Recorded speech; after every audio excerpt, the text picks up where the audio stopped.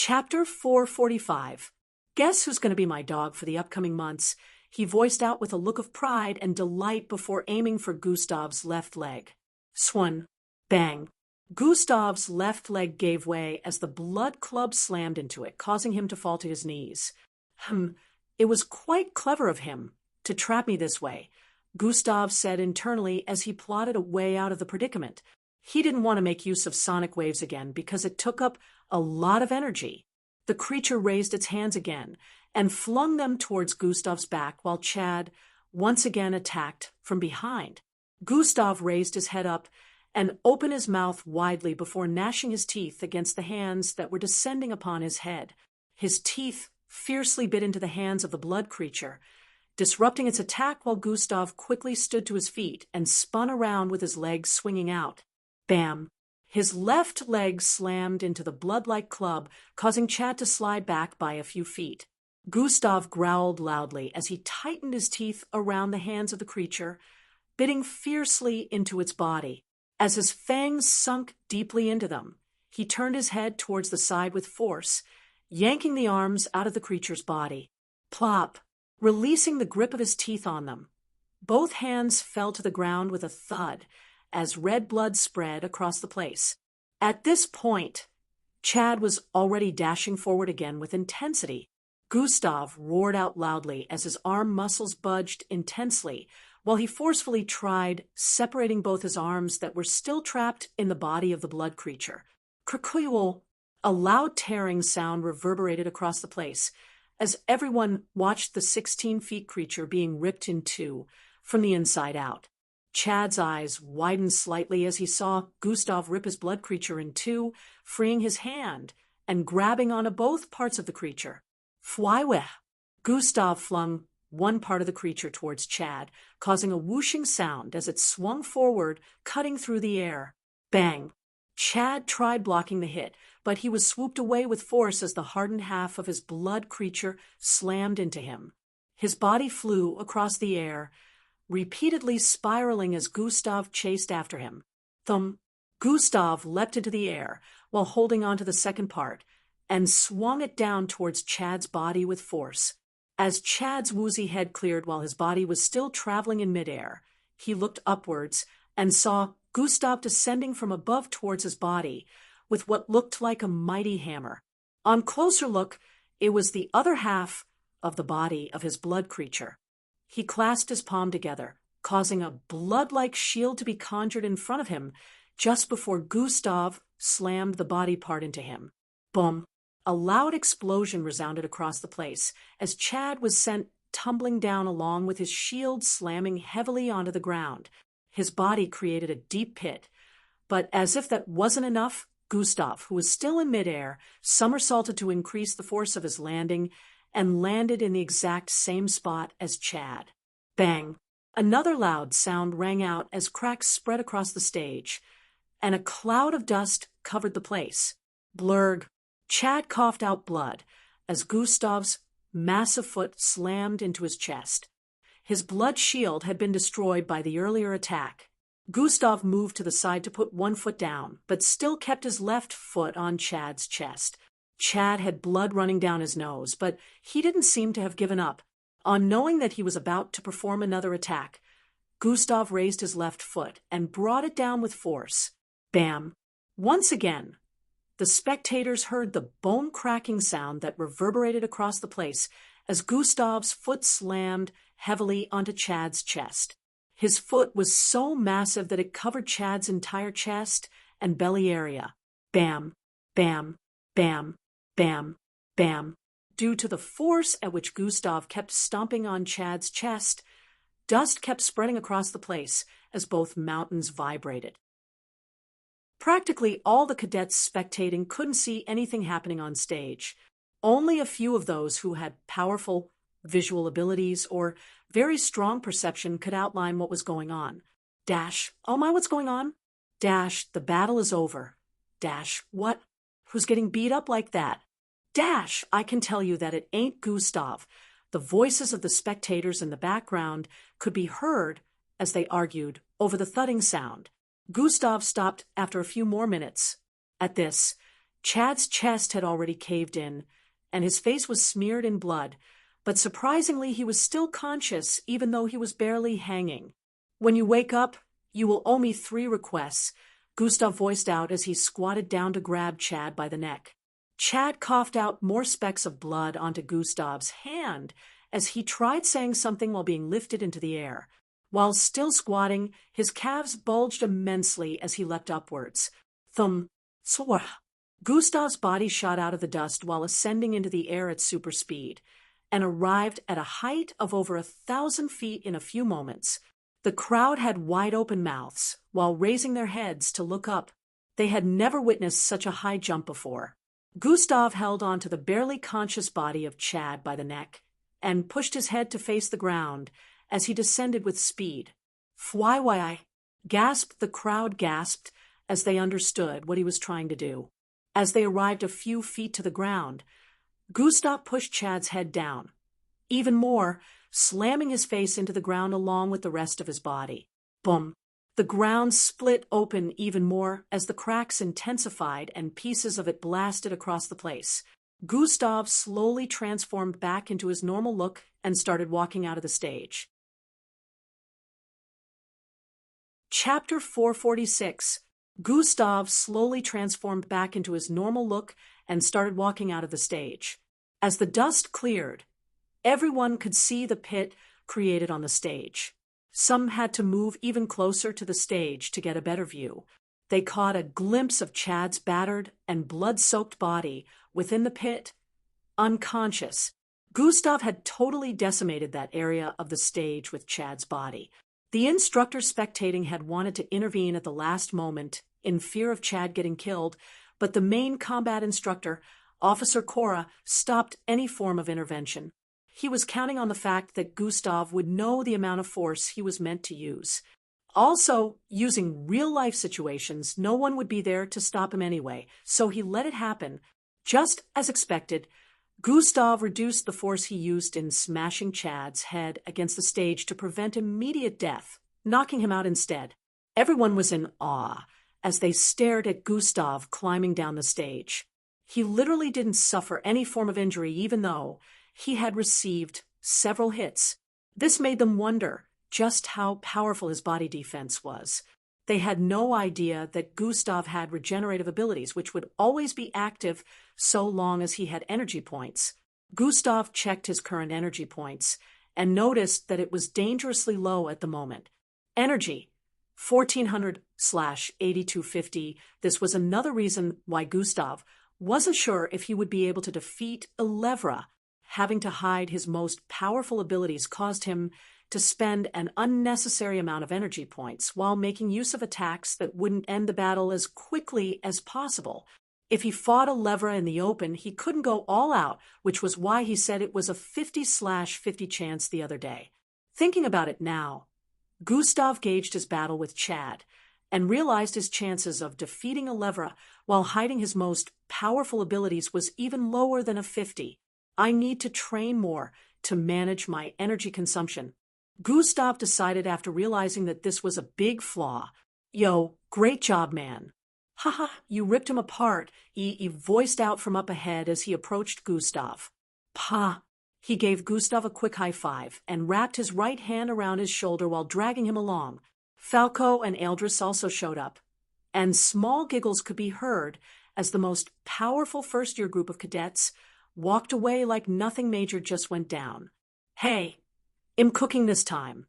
Let's go, y'all," he voiced out merrily as they disappeared into the distance.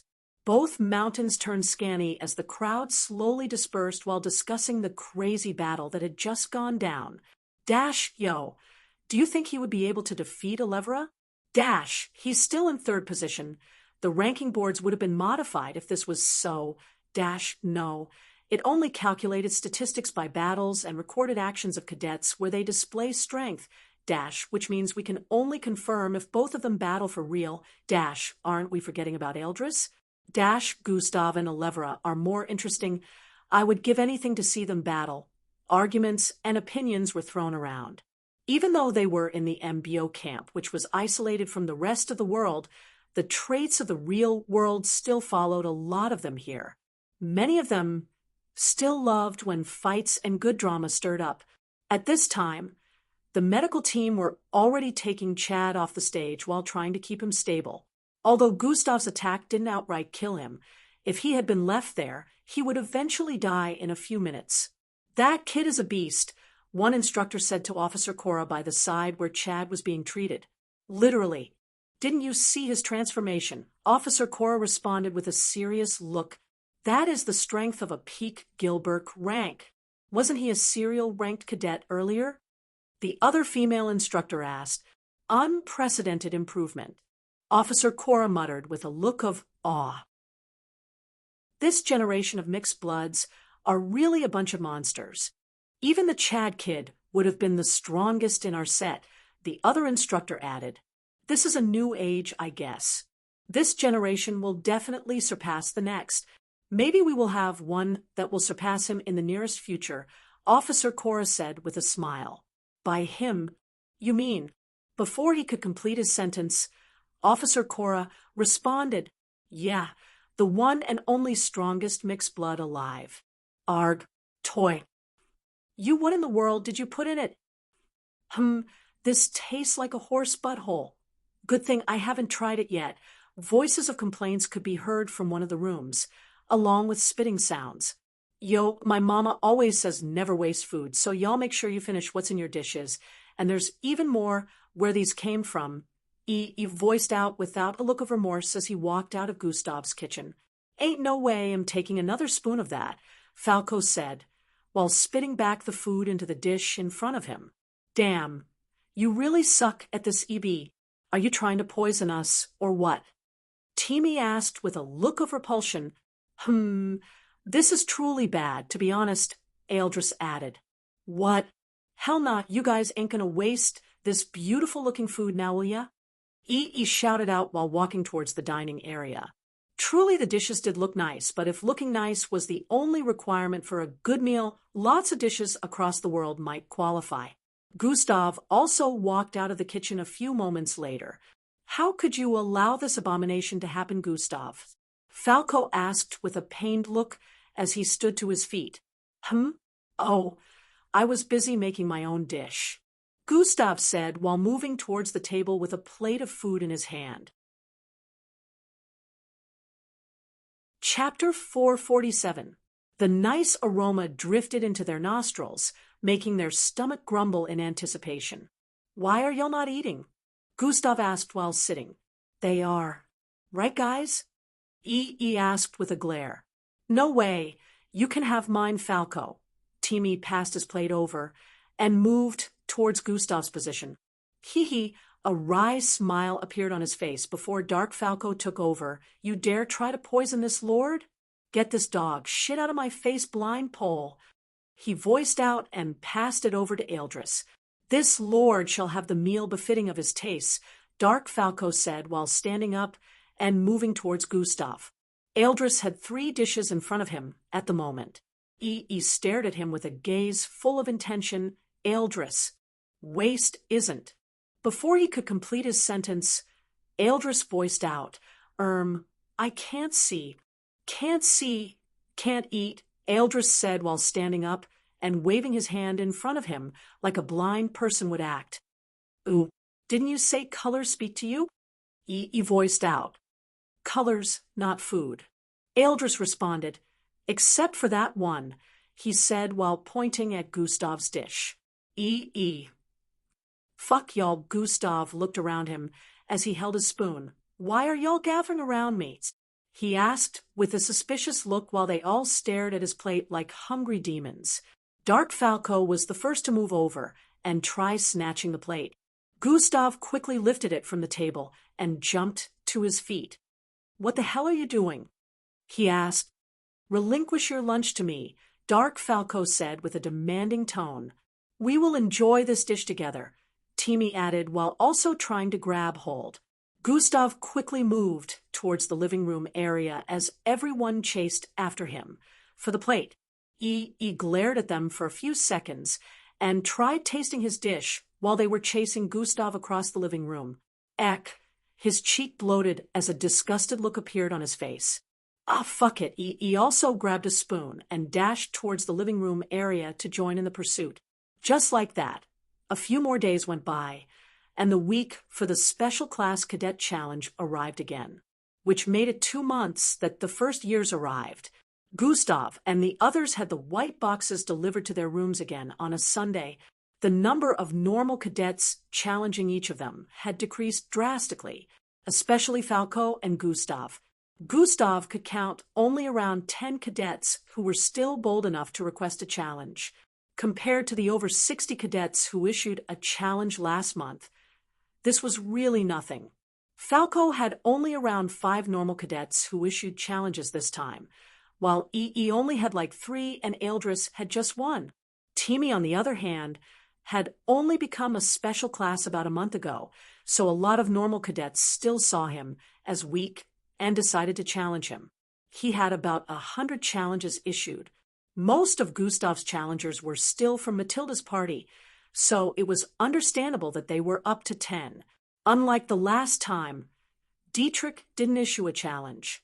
Gustav had bumped into him a few times, and each of those times he couldn't find the zeal to challenge within Dietrich's eyes like before. Gustav found this pretty weird since Dietrich had shown a kind of character that never backed down, so he didn't expect that he would just give up so easily, especially when he still had 2 more tries. Gustav decided not to read into it too much. This was a better case scenario for him. After all, the aim was to make sure these suitors backed down, so Matilda would be able to go on the mission without being tied down by family issues. He felt he owed this to her for helping him out with Boss Danzo's case, especially when he had to violate her body using another person's look. Gustav had bumped into Endrik a few times in the past few days. They would hold a few seconds of hostile conversations, and Gustav would make sure to get close to him during this so the system could try analyzing him. Endrik's personality was not getting better with the time he spent here. It was even getting worse, which gave Gustav more reason to want to end him. However, Gustav could still sense that something was a bit off about him, which was why he wanted to observe him properly. Both of them were literally stalling for time, as it was. Endrik could tell Gustav was stronger than he was after witnessing the battle with Chad, so he wanted to train more before issuing a death battle. On the other hand, Gustav was stalling to not only give Endrik a chance to change, but also observe him properly for any abnormalities before taking action. A few more days went by, and finally, it was the night before the next Special Class Challenge Day. In an open field, 3 tall silhouettes stood in front of a shorter one. It was in the dark of night, so this particular area was dimly lit. However, their figures still cast long shadows across the grassy area.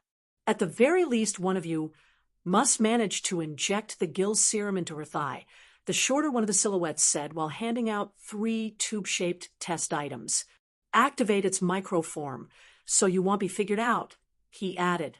The 3 of them nodded in understanding after collecting the item.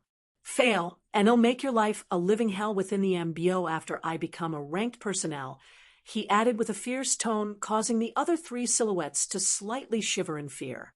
Get lost, he said before turning around to leave. Yes, they answered with a shaky voice. He suddenly stopped after moving a few steps forward. Remember, if you're caught, and my name slips from any of your tongues, not only would I be eventually let go, you would be in a situation of being kicked out, and I will make your lives a living hell, he voiced out coldly before resuming his steps forward. Chapter 448.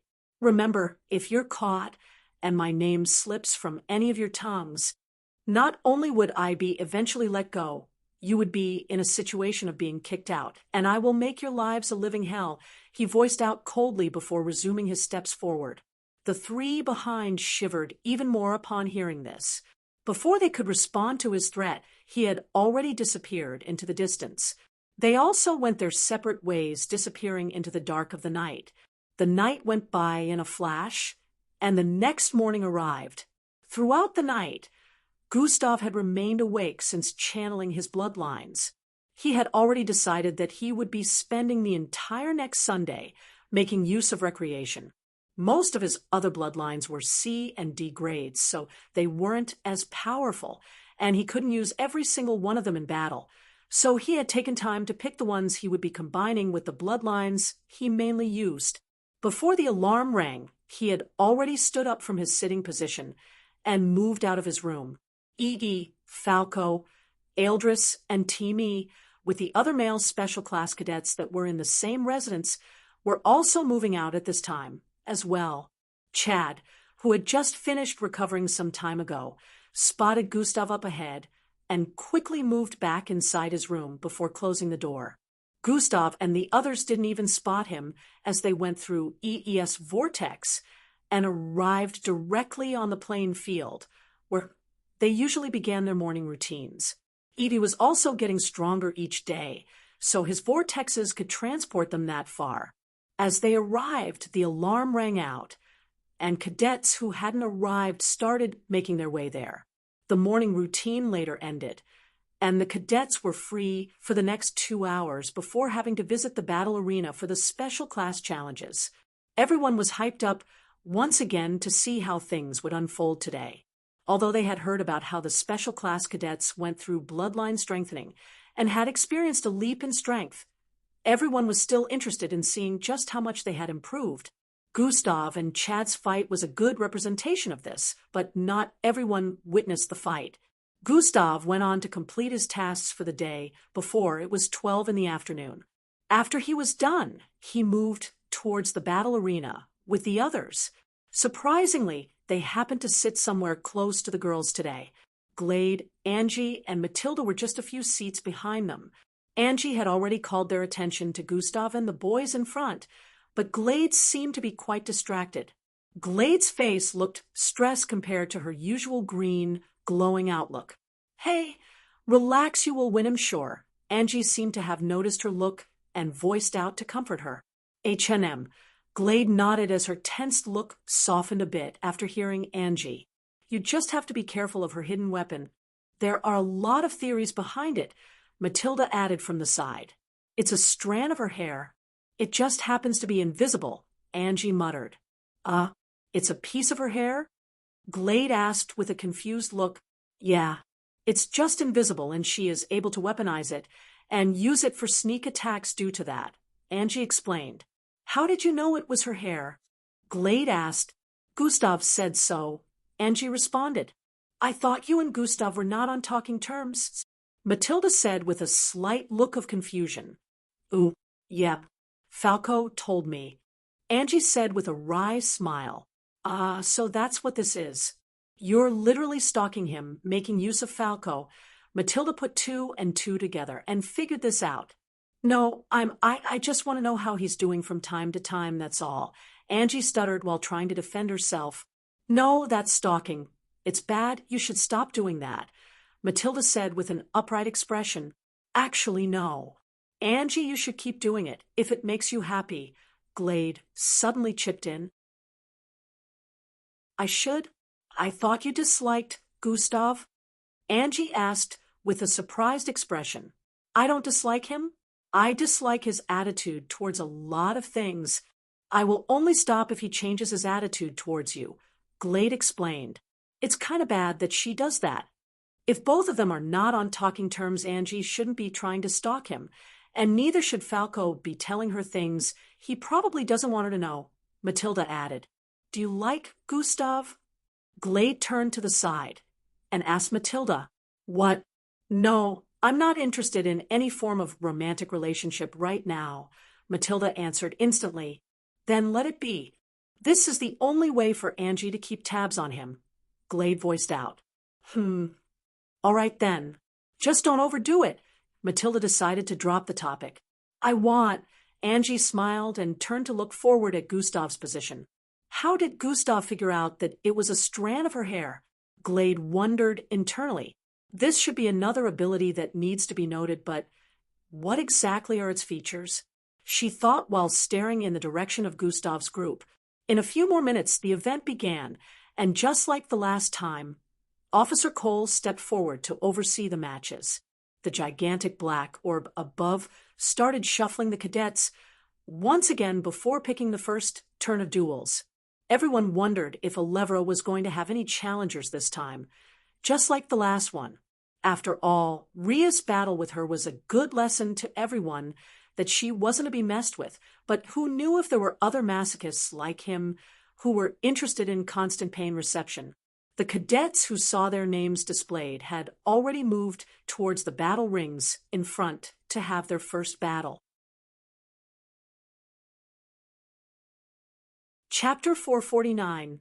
In a few more moments, sounds of battle reverberated across the place as attacks were sent forth. Bang, bang, bang, boom.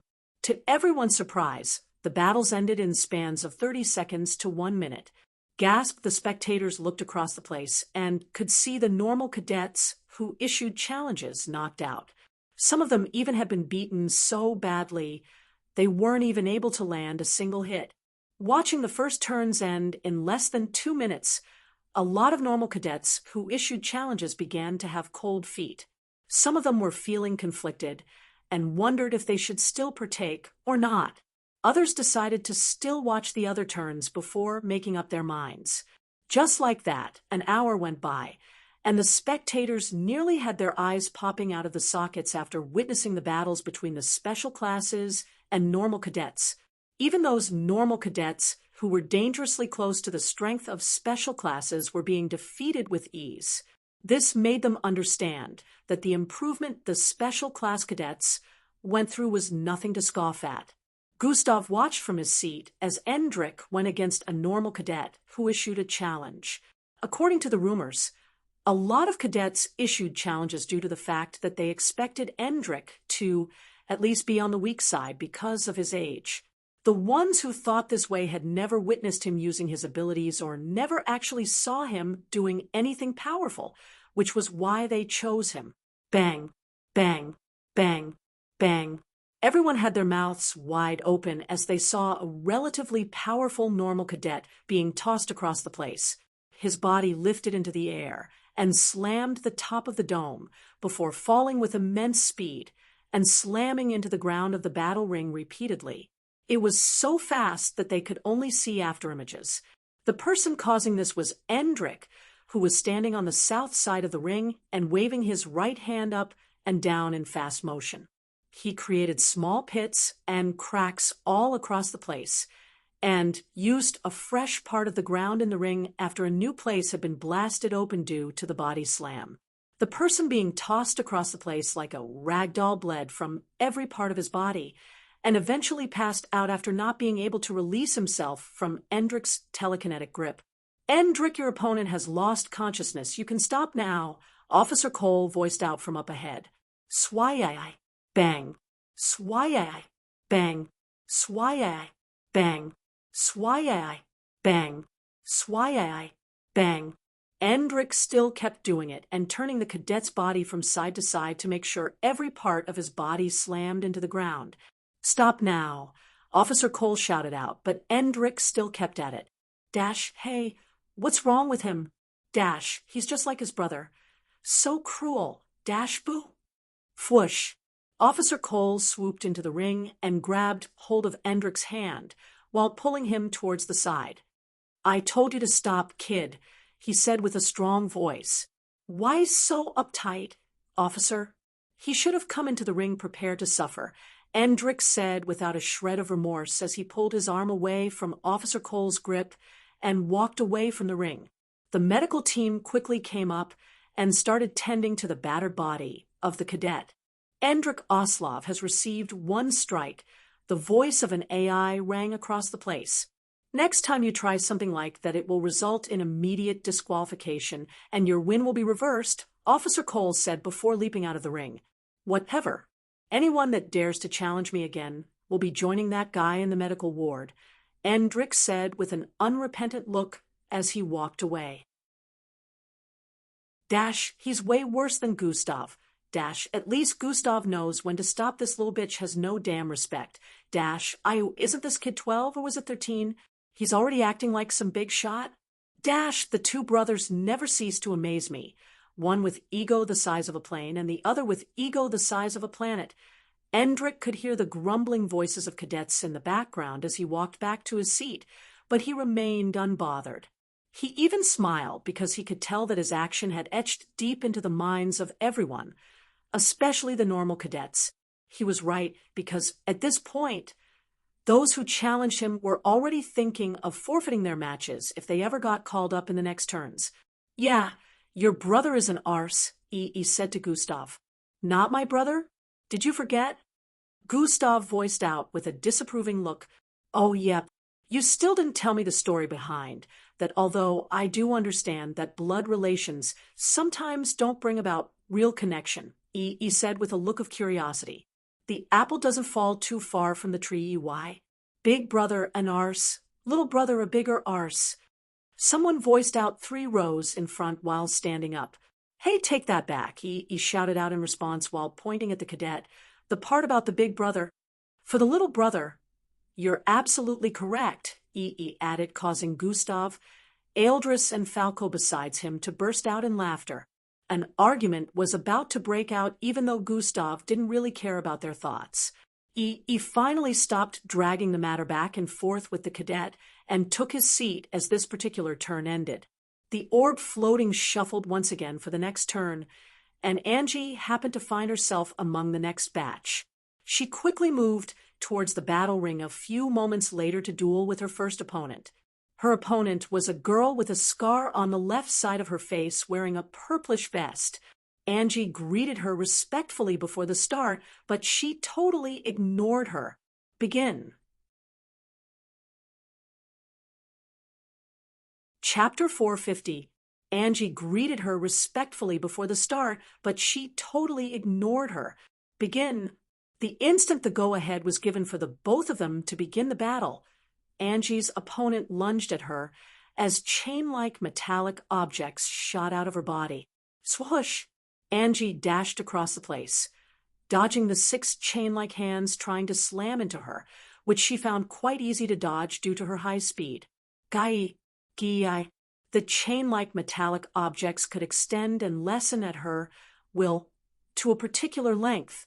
Swerve, swerve, swerve. Angie refrained from making contact as she looked for an opening within the swings and shooting out of the extending chain-like objects. As she found an opening towards the opponent's northeast side, she dashed forward quickly towards that place while swinging her leg forward. The opponent, who was still sending out attacks quickly, was unable to follow Angie's speed, as all she could barely see were silver streaks as she swung the 6 chains around. However, the instant Angie dashed forward towards the opening, she pushed her fist forward towards the exact position Angie seemed to be swinging her foot from. "It's still in micro form. No one would notice," the girl said internally as she reached out towards Angie's outstretched right leg. This counterattack seemed to have come out of nowhere, appearing exactly when Angie was only moments away from landing a hit. However, the movement of the opponent's hand still seemed a bit slow to Angie, so she quickly spun around at the last moment while swinging her left leg instead. Bam! A loud sound rang out as Angie's foot crashed into the face of the cadet, sending her flying backwards with fast speed as blood shot out of her nose. Angie dashed forward again and leapt upwards while sending out her foot again. SHHRHHHHH. Her speed allowed her body to shoot through the chain-like objects wrapped around the body of the opponents while she was spiraling across the air, successfully pushing them aside. Her feet once again crashed into the body of the opponent, this time on the chest, causing a loud bone-cracking sound to ring out. Bang! Her opponent slammed into the west side of the dome and passed out instantly. It was a relatively easy battle for Angie, and she felt like she didn't even need to struggle too much to win. However, seeing the blood made her feel nauseous again, but she put pressure on her belly region, hardening it and forcing herself to stare at the state of the opponent without passing out. After a few seconds of staring, she walked off the ring with sweat rolling down her forehead. On the other sides of the rings, the other special classes were also concluding their battles as off now. One ring was empty due to the fact that the opponent of the special class cadet decided to forfeit, And this had already happened quite a few times. Gustav had watched Angie's battle from beginning to end, nodding in satisfaction after seeing her improvement. On another side of the ring, Andrik watched with a slightly disappointed expression. Of course she failed. Good thing there's still Raheem and Gull, he said internally while watching Angie. His eyes followed her as she walked towards her seat. He took his vision a bit forward and noticed Gustav staring at her as well. Gotcha, Andrik said internally as he squinted his eyes in a suspicious manner. Glare. All of a sudden, Gustav's eyes changed direction as he turned to stare straight at Andrik. Ha! Andrik was stiff in place as Gustav's cold eyes looked straight into his like he was staring at his soul. Smirk. A smirk appeared on Gustav's face for a few moments before he changed the direction of his eyes back to stare at the platform beneath. What was that look? Andrik wondered as cold sweat ran down his back. It can't be. Does he know? Andrik wondered as he looked around the place. It's impossible, there's no way he could. Or could he? Maybe I should call it off. Andrik found himself in a state of confusion as he struggled with his next choice of action. The event continued, and Gustav's turn eventually came after the rest of the guys had already taken part in their duels. He arrived in one of the rings and waited for his opponent. After a minute of waiting, the person was a no-show, and the 10 seconds countdown ended. Yo, what's the point of issuing a challenge if they're not even going to show? I know, right? Spineless bastards. Why didn't y'all issue challenges then? At least they tried. There's no way he'll ever try battling Gustav. Now who's the spineless bunch? As Gustav walked back to his seating position, he could hear the voices of the cadets speaking in the background. Some of them even complained about how they didn't like the smug look on his face and compared him to Andrik, although it had spread already that Gustav and Andrik had a kind of weird relationship. Only those who lived in Plankton City and watched the broadcast understood very well why this was so. Time passed by very fast, and in about 2 hours, every special class cadet was already having their last turn. Falco, and Eldris already battled once with normal cadets.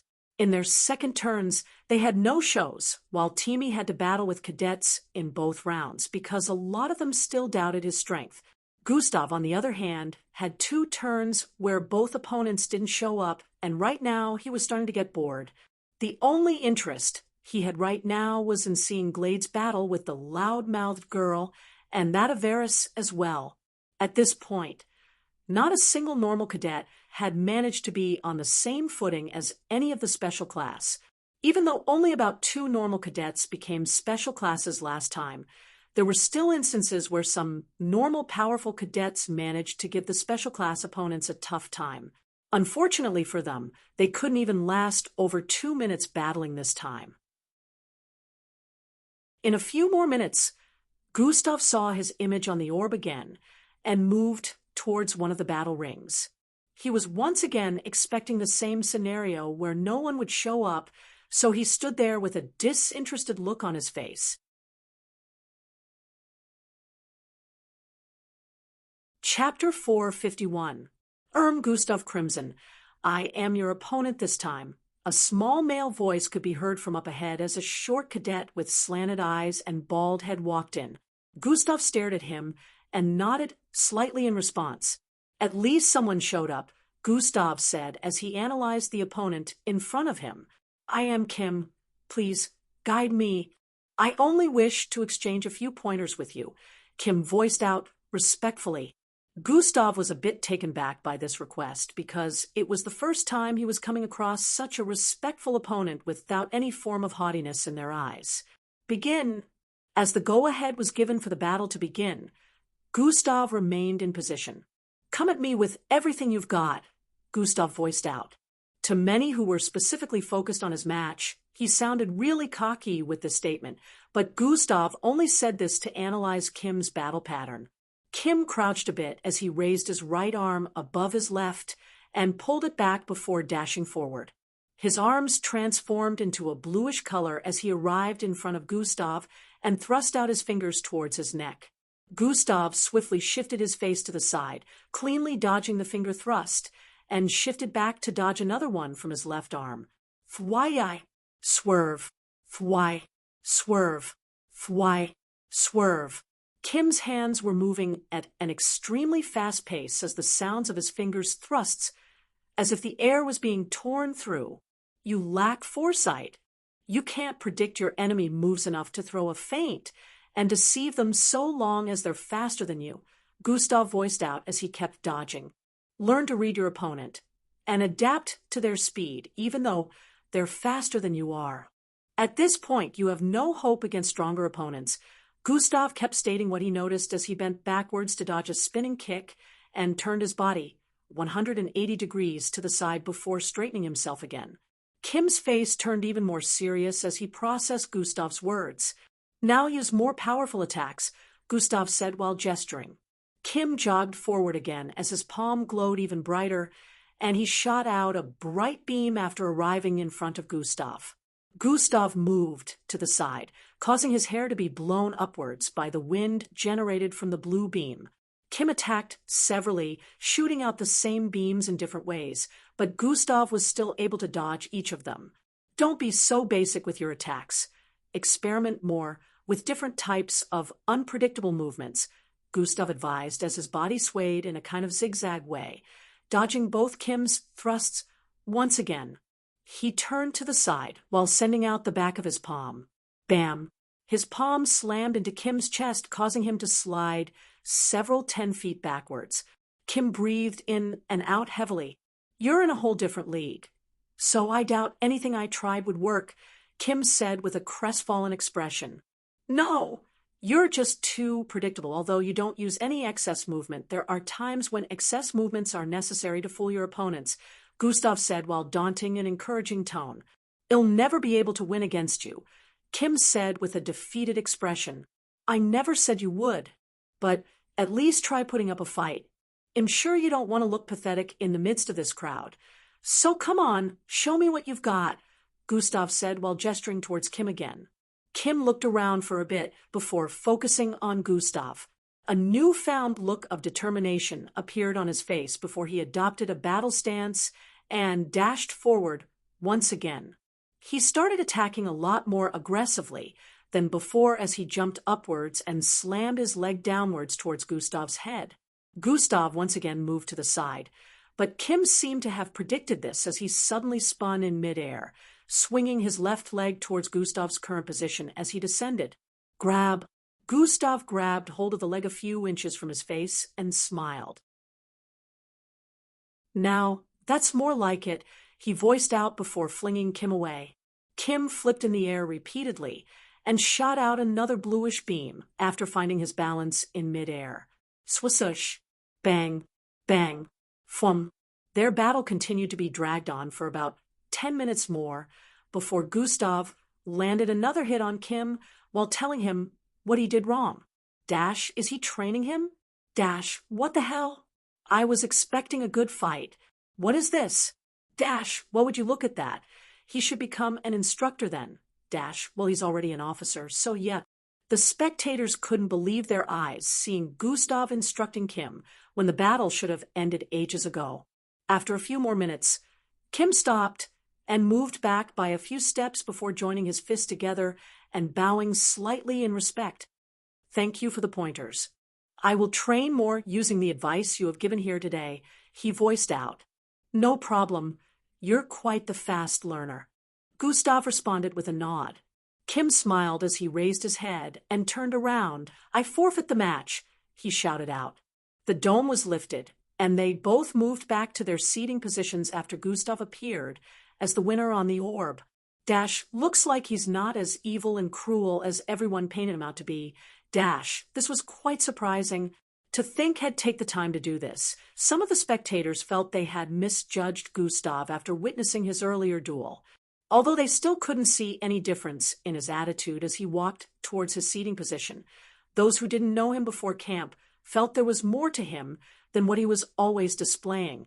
Angie smiled from her sitting position with shimmering eyes while staring at Gustav. This is one of the reasons my feelings for you can't disappear, even if I tried. Chapter 452. Angie smiled from her sitting position with shimmering eyes while staring at Gustav. This is one of the reasons my feelings for you can't disappear even if I tried, she said internally. Gustav arrived at his sitting position and received a fist bump from EE. That was cool, man, he said with a smile. Well, pretty everyone who has been on the receiving end of your brutality deserved it, Eldris muttered from the side. I would have smacked that weakling like a buzzing mosquito that he is, Falco's alter ego voiced out from the side.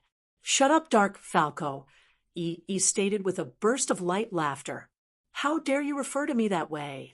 Falco's alter ego voiced out with a repulsed tone. That was a good one. Timmy laughed as well after hearing that. Falco took control of his body, and the group continued to discuss what had just gone down as the event continued. In a few more minutes, Vera's face appeared on the orb along with her opponent, Loun Gills.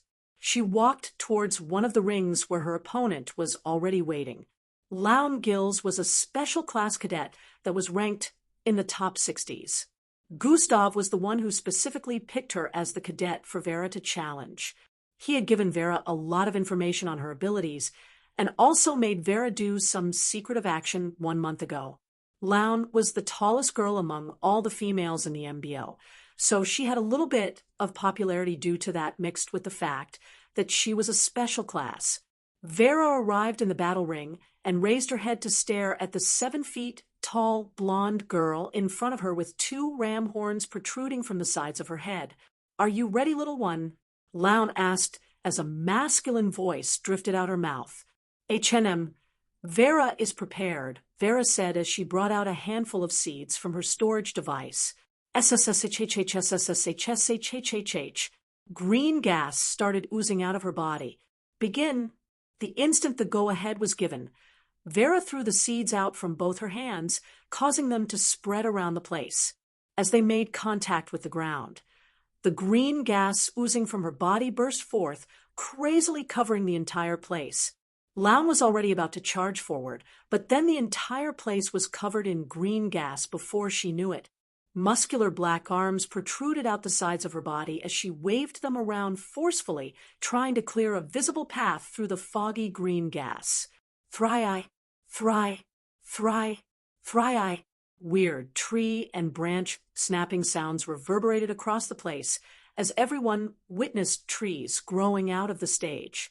As Loun waved her hands, causing a few feet ahead to be cleared of green gas, but the instant that happened, a tree root could be seen piercing forward with speed. Loun quickly moved to the side to dodge the flying roots that were quite massive in size. As the thick, sharp-tipped roots passed by her side, she dashed forward. Thwai-yi! The roots turned to the side suddenly and wrapped around her body before raising her up. Loun grabbed onto it quickly and forcefully ripped it apart before it could lift her further into the air. Bam! Landing on the ground, more and more roots along with branches and vines from trees shot towards her from different directions. Loun leapt forward upon seeing this and raised all her 6 hands with intensity before flinging them downwards as she descended. Bang! A ripple of shock waves spread across the vicinity, clearing the green gas in a matter of seconds. The charge blasted all the roots, branches, and vines sent out as well, giving Loun a good view of the environment. She looked around and could see that the entire battle ring had turned into a kind of forest. Multiple trees and plants of different types had grown in many areas, and Vera was nowhere to be found. Thwai-yi! Thwai! Thwai! Roots and vines once again shot out towards Loun. She turned towards the side and grabbed hold of the first one that arrived in front of her before pulling it with intensity and punching another one away with her other hands. Loun arrived at the first tree and punched forward with 3 of her fists, destroying the entire tree and causing it to be uprooted. While doing that, she had to dodge the other attacks and branches swinging towards her from other directions. While she went about the place smashing trees, she never came into contact with Vera, and even more, trees began to grow in place of the others she smashed. Come out, little one. Loun was starting to get frustrated. It was as if all her efforts were in vain, as she saw new trees popping out of the battleground every few seconds. You can't keep this up. They'll keep smashing every one of them, Loun said while raising her 6 arms up and dashing towards the nearest tree again. Bang, bang, bang, bang. Sounds of trees being destroyed and blasted into pieces reverberated across the place as Loun wreaked havoc on the battle ring. Even after another 5 minutes went by, the situation hadn't shifted in her favor, and she hadn't come across Vera. She could already guess that Vera could mask her presence with the green life form spread across the place. Looks like you leave me no choice but to do this, Loun said as her horns started to move. Both her horns began to twist and elongate as their tips turned to face each other. A kind of weird, milky-looking electromagnetic charge began to build up in between the tips of both horns. Thump! Loun leapt several hundred feet into the air and turned to face down as she built the charge to its limit and shot it downwards. Thwai! Boom! A loud blast rang out as shock waves of destruction spread across the entire battle ring.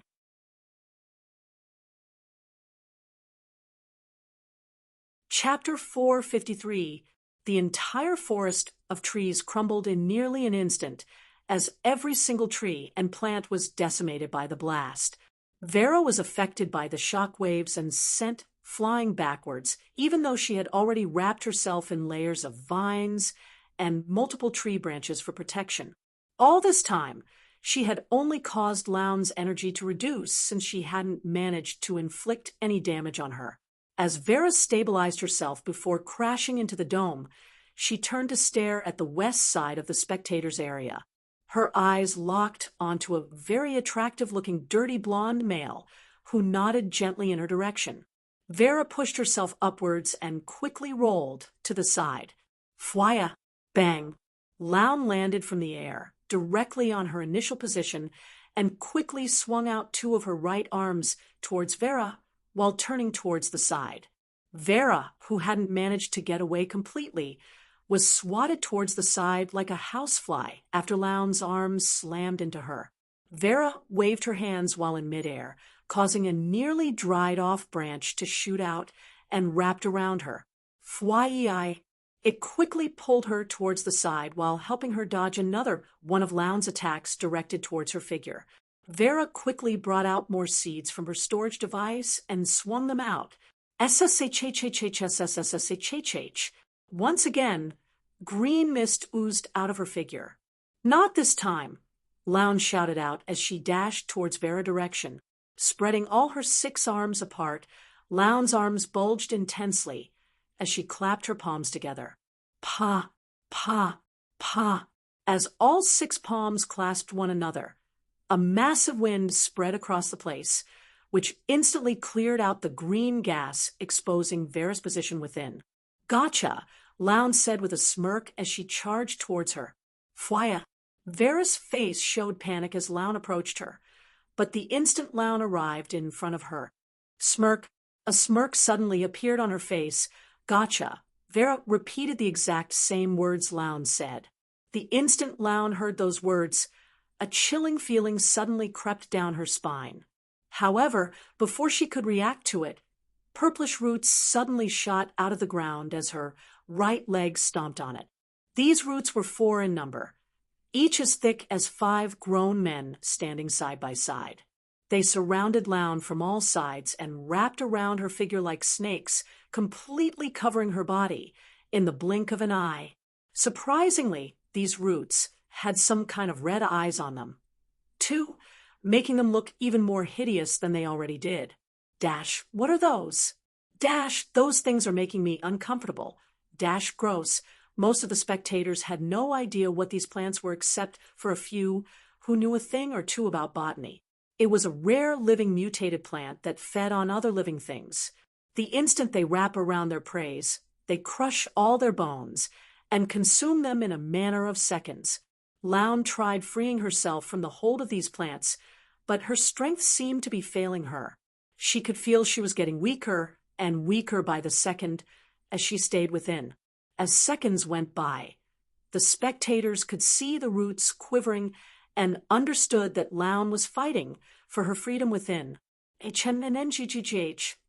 A loud growl was heard a few seconds later as a bright light shot out from within the wraps of these purplish roots.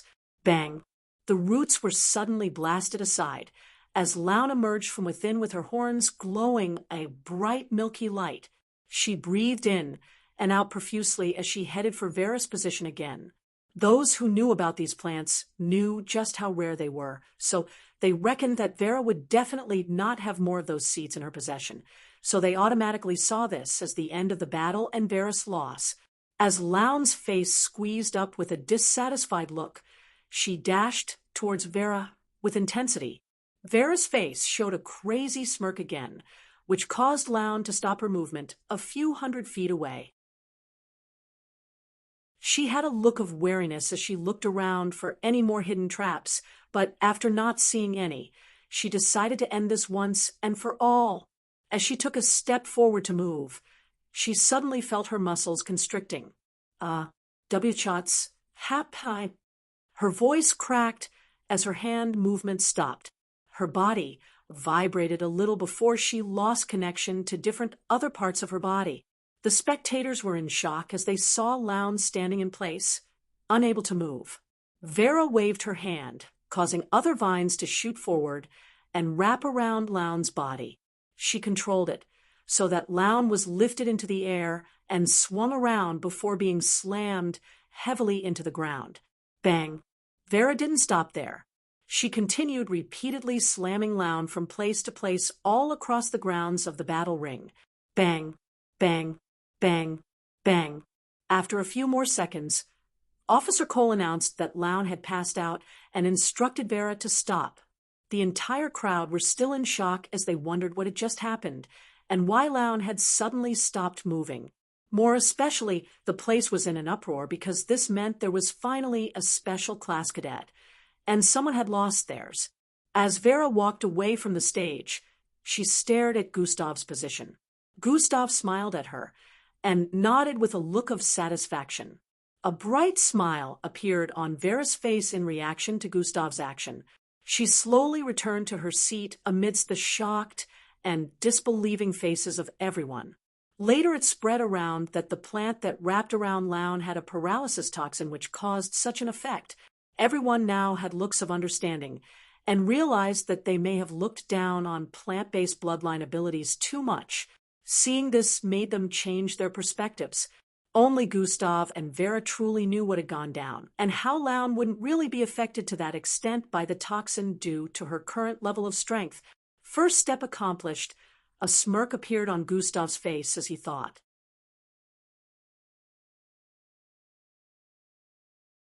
Chapter 454. Only Gustav and Vera truly knew what had gone down, and how Loun wouldn't really be affected to that extent by the toxin due to her current level of strength. First step accomplished, a smirk appeared on Gustav's face as he thought. It was quite an easy matchup contradictory to what everyone thought. This was due to the fact that Vera was only faking the hardship and could have won with ease. Not that she was physically stronger or anything, but Vera had already infected Loun with her parasite 1 month back. She could have easily made use of it from the start, allowing Loun to lose easily, but that would have been suspicious, which was why Gustav came up with the battle plan for her to act out. The weakening when she was trapped by the plant and the paralysis were actually Vera's doing. Now that this was over and done with, the only other battle Gustav was interested in was the one with Glade and Havrina. Havrina had approached him a few times during the past month for them to have a duel, but Gustav actively avoided her. She was infatuated with him, which he found similar to Vera except for the fact that this one was only interested in being stronger than everyone else. She couldn't accept that Gustav was stronger during the final MBO test phase, but after witnessing Gustav's feat several times and arriving here, she had no choice but to come to terms with it, but she was very interested in changing that. However, Gustav was not interested in building relations with her. After a few more turns, the event finally ended. Unlike the last time, it ended way earlier due to many cadets chickening out and deciding not to battle. Alevra, who was still the undisputed #1, didn't have any challengers this time, and Rhea also didn't challenge anyone, which kind of surprised Gustav. Knowing Rhea, Gustav didn't expect him to give up easily, which made him a little worried. "Check on Rhea later," Gustav said to Timmy from the side. I'm not checking on that idiot," Timmy responded with a disgusted expression. He's your friend, right?" Gustav asked. "I don't stay friends with idiots." Timmy blew out a small breeze from his mouth after saying, "At least that idiot has drive. Although he's an idiot, he is way better than many others who cower and hide when they see a stronger opponent," Gustav said with a profound tone. "Sounds like I'm contradicting myself, but he does have a trait that is needed for improvement. If he works on his stupidity, that is," Gustav added with a thoughtful look. Timmy chuckled a bit after hearing that and nodded his head. At the moment, Officer Cole was addressing the cadets as he spoke on today's event. The moment that many cadets had been waiting for finally arrived. The black orb floating above displayed the 2 special class cadets that would be battling today, which were Glade and Havrina. Now that the event had ended, it was time to see who would remain a special class and who would go back to being a normal class. On the bright side, both of them had gone through bloodline strengthening, so they had each gained something even if one of them went back to being normal cadets. Since they were the only ones who were going to battle right now, everyone could focus solely on them. Glade's face turned straight as she peaked her focus and moved towards the ring. Havrina was coming in from the opposite side. They both picked the center battle ring and stood in front of each other as they waited for the go-ahead. Now, remember, whoever wins this duel gets to keep their special class title while you already know what happens to the loser, Officer Cole announced. Both girls' eyes turned fiercer as they heard that, but unlike Glade, Havrina still had a hint of depravity within her eyes. "Hee, did you miss me, greenies?" Havrina said with a smile. "Laugh while you still can, because after this battle, you won't be able to," Glade responded as her frame started glowing red. "Oh, is that so?" Havrina responded with an even bigger smirk displayed on her face. Her extremely long indigo-colored hair swept upwards as if there was an immense wind blowing it up. "Begin." The instant the go-ahead was given, both of them lunged towards each other. 2 5-foot-long sickles appeared in her hands as she hacked at Havrina with them. Havrina hairs shot forward, forming long swords while swinging for Glade as well. Clang, clang, tssssh. Ear-piercing sounds of collision rang out as both of them clashed repeatedly, forcing each other backwards with each collision. Once again, it seemed like they were evenly matched. Those who knew Glade knew just how much of a training freak she was. Besides Gustav, Glade was the only one that cadets could say spent almost every free second of her time training, whereas Havrina was known to be quite laid back. Glade gritted her teeth as she recalled all the time she spent pushing herself even harder than before for this battle. She was quite disappointed that she still seemed to be evenly matched with Havrina in terms of strength. Bang! As they clashed again, both of them were sent sliding back for about 100 feet as the ground underneath them cracked open in 2 lines following their legs. Glade raised the sickle on her right hand upwards and threw it forward with intensity towards Havrina. Havrina hair shot forward and wrapped around the handle of the sickle before spinning it around and flinging it back towards Glade. Fly! Although the speed of the sickle had been doubled as it shot towards her, repeatedly rolling like a fan, it was still Glade's ability, so she could react in time. Swerving towards the left, she reached out her right hand and grabbed onto the handle accurately, halting its movement. SHHHHSSSSHHH.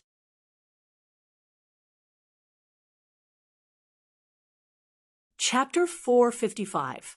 SHHHHSSSSHHH. Due to the high speed, she still slid backwards a little after grabbing it. Havrina dashed forward at this time and currently hacked at Glade again with her hair from above in a bid to slash her in half. Glade reacted by rolling over to the side as the hair blade slammed into the ground, causing a 200 feet long split. Glade leapt towards the side after standing up, repeatedly spinning while swinging out the sickles in her grasp. Clang, clang, clang. Havrina's hair once again countered all attacks, parrying them at super speed. It became a full-blown melee battle between them as both of them began to clash repeatedly again. Bang, bang, swai, shwai. Moving across the battle ring and causing destruction to the surroundings, the battle between these two continued to drag on. "Come on, Glade, you can do it," Angie said with a tensed expression as she watched from her seating position. Matilda was also hoping as she watched with a tensed expression as well. "Gustav, who do you think will win?" E asked from the front. "It's really hard to tell, especially since they're both consuming energy at the same rate," Gustav said as his eyes turned crimson and green. "They also haven't made use of their most powerful attacks yet because they seem to be reserving energy for the perfect time," Eldris added. "Does that mean whoever uses their most powerful attack first is likely to lose?" Timmy asked with a thoughtful gaze. "No. Using their most powerful first doesn't guarantee a win or a lose. Like Eldris said, right timing is what is necessary, which is what they're both waiting for. The right opportunity," Gustav analyzed. "Ooh, but Havrina seems to have the upper hand compared to Glade," Gustav added. The four of them on his sides had slightly opened eyes as they wondered why he would say that. "Why does she have the upper hand?" Falco asked. "Higher endurance. She's like a machine that doesn't feel pain," Gustav added. This was a trait that Gustav noticed Havrina had, which was similar to his. Once you're able to channel and disregard your pain, you can keep going no matter what situation you find yourself, Gustav thought. Pain is like a receptor that limits a person, and everyone is a slave to it except for a few people like himself. And Havrina, the last time Havrina was so injured, but she kept laughing and fighting like a psychopath. As the battle continued, both of them had inflicted injuries on each other a few times, and now they were coming to realize that one could not overpower the other without using higher force. Glade had received several injuries from the invisible strand of hair, but none was fatal, whereas Havrina had fallen to several of Glade's trick attacks. In terms of combat skills, she was better, but Havrina seemed to still hold an advantage over her due to her unique bloodline's abilities. Activating their most powerful attacks, both of them charged at each other once again. A massive cylindrical-shaped red structure, the size of 2 trucks, had been created. It floated in midair behind Glade as she raised her hand up in a manner that depicted that the structure was under her control. At this moment, too, Havrina was also prepared to use one of her most powerful attacks as her hair multiplied and increased in length crazily, taking the form of a massive spear. It shot forward immensely, ripping through the air like a shooting star. Glade also swung her hand forward, causing the structure she created behind to move forward with speed, causing a kind of immense pressure to descend upon the place. Even before both attacks collided, ripples of shock waves were already being sent across the place as cracks appeared all across the ground. The spectators were in awe once again because just last month, both attacks were not as massive, neither carried a lot of pressure, causing the kind of effect that was happening now. Boom. As both attacks collided, a destructive ripple spread across the place, blasting both of them backwards as a 30-foot crater was created within the battle ring. Gasped Dash, "What in the world?" Dash, "Such destructiveness. Dash, these two are definitely special class material. Too bad only one of them can retain the title," the spectators voiced out with surprised expressions. As they both slammed into opposite sides of the dome, their eyes turned blurry as a buzzing sound rang in their ears. All they could see around them as their eyes cleared up was a cloud of dust and debris scattered all across the place. Fortunately, this time both of them didn't pass out. As the dust settled, they both stood to their feet and slowly began to take steps forward. Their clothing looked quite tattered at this point, and injuries could be seen on multiple parts of their bodies. "Hee, is that all you got, Greenie?" Havrina said with a provocative expression while laughing. There was blood rolling down the side of her head, but she seemed to not be disturbed by that as she moved forward. Glade's right hand vibrated as she tried to raise it up. The immense pain coming from her shoulder area was so crippling. My attack had more effect than hers, but she seems to be in better condition than I am. Is she a monster? Glade had a look of disbelief as she thought. "You are finished," Havrina said with a smile, while moving forward as her hair swung from side to side. Glade gritted her teeth and clasped her left shoulder. "Here goes," she said internally before raising her hand. She suddenly glowed up with red light again. Havrina paused her steps and stared at her with a surprised look. Glade was conjuring the same attack she had used earlier. "Hey, what are you doing? Are you trying to kill yourself?" Havrina asked. It was common knowledge that completely running out of bloodline energy, and even pushing the limits of a mixed blood body to make use of the reserves that were meant for keeping the body functional, could lead to death. Glade disregarded Havrina's words and continued. "Currently ill, so I might not be able to upload a second chapter today."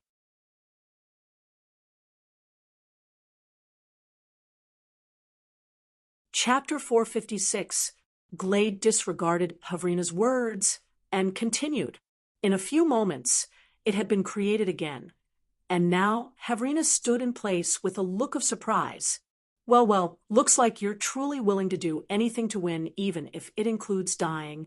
"Hee, I like your guts, Greenie," Havrina voiced out. "I won't die," Glade responded as her hand trembled. "Who says I can't use the same attack twice as well?"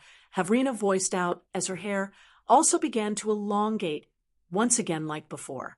Gasp dash, they're both crazy. The spectators had disbelieving faces as they stared at both of them, activating their most powerful attacks once again. "Glad, what are you doing?" Angie had a distressed look on her face as she voiced out. However, there was no way Glade would hear her from her sitting position. She could only hope that Glade would be okay. Havrina had a crazy smile on her face as she finished setting up her most powerful attack.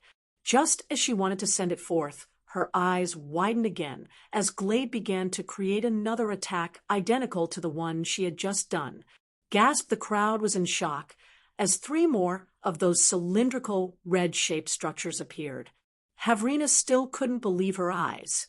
She shouldn't have enough energy to do that. "What's going on?" Timmy voiced out from his seating position with a surprised look. Gustav also didn't understand what was happening. Just when everyone thought it was over, another one was created in a matter of moments, bringing them to 5. Glade had now managed to conjure 5 of her most powerful attacks simultaneously. TCH, bring it on. Although Havrina had no way to counter all these 5 at the same time, she fiercely stood her ground. "This ends now," Glade voiced out as she sent all 5 flying towards Havrina at the same time. "Fuah! Fly high! Fly high!" The entire battle ring vibrated as the attacks traveled forward at full speed, carrying immense destructive force. Even the dome was on the verge of collapse due to both of them sending out their most powerful attacks at the same time. Upon the first collision, Havrina's attack was ripped through as she was blasted backwards while her hair reverted back to its usual length. Her eyelids grew heavy as she looked forward and noticed the rest of the attacks still heading towards her with full force. IWNT-LOOSE. She was struggling to make a move while in midair, but she found herself growing weary as all 4 structures headed for her. Her eyelids finally closed as all attacks were about to hit. Her eyes opened up, and she found herself floating in a green space with a lady with similar features to hers in front of her. Except this lady looked way more mature. Heavy. Huh? Mum? How? What did you promise me? Huh? Javi, what did you promise me? That, that, that. I was never going to accept defeat? Now wake up. Wake up, Javi. As the last words rang in her ears like a clap of booming thunder, Havrina suddenly opened her eyes before the attacks could slam into her. Her eyes had a dark violet glow as her hair suddenly glowed an immensely bright light and shot out in every direction. To everyone's surprise, Havrina's hair swept across the place with immense speed and smoothly cleaved every one of the structures in half before stabbing into the ground below and sweeping her upwards. Fweh! As her body bolted across the air, the structures exploded, sending shock waves across the vicinity and destroying the ground even more. Havrina was unaffected by this as her body swept across the air towards Glade's position. Not only Glade, but everyone was extremely surprised at this point, wondering how she was doing this. Her being was shining forth with indigo light like a divine presence due to her hair covering her figure. Shroom! Her hair shot towards Glade, slamming heavily into her and sending her flying backwards. Havrina's body flew forward and descended on Glade's chest with her feet, causing her to spiral downwards and slam into the ground below. Bang! A small cloud of dust was created as Glade's body was pushed several feet into the ground, and she passed out instantly. Havrina stepped away from Glade's unconscious body, and her eyes slowly began to dim down along with her hair. The AI announced her as the winner as the orb above displayed her face. "Huh? What happened?" Havrina muttered as she looked around and could only see destruction. As she spotted Glade's unconscious body in front of her, she understood what went down. How? These were the last words she muttered before her eyes turned listless, and she passed out as well. What the hell was that? How did she suddenly become so powerful at the last second? It was as if I was in the presence of a powerful being. The spectating cadets felt their eyes were deceiving them. Glade was the first to do something impossible and should have won, but Havrina suddenly went crazy after getting a boost in power and defeated her with ease. The medical team quickly arrived on the stage and began to tend to these two.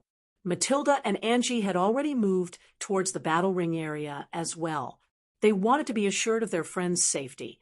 That wasn't natural, Gustav muttered as he slowly deactivated God Eyes. Glade or Havrina? He asked. Both. Gustav responded with a look of contemplation. And I don't understand how any of them managed to pull this off, Gustav added internally. At the last second, he noticed foreign energy become active within Havrina, but on Glade's side, he didn't even notice anything. Glade would have won if not for this, as this battle came to an end. So did Glade's special class title. Havrina was still recorded as the winner even though she passed out afterwards due to the fact that Glade passed out first. Still sick.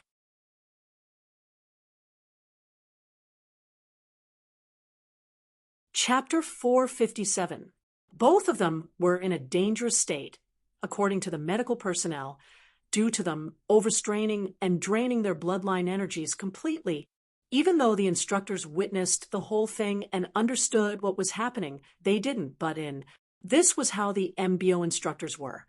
So long as the attack would not lead to immediate death, they would never butt in. Everyone began to leave one after the other. Gustav decided to go and check on Glade with the others before leaving. Angie was tearing up as she saw the state of Glade's body. Matilda and Falco consoled her, while Gustav just stood there watching as he activated God Eyes again. By nightfall, in a place filled with lush greenery that was dimly lit, 4 figures gathered in front of a 30-feet-tall tree. "Why did you cancel the operation, Boss Endrick?" one of them asked. "You idiots were not being discreet enough about it," Endrick voiced out with a repulsed tone. "I have no idea if Gustav caught up to what I was trying to do. I cannot let these fools jeopardize my plans." Endrick said internally. "Hand the serums over to me," Endrick commanded. The 3 taller silhouettes brought out a cylindrical-shaped object with a pointy tip and handed them over to Endrick, who immediately placed them in his storage device. I will handle things myself, he voiced out after keeping them. In the meantime, I have another job for you three, Endrick added while raising his head to stare at all three of them. We're all ears, boss. Within a modernized-looking pub where robots and half-mechanized humans could be seen moving about the place with a kind of drink or the other in their possession, two people arrived through the entrance. Holographic images could be seen displayed on different corners of sassy-looking dancers moving their waists. Some large bubbles could be seen floating in different areas, and beautiful ladies in revealing clothes were also swerving to the music booming in the background. The two who had just entered were male and female, both clad in fully covering clothes. The lady was clad in a purplish leather bodysuit with ash-colored hair and a half-red mask, while the man was covered in a full black cloak with a mask covering his entire face. Why am I not surprised that he asked to meet here? Such a repulsive atmosphere for a repulsive being, she said to the man with a disgusted tone. Miss, that's my boss. The man said with a low tone, Your boss asked us to meet in a nightclub. How charming, Red Shadow, Miss Amy said with a hint of sarcasm. Well, maybe he's interested in. Before Red Shadow could complete his sentence, Miss Amy interrupted, Interested in death. Yeah, I'd be happy to grant him that if he tries anything stupid, Miss Amy said while walking forward to find a place to seat. Red Shadow subconsciously shivered after hearing the way Miss Amy's tone changed in the last sentence. He quickly followed after her, and they found somewhere to sit at a secluded spot. Whish! A puff of smoke suddenly appeared in front of both of them and transformed into a man wearing a dark suit. He was at least 6'7" in height and had the body structure of a gorilla. Welcome, young miss. I am Darkgroom. Please follow me. Boss VL will see you now, he said while gesturing at them to follow him. Miss Amy and Red Shadow followed the large man to a side of the pub where there seemed to be a dead end. But then the wall suddenly shifted inside, creating an opening for them to go through. They found themselves in a secluded and luxurious-looking living room where several CCTV projections that displayed different places within the pub could be seen. A man wearing a mechanical helmet with green eyes sat on one side of the sofa, waiting for them. When they arrived, he stood to his feet and greeted Miss Amy with respect, while Red Shadow bowed, slightly in respect after seeing the man. So, we found the signature energy in Gildian Ruined City like you predicted, but there was nothing else there. No evidence, no leads, nothing. We only wasted time going there. Miss Amy got down to business the instant she took her seat. Well, this is most certainly troubling. This means someone got there before we did, Boss VL said with a disturbed tone. I hope the infected city didn't harm you in any way, Boss VL asked with a concerned tone which was quite surprising to Red Shadow and Darkroom, who was standing in the corner. That is nothing of concern to you, Miss Amy responded with a strong tone. Her personality matches. Just how strong is she to enter the city without any form of protective suit? Boss VL thought after hearing Miss Amy's response. What should be our next step now, since we still can't find the creator of the T-67 device? Miss Amy asked with a disturbed tone. We'll have to visit Thorkin Forbidden City. I didn't want us to have to go there, but now we have no choice, Boss VL said with a slightly worried tone. All right, let's go, Miss Amy said, while standing up. Right now? Boss VL was taken aback by her immediate decisiveness. What? You think I have time to waste? I need to help my precious student with something. I'd rather be anywhere but here, she said while moving towards the entrance. Red Shadow and Boss VL stared at each other for a few moments before also jumping to their feet and following behind her. Just who is this woman? Darkgroom, who stayed behind, wondered as he watched them leave. He had never seen Boss VL so composed before in someone's presence, and Miss Amy was exuding an indomitable and domineering presence that naturally caused everyone to fall in line. I couldn't even sense her bloodline rank. This was another issue he found unsettling.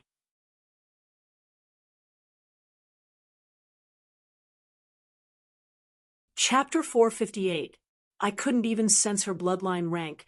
This was another issue he found rather unsettling. Within the camp, time passed very quickly. Both Glade and Havrina healed up after a few days, but they were still drained, so they had to skip a couple of more training sessions.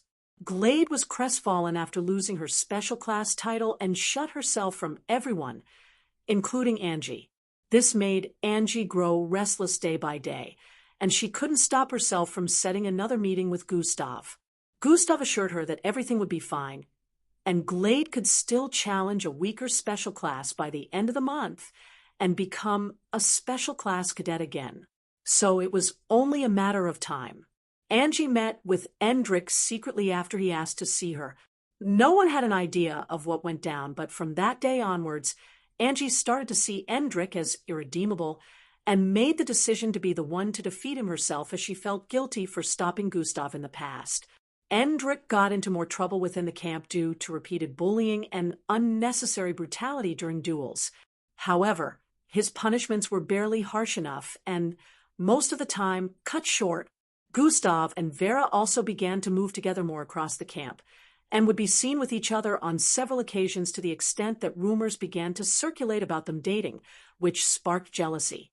Gustav ignored rumors and background talks and concentrated on becoming stronger. After some time, he finally reached the peak of Gilbert rank and started to visit the dungeon area day by day to mostly increase his EXP and also secretly train, making use of Yarki. 2.5 months later, within a massive tunnel underground, a 200 feet dark worm with a body full of purplish poisonous spikes shot out of the ground, heading for a dirty blonde-haired kid who was seated in a cross-legged format in front. The tunnelway was so wide and large, so even with the massive body of the mixed breed worm, it was only covered a small space. KKK. The spikes protruding out of the massive dark worm's body began to spin as it shot forward, while it made a weird shrieking sound while opening its mouth wide in a bid to swallow the dirty blonde kid whole. The youngster, who seemed to be closing his eyes at the time, suddenly sprang them open the moment the creature's wide open mouth was about to devour him from behind. Swivov! A pinkish force blasted forth from his being, spreading into the surroundings like a wave and disappearing the next instant. The moment it made contact with the creature, it found itself unable to move an inch further. Gustav, who happened to be the blonde-haired person, slowly stood to his feet and turned around. His gaze was so sharp and piercing that the instant the worm sensed his stare, it subconsciously shrank back, even though it was currently under the hold of Yarki. A level 27 dark venom worm, Gustav analyzed. Just the head of the creature in front of him was at least 5 times bigger than his entire body. Although it wasn't as large or as powerful as the serpentine mixed breed he had an encounter with within the border back then. However, it was still quite a fearsome-looking mixed breed. I should be able to hold it for about 30 seconds more, Gustav said as he moved towards the left body area and stood in front of one of the massive purplish spikes protruding from it. Gustav brought out a small red syringe-like equipment and gently stabbed it into the tip of the purplish spike, taking a small portion of toxin. This should be enough for Mara, he muttered before pulling out and keeping it back in his storage device. 20 seconds left. Gustav counted the time as he moved back to the front of the creature.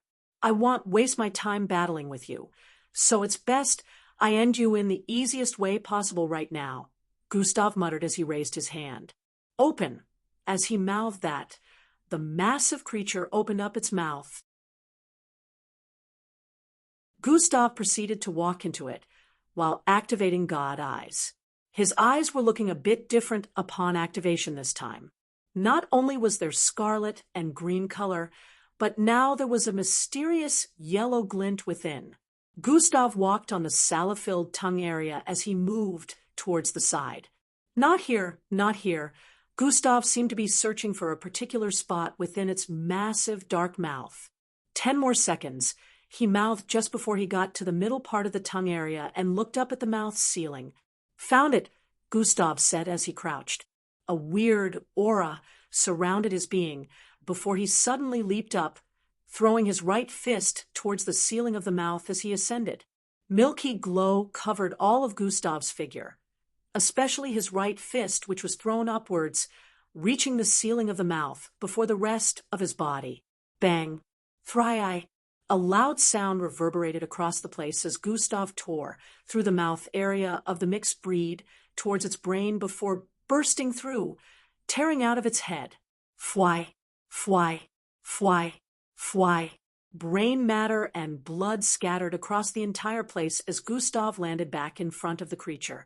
His body wasn't drenched by its body matter even after going through all that, but the environment was currently stained with greenish blood and goo. "Time up," the instant Gustav muttered under his breath. Thump! The mixed breed, massive body plopped to the ground as it lay lifeless in place. Gustav slowly deactivated God Eyes and stared with a slightly satisfied look on his face. "The new ability of God Eyes sure comes in handy," he said while turning around. "I've been here for close to 24 hours already. It's time to go," Gustav said while turning around.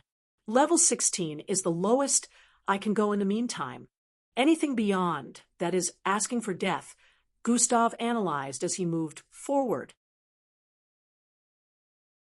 Scattered piles of torn-up corpses of mixed breeds could be seen all over the place as he moved forward. He was currently within the MBO camp dungeon, which was for exclusive training on battling mixed breeds. Feeling better now. Thank you all for the concern. I'll try to keep the updates to 2 chapters per day and do a mass release next week.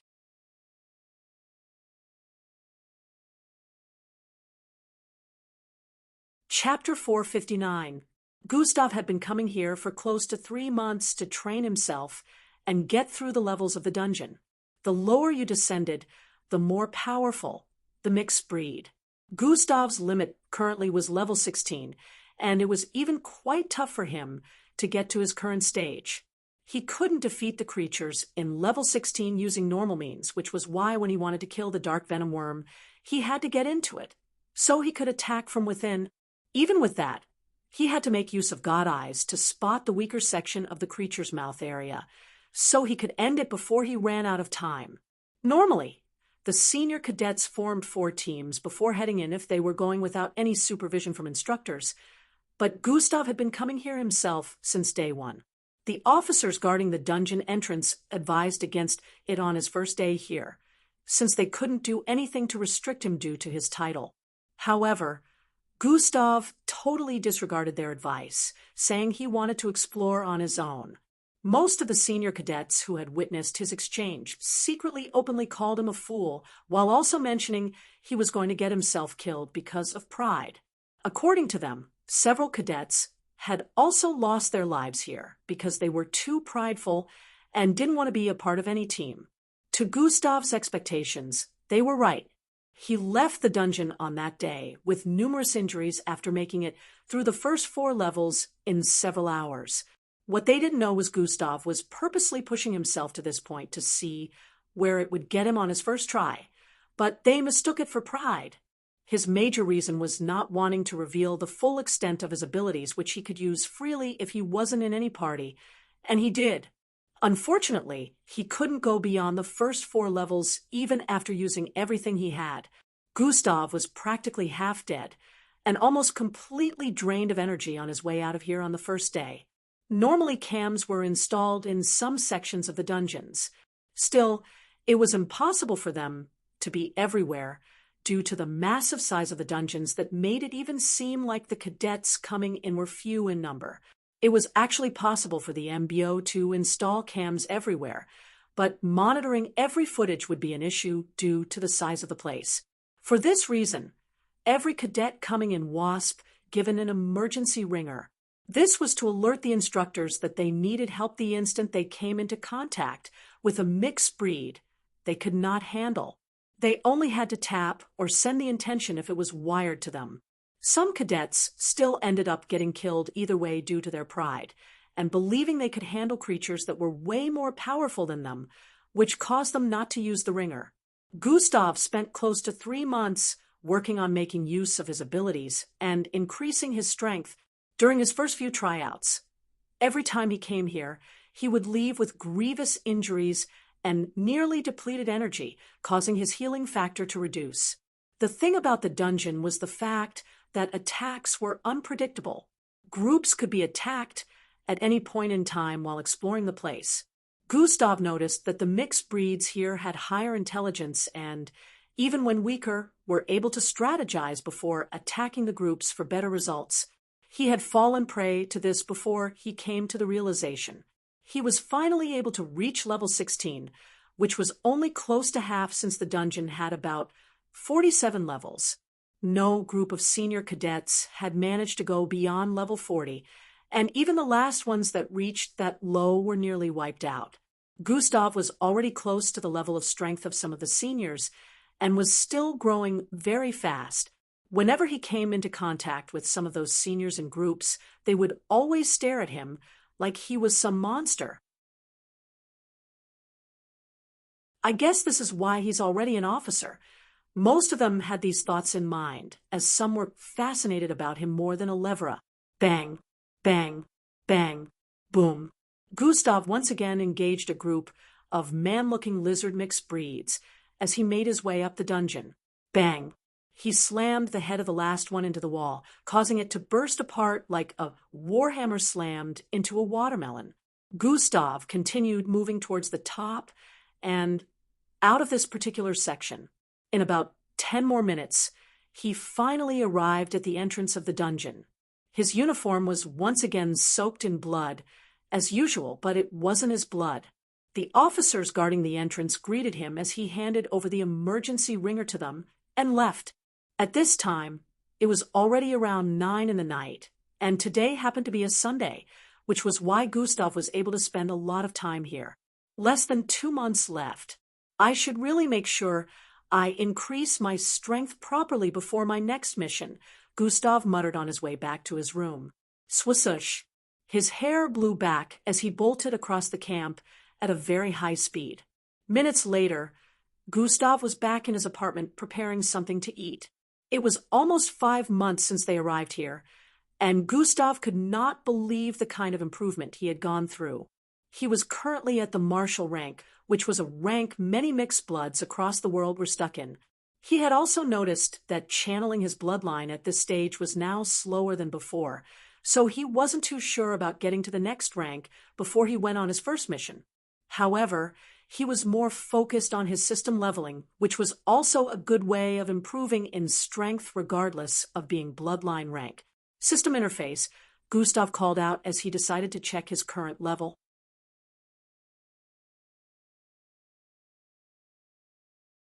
Chapter 460. System interface, Gustav called out as he decided to check his current level. After opening the system interface, he went on to check his current attributes. Underscore, underscore, underscore, underscore, underscore, underscore, underscore, underscore, underscore, underscore, underscore, underscore, underscore, underscore, underscore, underscore, host attributes. Name. Gustav Crimson level. 45 class. Sub-parallel being XP.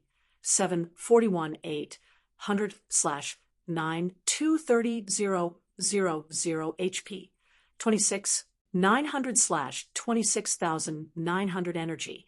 15000/15000 attributes. Strength 147 perception, 146 mental fortitude, 146 agility, 144 speed, 142 bravery, 144 intelligence, 145 charm, 79 defense, 144 vitality, 146 endurance, 145 attributes points, 49 underscore, underscore, underscore, underscore, underscore, underscore, underscore, underscore, underscore, underscore, underscore, underscore. His progress so far was just as he had planned.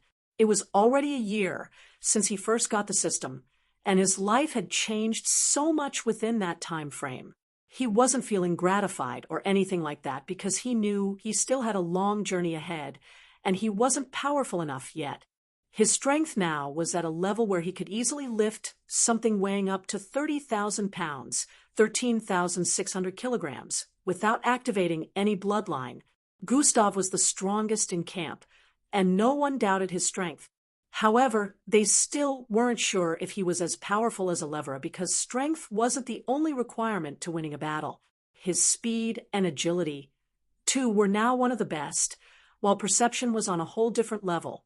Gustav could sense what was happening 200 feet away and give a detailed explanation of the scenario like he was present. His perception really came in handy and made it look like he could predict attacks during battles. The last two Special Class Cadet challenge that went by were boring for him, since there was no one to challenge. On the bright side, he was glad Glade made her way back to being a Special Class by defeating one of the lower-ranked Special Class. Gustav went on to check on his bloodlines after closing the Host Attributes panel. Bloodlines, Genetic Transformation Bloodline, a grade. B++ abilities tied to bloodline, frowny face, shapeshifting, joint movement, size manipulation, cognitive concealment, partial mimicry, partial gene manipulation, beast transformation bloodline, a grade. C+ abilities tied to bloodline, frowny face, partial mutated bull transformation, blood wolf transformation, Savarinia serpent transformation, demonic sonic bunny transformation, solar worm transformation, atomic manipulation bloodline, a grade. C+ abilities tied to bloodline, frowny face, disintegration of atomic structures, structural disbursement, gravitational energy container, grade. B+ abilities tied to bloodline, energy installment, energy discharge, gravitational imbalance, gravitational field charge, blend, body compressed energetic flames, grade. B. Compressed body parts, flammable explosion, ticking erosion, compressed energy charge, nuclear discharge. There were still many other bloodlines on the list, but Gustav was more interested in checking the one he had just experimented on today. Gustav had made use of the upgraded recreation to join 3 bloodlines together. This was what he was busy within the dungeon before the worm attacked. Fortunately, he had just finished up in time to activate his Yarki. This wasn't the first time he was making use of recreation to combine 3 bloodlines. He already did it twice before this, making this his 3rd successful operation. 9 bloodlines had been made into 3, helping him increase the slots of bloodlines and making these ones more useful than they used to be. He had been careful with the combinations so far so he wouldn't end up creating an unstable bloodline. At the very least, now he had 3 more bloodlines that were almost on par with the main bloodlines he made use of during battles. His main bloodline was still the most important to him, but Gustav was finding it hard to understand the new abilities he got after the process of bloodline strengthening. He had tried partial mimicry, which had been extremely hard to pull off since he automatically transformed back to himself when his body made contact with anything. Partial mimicry enabled him to transform to any non-living thing for a particular time limit, but even before the time limit was reached, Gustav always found himself transforming back to normal. A small touch, and he was back to being Gustav. He couldn't let his thoughts wander for even a second because it required immense concentration.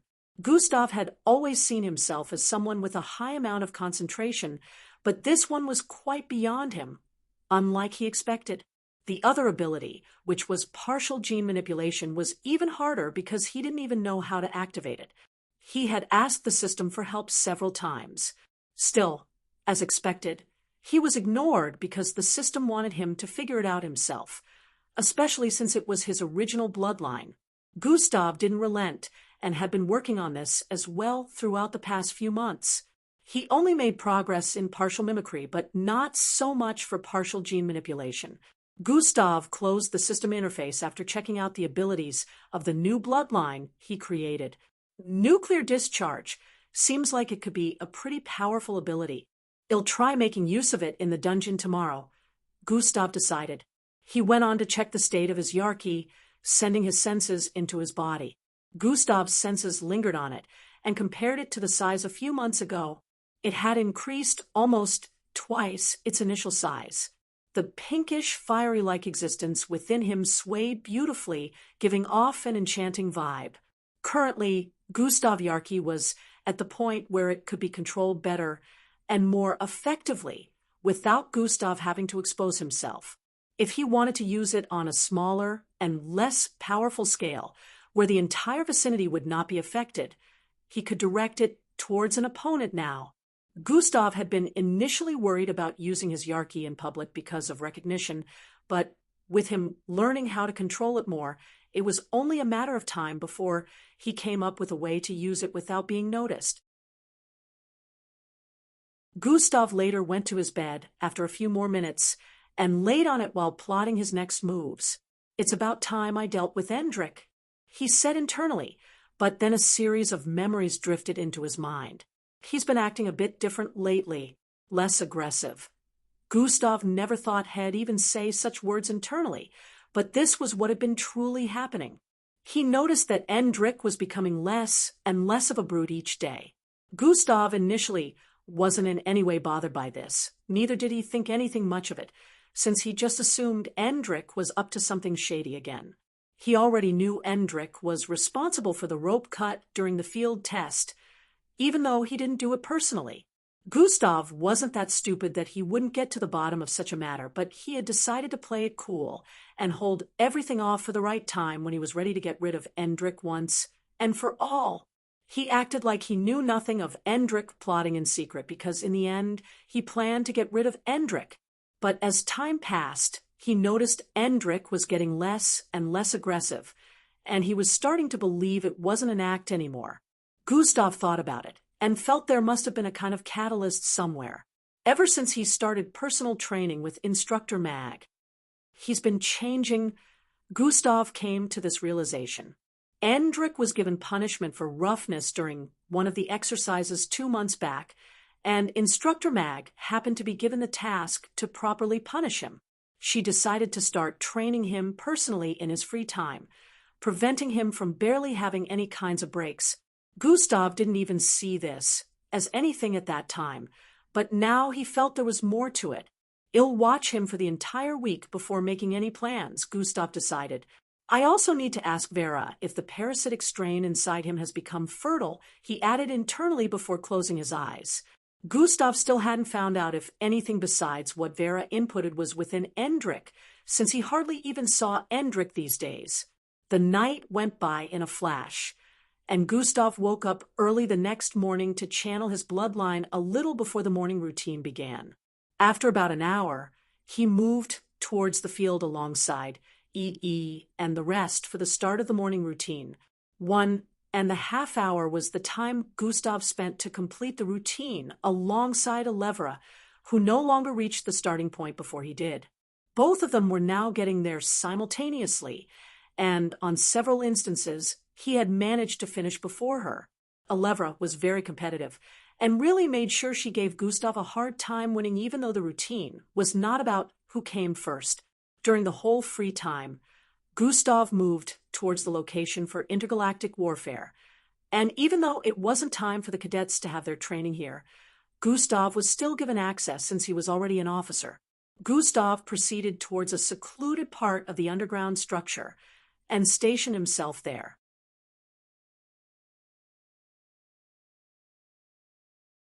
Chapter 461. This chapter and the next have a bit of R18 content. During free time, Gustav moved towards the location for intergalactic warfare, and even though it wasn't time for the cadets to have their training here, Gustav was still given access since he was already an officer. Gustav proceeded towards a secluded part of the underground structure and stationed himself there. He activated cognitive concealment, which completely got rid of his presence, making it so that he wouldn't be spotted unless someone laid their eyes on him. The simulation chamber wasn't too far from where he was situated, so his perception was able to travel towards the room, and he could already sense 2 figures within. Still making use of perception, Gustav was able to make a mental outline of their body sizes and already could tell that these were Instructor Mag and Endrik. After all, in the entire camp, only one person was shorter than Gustav's initial height. Gustav also knew Endrik's current height. Endrik was in a weird position which made Gustav understand that Endrik's personal training with Miss Mag had begun. Gustav suddenly got an eerie feeling as Instructor Mag turned her face to look in his direction with squinted eyes. Instructor Mag was staring as if she could see through the thick walls situated in between them from her position. After a few moments, she looked away. Gustav's anxiety reduced as he saw that and calmed down a little. Gustav remembered her bloodline had nothing in common with seeing through physical objects, so he realized that she may just have sensed something momentarily due to her strength, which was way higher than his. Gustav realized that cognitive concealment may not be as foolproof as he thought, since he was still practically a weakling after all. He initially wanted to spy on them using Endrik's life sign, but he would only be able to see things from one point of view, which was Endrik's, and he also wouldn't be able to hear anything, since God's eyes only gave him visuals. On the other hand, everywhere his perception lingered upon, no matter how far, Gustav was able to hear anything going on in that location. Since he wasn't figured out, Gustav continued to watch them for some time, trying to see if anything out of the ordinary was happening. Time went by, and they ended their personal training when it was time for a new training session. Gustav found his way out of there and went to attend the next training session. In a flash, the whole day went by just like that, and Gustav still hadn't noticed anything out of the ordinary happening during Endrik's reigning with Miss Mag. Also, it wasn't that Endrik had become completely docile. He just seemed to be restraining himself compared to before. Gustav noticed him lashing out at another cadet today, but a few seconds into it, Endrik stopped and moved away, which was something Gustav had never witnessed before. Whoever Endrik lashed with would always end up receiving a form of physical attack with his telekinesis. Then he would make it seem like he didn't do anything. Gustav still felt this might be due to him being on punishment, and decided to keep watching him till his punishment phase was over. Then he would see how Endrik would behave to others. The spying continued for a few more days, and Gustav still didn't notice anything out of the ordinary during his training with Instructor Mag. Gustav met up with Vera again on this day at their usual place within a secluded garden-like area within camp. How is it going with the parasitic strains? Are they ready now? Gustav asked her. Not yet. In 3 weeks to a month's time, it should be ready. It will remain dormant until I activate it. Vera will not activate it without Gustav's permission. Vera responded with a submissive tone. That's also when his punishment phase would end with Instructor Mag. Gustav realized that this was perfect timing. He would also be able to observe Endrik after this to see if he would return to his usual pompous self. All right, keep me posted, Gustav responded with a smile before rubbing Vera's head like she was a little kid. Good job, he added, causing a delightful smile to appear on her face. Now we really need to make sure you're ABI. Before Gustav could complete his sentence, a weird sound drifted into both of their ears. Gustav had a slightly confused look on his face as he and Vera turned to the side to stare in the direction where the sound was coming from. Pa, pa, pa, pa, pa. Slapping sounds reverberated across the place. Initially, one would think a battle was going on somewhere, and maybe someone was getting slapped on the face, but the voices that came along with them discarded any thoughts of this being a battle. MHHMM. Arg, yes, give it to me. And you're so tight down there. Yes, take it, you little bitch. Pa, pa, pa, pa.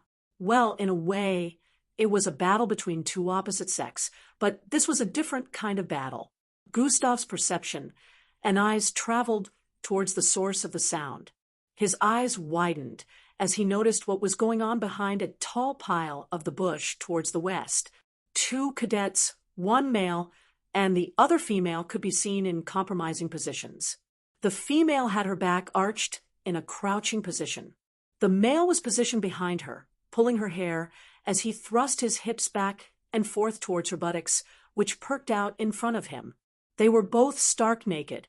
This was the first time Gustav was witnessing such a scene. "Thui doing?" He voiced out with a slightly croaky voice as blood rushed to a particular part of his body. He knew exactly what was going on, but he just couldn't believe that had witnessed such a scene. "Ha, being a virgin shouldn't make you this dumb. Did you forget about biology? As you can see, they're performing exercises needed for procreation." The system responded in his head with a burst of laughter.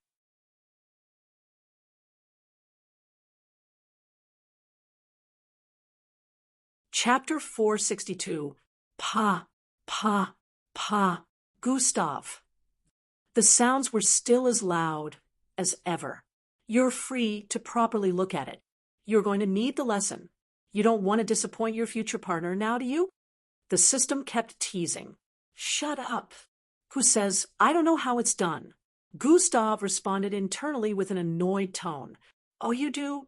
You earthlings have a funny way of naming things and tend to name even things that don't make sense. So tell me, what is the name of the style they're currently engaging in?" The system asked with a light chuckle.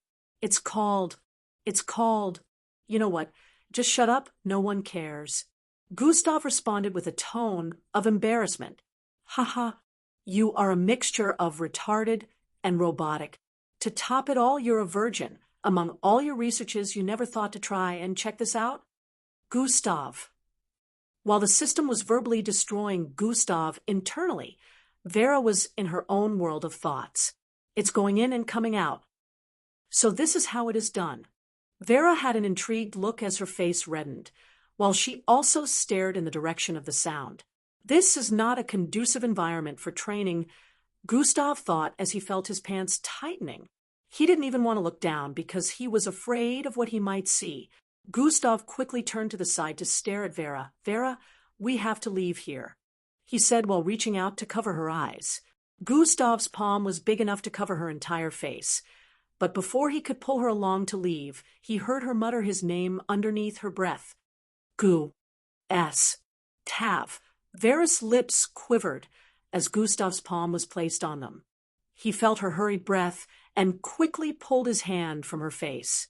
Her entire face had turned bright red as she stared at Gustav with a gaze of extreme desire while biting her lower lip. I want us to do what they're doing," she said with a slightly shaky voice while staring into Gustav's eyes. Gustav found himself speechless after hearing the sudden declaration. After a few moments of losing composure, Gustav responded, "No, let's go to another location to train," he said while proceeding to turn around. Vera grabbed him by the hand, causing him to halt his movement and turn around to face her once again. "Why, don't you want to be inside me? I will let you call me whatever names you like," Vera said while proceeding to place Gustav's left hand on her chest. Gustav felt his hand press onto Vera's left boob, sinking deeply into her uniform due to its immense softness. "Stop it. I'm not interested in being inside you, Vera," Gustav answered while pulling his hand from her chest. "It says otherwise," Vera responded while pointing at the area below Gustav's abdomen. Gustav slowly looked down, and his face turned red as he noticed visible the hard-on. His pants displayed the bulge, which showed that he was affected. "Oh, looks like you're not totally a robot," the system suddenly voiced out. "Shut it," Gustav said internally before turning to the side. "This doesn't mean anything," Gustav said to Vera. "No, I remember in biology class, the teacher said it happens when a person is aroused, which means you truly want to do it with me," Vera voiced excitedly. Gustav breathed in deeply, calming himself as his body returned to normal. "Listen to me, Vera. I'm interested in doing it, but not with you, and definitely not now. I don't have time for all these," Gustav said to Vera before turning around to leave. He felt his ears might explode if he continued remaining here. Those two cadets were still going at it, and their voices were loud. Vera had a crestfallen expression on her face as she followed behind Gustav. "Maybe one day you'll be interested in doing it with Vera," Vera consoled herself internally. Both of them left the area entirely and arrived in another place to train together. The time they spent together today became awkward, and Gustav eventually had to end it earlier than intended. He had been trying to get Vera to learn how to quicken the speed of her parasitic strain, so what happened with Endrik would not end up being their downfall in the future. The speed at which she could take control of a subject and turn them into a puppet was quite a downside to Gustav. After they were done, Gustav returned back to his room, and a few minutes later, E came in with the others. Yo, Gus. Hey, Gustav. Hiya, Gustav. Gustav, the four of them waltzed in and sat on the sofa area like they owned the place. What's for dinner? E was the first to ask. I was waiting for you to come cook again. Why don't you come and bless us with your delightful dishes? Gustav said, while placing his hand behind him. Really? E asked with a delighted expression. No. Hell no. Definitely not. Eldris, Falco, and Timmy voiced with severe looks of disapproval. Haha, Gus already said I could, E voiced out as he jumped to his feet and moved towards the direction of the kitchen. Falco and Timmy quickly jumped forward as well, blocking his path. We won't let you pollute our bellies, Falco voiced out. A game of tag began with them as they moved across the room, trying to hold E down. Gustav just shook his head with a smile and moved towards the kitchen. Minutes later, all five of them were sitting at the dining table enjoying the meal Gustav had prepared. So, Gus, are you finally ready to tell me why you hate your little brother so much? E suddenly voiced out. He's not my brother, did you forget? Gustav said while taking another mouthful of food. Okay, so why do you hate the kid whom you share similar features with, such as the same biological engineered DNA, looks, coldness, brutality? Should I go on? E stated. Nah, I think you've made your point, Gustav responded. So...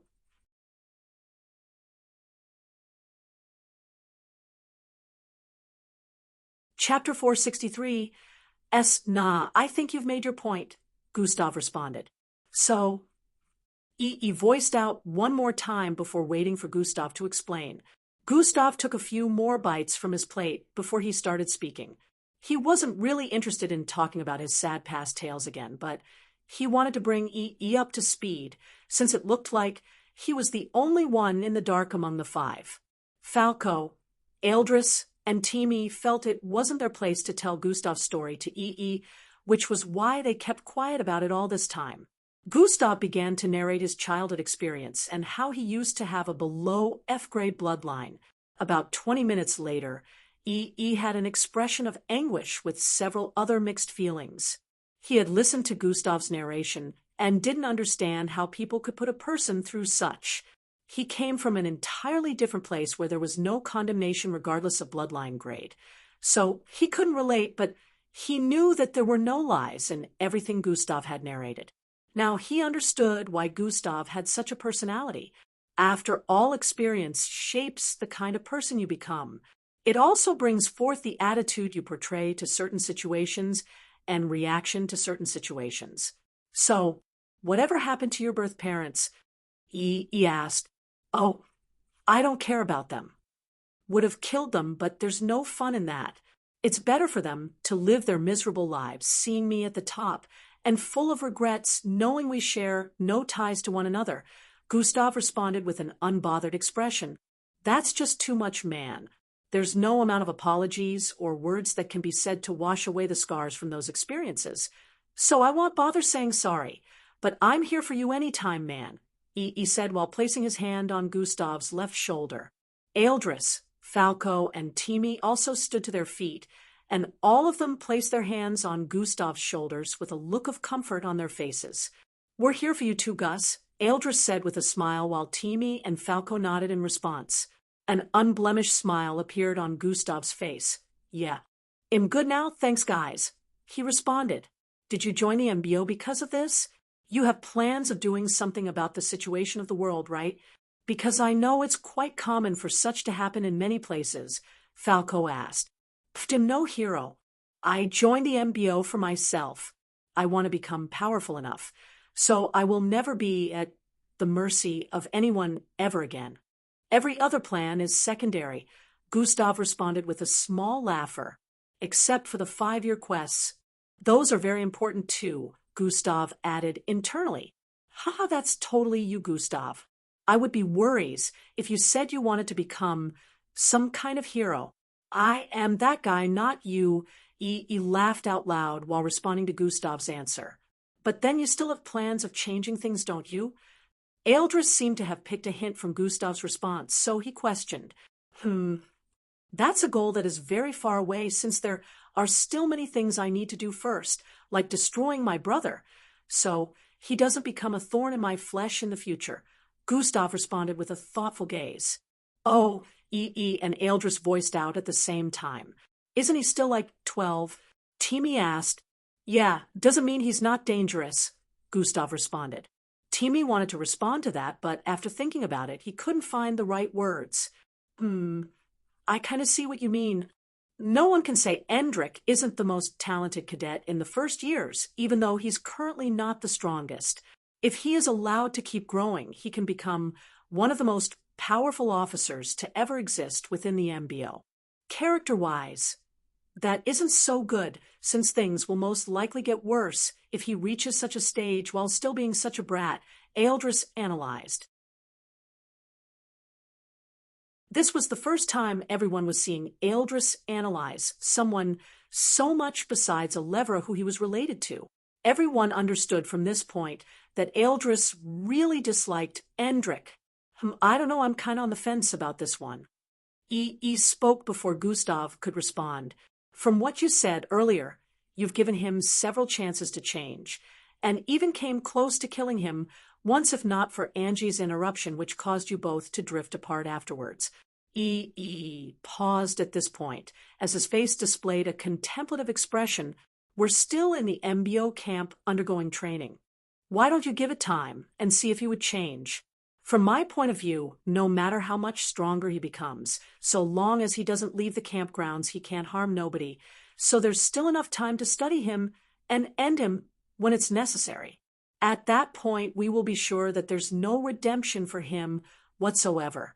You're Gustav, so you'll always overpower any first year, and that includes Alevra, he stated with a profound tone, and smiled when he got to the end of the sentence.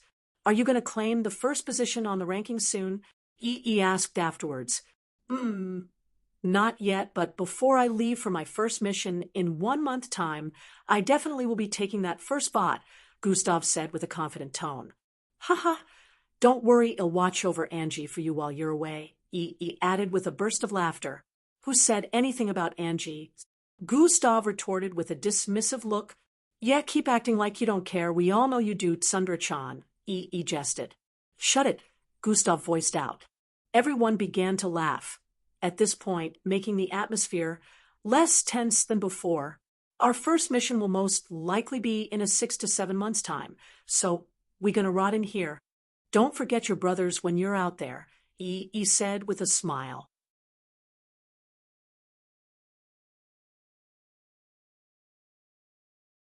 Chapter 464. Yeah, it won't be long before I am back anyways, Gustav responded. At this point, everyone already knew that compared to them, Gustav would only be spending about 2 years in camp and would be undergoing his first mission in a month. They only had the chance of spending lesser than 4 years in camp if they also attained an official rank in the MBO like Gustav, or if the higher-ups deemed them powerful enough. The first was almost impossible without doing extremely well in upcoming missions, so everyone was truly aiming to do their best in their first missions. Gustav, who was having his first mission in a month, was not even feeling tense like many of them were. He wasn't even taking it seriously to the extent that he still had plans of stowing away during the mission to go check on Boss Danzo in Burning Sand City. Several minutes later, and the rest moved back to their rooms to rest for the night. Gustav thought about EE's suggestion and felt it might not be bad to keep watching Endrick for now. He could always challenge and defeat him before the year runs out. So he doesn't spread his vileness outside the camp, since there was no real supervision in the real world. Even his mission wouldn't be supervised due to the fact that the MBO wanted them to be as real as possible. If a cadet died on their first pseudo mission, The MBO considered such a cadet useless, although there were still precautions put in place just in case the mission became higher than the level a cadet could handle. Gustav spent the night strategizing and channeling his bloodline. Right now, he was so strong that he could stay the entire week without taking a wink of sleep, and he would still be energized. Using this, Gustav would spend weeks wide awake, which was one of the reasons for his speedy improvement. The next morning came, and as usual, everyone moved towards the location for the start of the morning routine. During the day's training, Gustav could hear rumors flying around about him once again. This time he was dumbfounded by the new rumors. A cadet who had a bloodline that allowed him to display visualizations showed the scene where Gustav and Vera were within the secluded garden area together. He just happened to have captured the part where Gustav's palm was placed on Vera's chest, and then after Gustav and Vera were no longer visible in the massive visualization, he displayed the sounds of those other cadets having S*X, not too far from their initial position. The entire camp now conceived the idea that Gustav and Vera had sex. He's a beast. Did you hear the way she was moaning? Oh my God, I totally want him to do me too. So dirty. They couldn't just find somewhere else to do it. Hey, I thought that Vera was a sweet, innocent girl. I guess I was wrong. Many of the cadets had different thoughts after witnessing such a scene. Vera seemed shy, but she didn't want Gustav's name to be soiled, so she tried explaining several times to people who had confronted her. As expected, no one believed her words, even though she mostly emphasized the fact that she was trying to rope Gustav in, but he refused. Gustav later met up with her and asked her not to waste her time trying to prove their innocence since everyone had made up their mind about it. Some of the instructors later invited Gustav and Vera for a chat with them. They called it a chat, but it was more like an interrogation. So, when are you two ready to confess to your dubious deeds and receive punishment? One of them asked. Gustav and Vera were seated in their midst while the four instructors encircled them. There's nothing to confess to, Gustav responded before Vera could say a word. You remember in the rules it stated that sexual intercourse in the public is not allowed. The penalty for being caught is quite grievous. At least try to conduct an investigation before jumping to conclusions.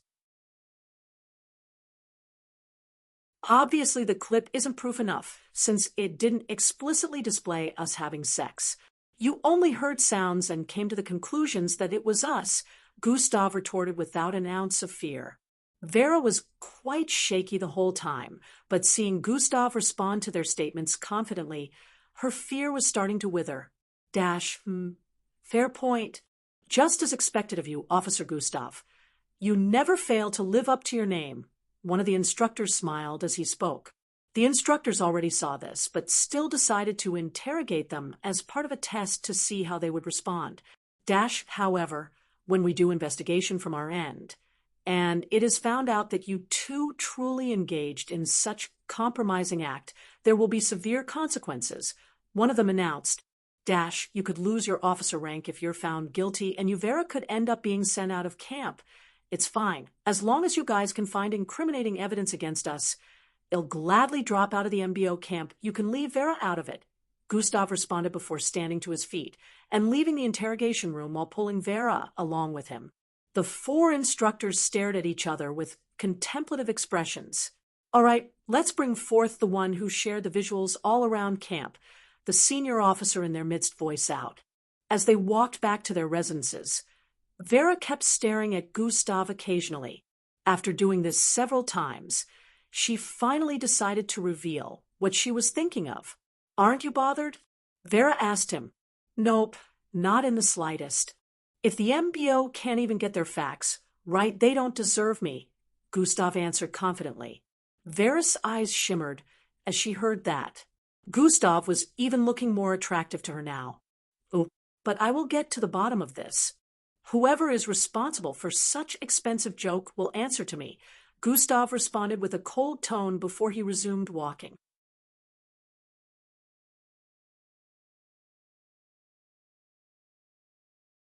Chapter 465. but I will get to the bottom of this. Whoever is responsible for such expensive joke will answer to me. Gustav responded with a cold tone before he resumed walking. Gustav met up with E.E., who was waiting not too far away from the location of the place where they were interrogated. It should only take a few minutes, Gustav said to him. And E.B. nodded in response. Why is he? What are you? Vera was a bit confused as she stared at both of them while voicing out. You can go, Vera. I'll handle things from here, Gustav instructed. All right. Vera complied and started walking away while Gustav and E.B. moved to the side to wait behind a tree. Both of them waited for several minutes before a male cadet wearing glasses with a buzz cut walked out of the facility ahead. Gustav and E.B. remained in their positions and watched him walk across the path. After he was hundreds of feet away from the tree, they started following him from behind. Gustav and E.B. tailed the youngster until they arrived at a particular part of the camp that was slightly secluded. Gremlin, how about we have a little chat? Gustav voiced out from behind, causing the youngster to halt his steps. The moment he heard Gustav's voice, he turned around with a wary expression written on his face. Before he could even say a word, Gustav had already dashed forward as E.E. conjured a vortex behind Gremlin. THHRKKK. Swisush. Gustav's body traveled so fast, arriving before Gremlin in almost an instant as he reached out his hand and grabbed Gremlin by the throat before pulling him into the vortex along with himself. Swoof. The vortex closed up the instant E.E. also jumped inside. They appeared at a high mountain top that was literally poking the clouds. Gustav held Gremlin by the neck while standing on the ledge with his arm outstretched forward. Gremlin was only hanging from the top with Gustav's grip on his neck. Beneath him, there was no solid ground beside the one that was thousands of feet down. All he could see was the fog and the ledge, which he couldn't reach because of Gustav's tight grip on his neck. Let go. Gremlin tried clawing and kicking as he yelled for Gustav to let go of him. But no matter what he did, it was to no avail. This brought him to the realization that he really couldn't do anything against Gustav's strength. E.E. stood behind Gustav and looked around the massive mountain range. This is quite the scary place. If you didn't bring me here, I probably wouldn't have known that such a place existed, E.E. voiced out. Yeah, it's a good place to hide a corpse. Good thing only the senior years are permitted to come here, and they don't use this place often, Gustav said with a devilish smirk. The MBO camp was like a city, so there were still many places that weren't in use for the time being, and this place happened to fall into that category. It was off limits for the first years as well, but since Gustav was an officer, he could bring anyone he wanted here using his official privilege. Now, don't you have something to tell me, Gremlin? Gustav proceeded to ask while staring into Gremlin's eyes. Tell you? What are you talking about? Gremlin asked while stuttering slightly. Don't play dumb with me. You know very well what I'm talking about. Gustav responded with a threatening tone. Gustav was still disappointed at himself for not noticing that someone was spying on him and Vera. Even though he had perception and could sense his surroundings, he was distracted by what they had witnessed that he didn't really pay attention to this guy, who happened to have been watching from another spot. Are you talking about the display? I only visualize what I witness, Gremlin voiced out in response. Since you were there, you clearly know that I'm innocent. Who put you up to this? Why did you do it? Gustav asked while stretching his hand even further outwards.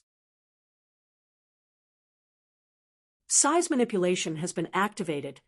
Gustav's right arm lengthened further by 3 feet. Whoosh! The wind blowing across the place further induced Gremlin's fear as his glasses were nearly knocked off his face. Ah, you dare not drop me. You will lose your place as a cadet in the MBO. Haha, you will lose everything. You can't do anything to me. Gremlin screamed out with a shaky voice induced with a little aggressiveness. It was as if he was trying to mask his fear. Inwardly, he hoped Gustav wasn't as crazy as the rumors said. Oh, really? Maybe I have to remind you that As it stands, I already have a chance of losing everything. Wouldn't it be better to just seal my fate? Gustav smirked as he slowly loosened his grip from Gremlin's neck. Ah, don't let go! Don't let go! Gremlin screamed out in fear as he held onto Gustav's arm to prevent himself from falling. Even if I am cast out, at the very least I get to end you. Even the MBO can't bring a dead person back to life. Also, you aren't even worth the trouble even if they could, Gustav added with a small chuckle. At this point, Gremlin's face had paled severely and kept losing color by the second as he stared at Gustav's demonic expression. He's crazy. He's very crazy. Gremlin had never felt so scared of his peer before. Thinking about Gustav's words, everything made sense, and he didn't seem like he was bluffing. Behind, E.E. stood in place, watching the scene. He was just there as support, so he didn't butt in. Phew, Gus sure is scary. I really pity his future enemies, E.E. said internally. Okay, I'll talk. I'll talk. Gremlin finally decided to compromise after a few more moments. Gustav's lengthened arms started returning back to normal size as he pulled Gremlin towards his direction. He placed Gremlin on the side of the ledge and stared at him. "I'm listening," Gustav said with a reminding tone. How can you guarantee my safety if I tell you the truth? I don't want to mess with such people," Gremlin said with a scared tone. "What are you talking about?" Gustav asked with a tone of curiosity. "I'm talking about those who put me up to this. I can't reveal their doings without consequences. Can you guarantee my protection?" Gremlin voiced out once again. "Your protection is already secured within the MBO. Why would you be scared of this group?" E.E. asked from behind. "Oh, yet haha, my protection is so secure that you too can bring me out here in the middle of nowhere and end my life. Although you wouldn't go scot-free with such act, that doesn't mean my protection is secure," Gremlin voiced out with a tone of sarcasm. "Well, that makes sense," E.E. responded with a thoughtful gaze, and Gustav agreed with that statement. What if they were dealing with people who didn't really care about the consequences of their actions like him? Although it was almost impossible, since everyone was here with the purpose of becoming an MBO officer. No one would want to throw that opportunity away, logically speaking, but Gustav still felt something was amiss in this whole situation. "Tell me what we're dealing with first," Gustav proposed. Can you not guarantee my safety?" Gremlin asked once again. "Can't, unless I know what I'm dealing with," Gustav responded. "Well, then my lips remain sealed," Gremlin said while proceeding to sit on the ground. "You're just going to have to choose which end you prefer. I throw you off the cliff or these people come after you, while being under my protection," Gustav threatened once again. Gremlin's shoulders creased up as he heard that. Asterisk, sigh, asterisk, "All right, you win," he voiced out but remained in his seating position. "So, like I mentioned, there's this group of cadets who approached me 1 week back with a proposal. That proposal involved framing you," Gremlin began to narrate. "They forced me and told me that if I didn't comply, they'd erase me from existence, and showed proof that they had a way of getting rid of cadets without having to face any consequence." Gremlin had a look of fear on his face as he reached this point. It was quite spooky, and believe me, they weren't bluffing, they really do have their ways. He added, "Who are these people?" Gustav asked. "They blindfolded me, so I couldn't see their faces. When I was being shown proof, they made sure to hide their looks as well. I don't know how they coordinated such an operation without any of the instructors noticing anything, even though the camp is supposed to be well supervised." This made Gremlin even more scared as he thought about this. His ability to display visuals of what he had witnessed couldn't help him at this point, because not only did the group manage to hide their identity, they also took him to somewhere where he couldn't visualize anything. All this was planned. The sex and you meeting in that position with your girlfriend, Gremlin continued narrating. "She's not his girlfriend," he chipped in from behind. "I'm all right," Gremlin responded, and continued after a brief moment of stopping. "They also asked me to broadcast it that way all across camp." He added, My see. Now I want you to broadcast the rest, which involved I and Vera leaving the place. I want you to show everyone the truth. Those who were involved in the act should also be revealed, as well as the rest of the visuals, Gustav instructed. I can't do that, Gremlin replied. Why? Gustav raised one eyebrow up as he asked. Because I didn't see the real people involved in the scandalous act. I was only allowed to see you and Vera, Gremlin explained. They really took precautions. This means you can only show me and Vera, but the main culprits will not be revealed, Gustav muttered, and Gremlin nodded in response. I want to know who these people are, and you will help me expose them, Gustav said. Will I be protected? Gremlin asked. If you stay around me all through the coming days, you'll be safe.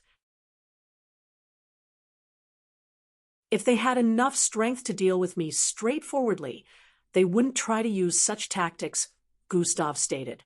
Now display the rest of the footage about I and Vera. Gustav instructed. Gremlin nodded and proceeded to close his eyes before joining his palms together. Hours later, Gustav was back in his room thinking about what had happened today. It was currently nightfall, and everyone in camp no longer suspected Gustav and Vera of doing anything inappropriate. The question now was who were the true culprits, and why was Gustav framed in the first place? A lot of cadets could guess that it was probably one of those who were jealous and disliked Gustav because of his strength. They felt since this was the MBO, it would only be a matter of time before the main culprits were caught. What they didn't know was even the instructors had no idea who was truly responsible because they couldn't find the footage for that particular area. Gustav was later brought to speed that the footage had been somehow deleted, leaving the true culprits to wander free across the camp without punishment. Gustav was in his room thinking about how the whole issue was complicated. He wanted to meet one of the instructors to talk about the situation with Gremlin and the group, but he was having second thoughts. There's no way a bunch of cadets would be able to pull all these off without an inside backing. Gustav thought. There must be an officer somewhere helping them from behind the scenes.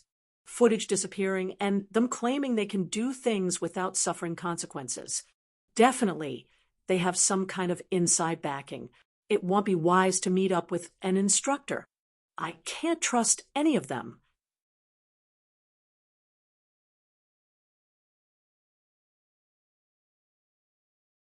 Chapter 466. They definitely have inside backing. It won't be wise to meet up with an instructor. I can't trust any of them, Gustav said internally as he scanned for the images of instructors internally. He happened to picture Officer Mag in his mind for a few seconds and was already having second thoughts. This was due to the fact that compared to other instructors, Officer Mag seemed detached and was more likely to remain by herself, not engaging in friendly fellowship like other instructors. After a few more seconds of thinking, Gustav decided to brush her off as he recalled another person. There's her too, Commander Cilia. Gustav remembered the main commanding officer in camp who addressed them on their second day of arrival. Gustav recalled that she originally reported to Commander Cheyenne, which means she was put in her current position by the great commanders. Thinking more about it, Gustav figured there was no way she'd be involved in such a scheme like that, since it would mean the great commanders didn't have good judgment in selecting the head of this place. The only problem now was her appearance was quite scarce. Since the first day, Gustav and the others had only seen her once. It seemed like she was always leaving and coming back to camp due to her position, which made her quite busy. Gustav decided she was the only one he could go meet with the situation, so he decided he was going to head to her office the next day. The night went by in a flash, and the next day arrived. Morning routine with the others was quite disturbing for Gustav because he had to tolerate Gremlin following him about.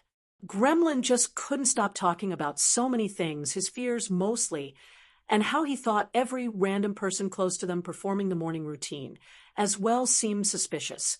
Gustav couldn't rely on Gremlin's instincts at this point because his fear was controlling his judgment.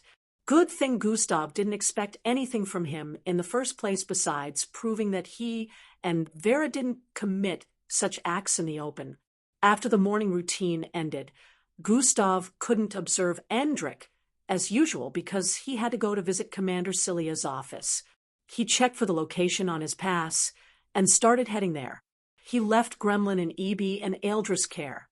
Both of them were more than enough to handle any bullshit that those unknown group of students could dish out, so he wasn't worried. Swoosh. Gustav dashed across the camp, heading towards the hall they arrived in on their first day here. This hall, which was the arrival and exit point from the MBO camp, was actually where the commander's office was located. Thinking about it, Gustav understood that the hall was constructed at this location just in case there were intruders. It would be taken care of instantly. Since she was the commander, he had no doubt that she was the strongest existence in camp. Gustav arrived at the vast wasteland that extended upwards and charged through it, reaching the top in a few seconds.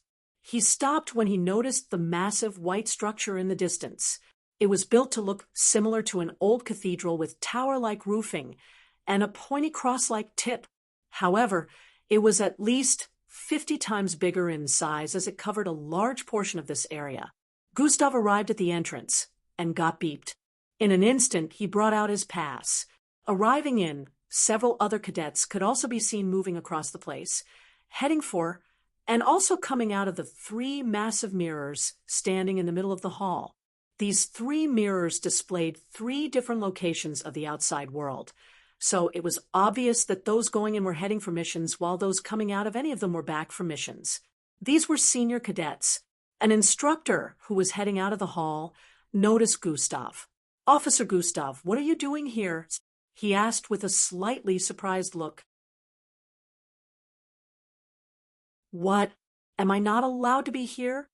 Gustav asked with a slightly irritated expression. "Oh no, that's not what I meant. Your pass grants you the permission here, so you're definitely allowed here. But I hope you know that beyond sightseeing, you're not allowed to do anything else," the instructor said with a soft tone. "There's no need to explain anything. I have my reasons for coming here anyways." "Thank you," Gustav responded before proceeding to move along. The instructor stared at Gustav's back as he walked away with a slightly disturbed expression before he continued on his way. Gustav moved towards the southwest area, where there was a corridor that led towards a small stairway. Following this, Gustav arrived at the top of the stairway, where a door was positioned. According to his pass, this was the office of Commander Celia. Gustav was about to knock on it when it opened up. Officer Crimson, a feminine voice rang out as Gustav stopped his hand in front of the slim lady who spoke. She was dressed in an orange uniform similar to that of Gradius and Adis, and had a small oval-shaped face with brown hair packed towards the back with a ponytail. "Commander Celia," Gustav voiced out as his hand descended. "I'm here to see you," he added. Commander Celia had a slightly confused expression as she heard that before responding. "I still have a few minutes to spare. Let's go in," she said before turning around. Gustav followed her in. Moments later, Gustav was narrating what had gone down recently within Commander Celia's office. In a minute, he had given a quick breakdown of the whole situation. "Such a thing went down, and I wasn't informed." Commander Celia was surprised by the revelation. "I haven't met anyone about the group. I don't trust any instructor," Gustav explained. "Oh, I see. Why?" she asked. "Such a group can't delete a footage without the help of someone on the inside. They are being assisted by an officer." Gustav voiced out his speculation. "That makes sense." Commander Celia already felt this was Gustav's reason, but she wanted to make confirmation. She proceeded to touch the side of her forehead while closing her eyes. "Mag, I need you in my office ASAP," she voiced out. Mag?" The image of a short female instructor phased into his mind as he heard Commander Celia call out this name. "I need to uncover these bastards before they cause any real damage. They failed this time because I was the one target. If it was a weaker and more gullible cadet, they'd probably have their way with the backing they have. That would mean that you, Commander Cilia, are not capable enough to protect the cadets here, Gustav stated. Relax, Gustav, she said with a smile. Everything will be taken care of, she added just before a weird sound was heard. Zhhhhhhh. The door opened up, and Instructor Mag walked in. Her short frame looked the opposite of menacing, but her glare was something else. Did you just say Big Sis was incapable? She voiced out as she moved towards Gustav. If she isn't able to protect the cadets even from themselves, then yes. Wait, did you just say Big Sis? Gustav voiced out the last part with a look of surprise. He stared at both of them repeatedly, trying to make comparisons. Oh, I see it now, Gustav said internally as he noticed their similar head shape and eye structure. These two were the type of siblings that you wouldn't know were related to each other unless you looked hard enough. She's more capable than anyone in this place, Officer Mag said with a cold glare. I will only believe that after I see the group exposed, Gustav responded with an unbothered expression. It's all right, you two. Commander Cilia stopped them before they could go any further with their words. Mag, I have an important business to attend to at the moment, so I won't be able to deal with the current issue at hand. And this is why I have called you here, she added before calling out to Officer Mag. Come over, Officer Mag did, as instructed, and walked over. Commander Cilia placed her index finger on Officer Mag's forehead.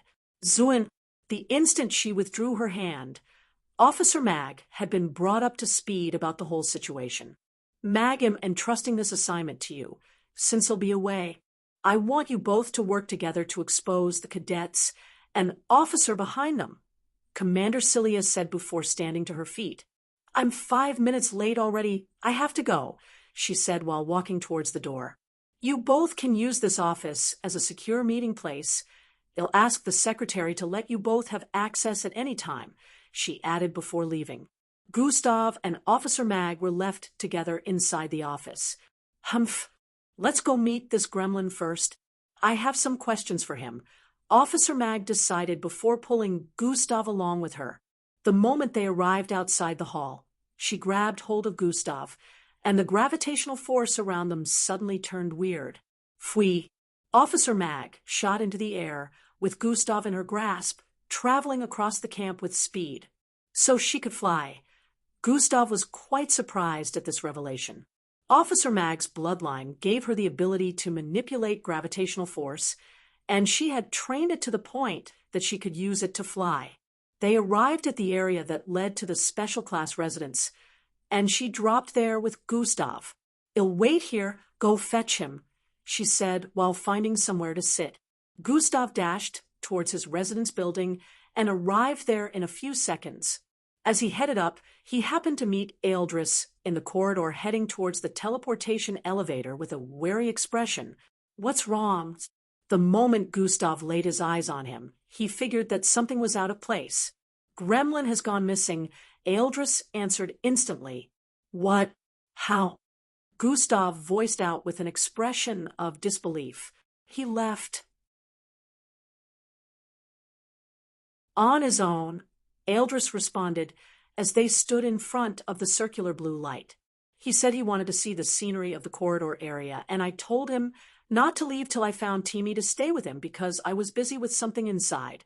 It was only a span of 10 minutes when I stopped sensing their presence. I came out here. They were both gone. I asked them not to leave the building," Eldris explained. "If Timmy was with him, then we can assume that a special class is a part of that group, and they must have been waiting for the opportunity to see Gremlin with a weaker special class cadet." Gustav voiced out. They didn't expect that a special class cadet would be a part of the unknown group. At this moment, EE happened to be coming from somewhere. He went out for a brief period earlier, which was why he wasn't in the vicinity when it happened. Eldris explained the situation to him as well. "I can find him, but I need you to be ready to transport us there the instant I do," Gustav said as he activated God Eyes. His eyes glowed scarlet and green with a hint of gold before he closed them. Life signs tracking activated. Gremlin's life sign appeared in Gustav's mind as his dark visual changed. He found himself in a kind of canyon staring at a group of people with weird dark marks that surrounded him. His vision would occasionally tilt from side to side, as it seemed that Gremlin was being beaten up. As his vision focused on the ground, Gustav could see blood, and he quickly used that opportunity to look around. "Let's go, I found the place," Gustav shouted out as he deactivated life signs tracking.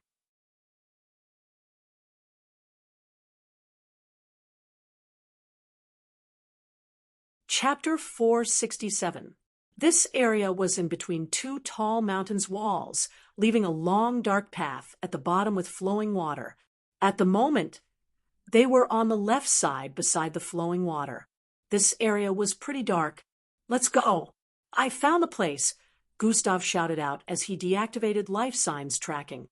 This place on the map, Gustav pointed at another place in the camp that was restricted to first years. The Devil Canyon.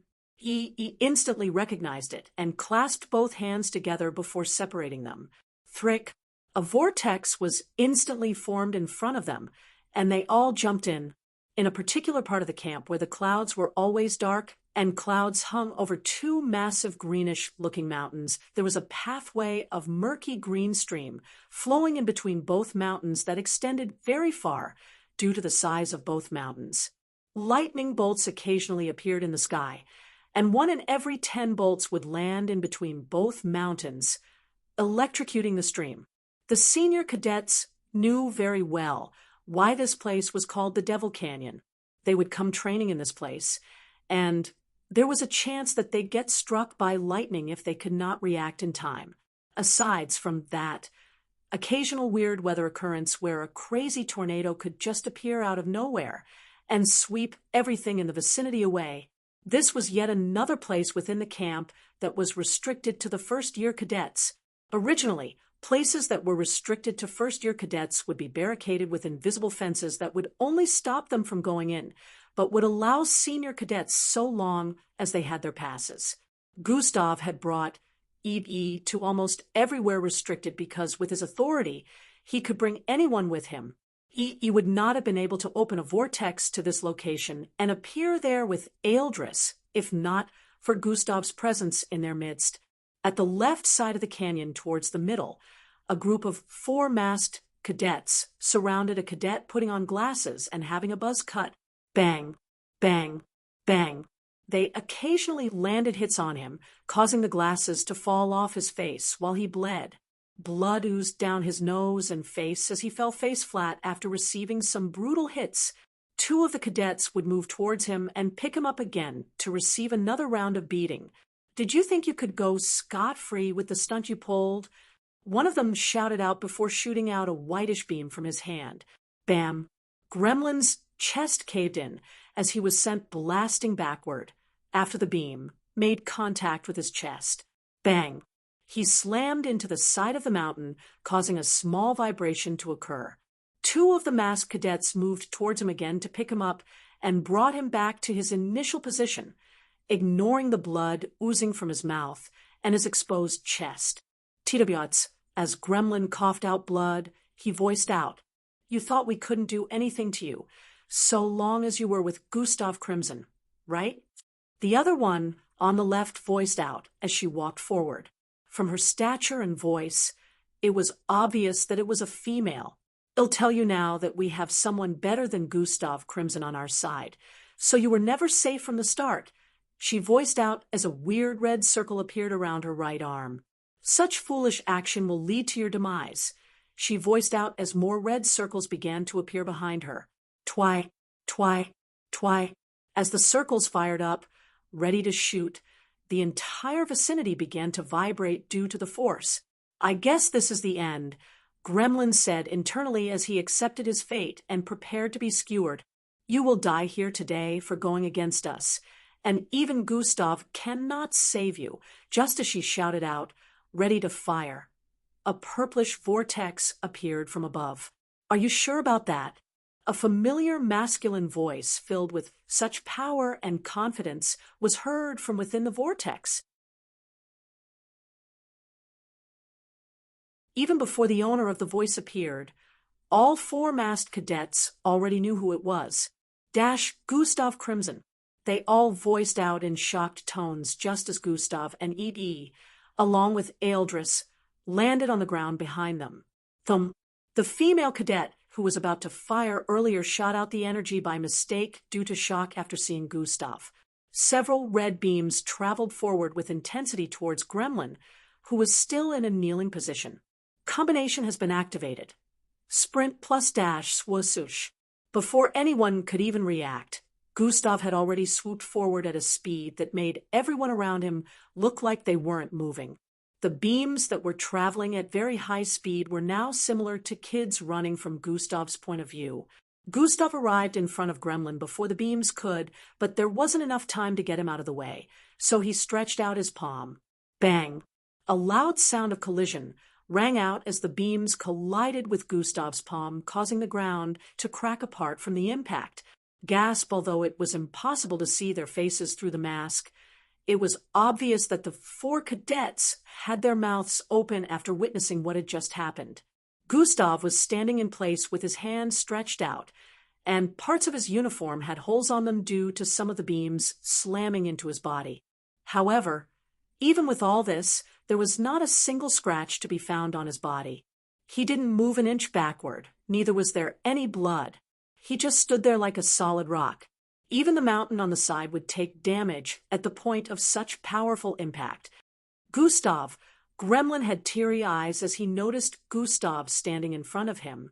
"Are you okay?" Gustav said as he slowly lowered his arm. Smoke was still erupting from his palm and other affected body parts, but he remained unscathed. "I'm fine," Gremlin said before coughing out more blood.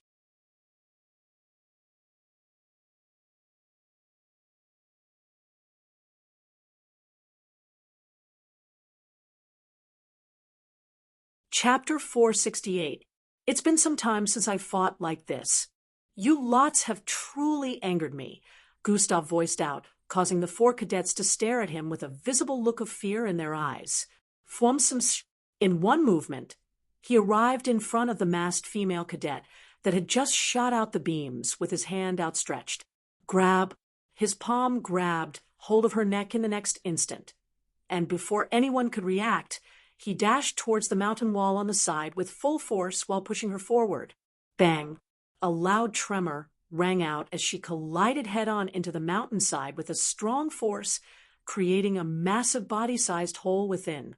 KRYYHH. Cracks started to spread from the point of impact to other parts of the mountain area. Gustav pulled her body out of the hole.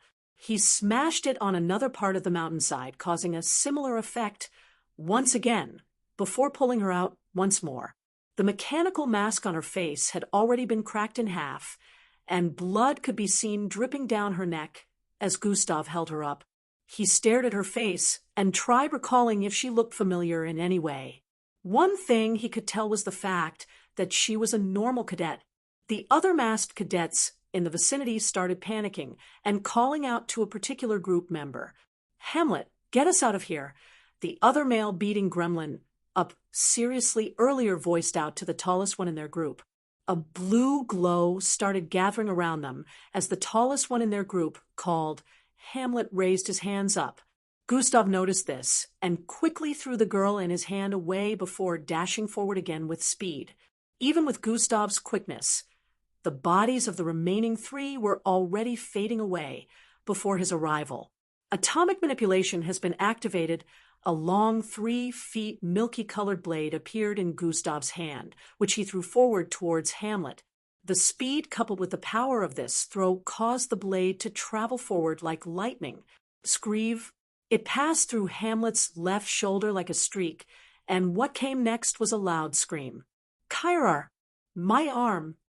Hamlet's left arm flew several hundred feet in the air, spiraling repeatedly before landing after Gustav's atomic blade cut through his shoulder. Plop! As it fell to the ground. So did Hamlet, with blood oozing out of where his left hand was formerly located. The 3 of them bodies had returned to a solid state after Hamlet sustained such damage. He kept screaming as he seemed to be in excruciating pain while the other 2 decided to turn heels and run. "Nobody leaves," Gustav didn't even have a single shred of remorse on his face after slicing someone's arm off. Instead, he was more concerned with making sure all four of them suffered. Although both of them ran in two separate directions, Gustav went after the one he reckoned to be the gang leader first. Swasush! He arrived in front of him in a matter of seconds. The leader of the masked cadets seemed to have expected this and had a circular-shaped device in his hand, prepared already. Beep, beep, beep. It happened to be a set bomb, and he had already activated it. It will go off in less than 10 seconds, so you had better stay away if you don't want to be blasted to bits, he voiced out. Are you really going to kill yourself just for this? Gustav asked with a scoff. It's better than what awaits me, the leader of the masked cadets voiced out before putting the device in his uniform through the small opening at the top area. Gustav dashed forward at this point and thrust his palm forward. Bang! His palm directly slammed onto the part where the bomb was sending the cadet flying backward, but Gustav also grabbed hold of the device through the cloth a moment after he struck it with his palm. Rip! Phew-yi! As the cadet was sent flying, Gustav had managed to rip the bomb device out of his uniform and turn around before throwing it upwards with force. Phew-yi! It was already in the last seconds, but Gustav's throw allowed it to ascend over 300 feet in the air before a loud blast reverberated across the place. Boo-hoo! Even though it was quite high in the sky, they still felt the pressure below as heavy winds blew everyone's hair backward, making their uniforms flap repeatedly. Gustav dashed forward and grabbed hold of the cadet before lifting him and pulling him along.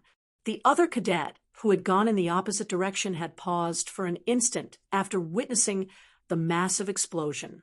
Currently, he was out of the canyon and heading down the mountain on the left.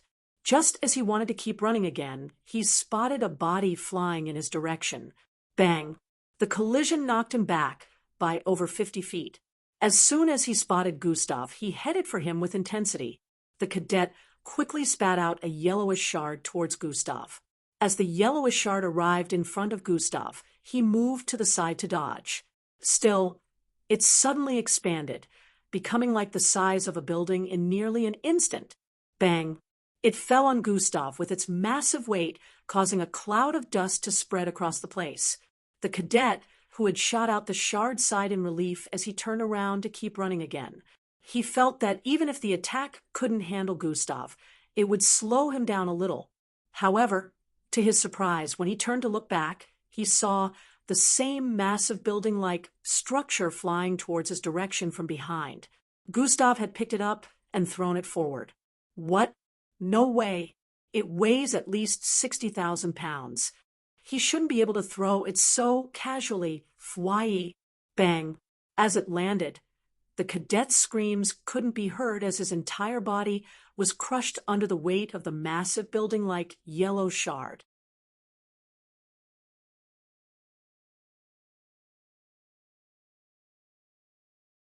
Chapter 469. Gustav turned to the side after noticing that the leader of the masked cadet he threw forward earlier was once again making a run for it. Swasush! Gustav traveled towards him with speed and dodged several flying darts thrown towards him by the leader. Boom! Boom! Boom! These darts exploded after reaching a particular distance. However, Gustav was still able to go through them without suffering a single injury. He arrived before the leader with his right arm arched backward, and he threw a jab straight at his face. Bang! Teeth and blood flew out of his mouth as he was sent tumbling back. Gustav dashed forward and swung his leg towards his chest once again. Bang! Bone-cracking sounds rang out this time as the cadet's chest caved in. He felt his ribs and sternum fracturing as his body catapulted through the air, before he slammed into the large yellow-colored building-sized shard. His helmet had also cracked open at this point, and his face was smeared with blood as his body sunk in the massive shard. A few seconds later, the shard popped and turned into yellow dust that floated across the place.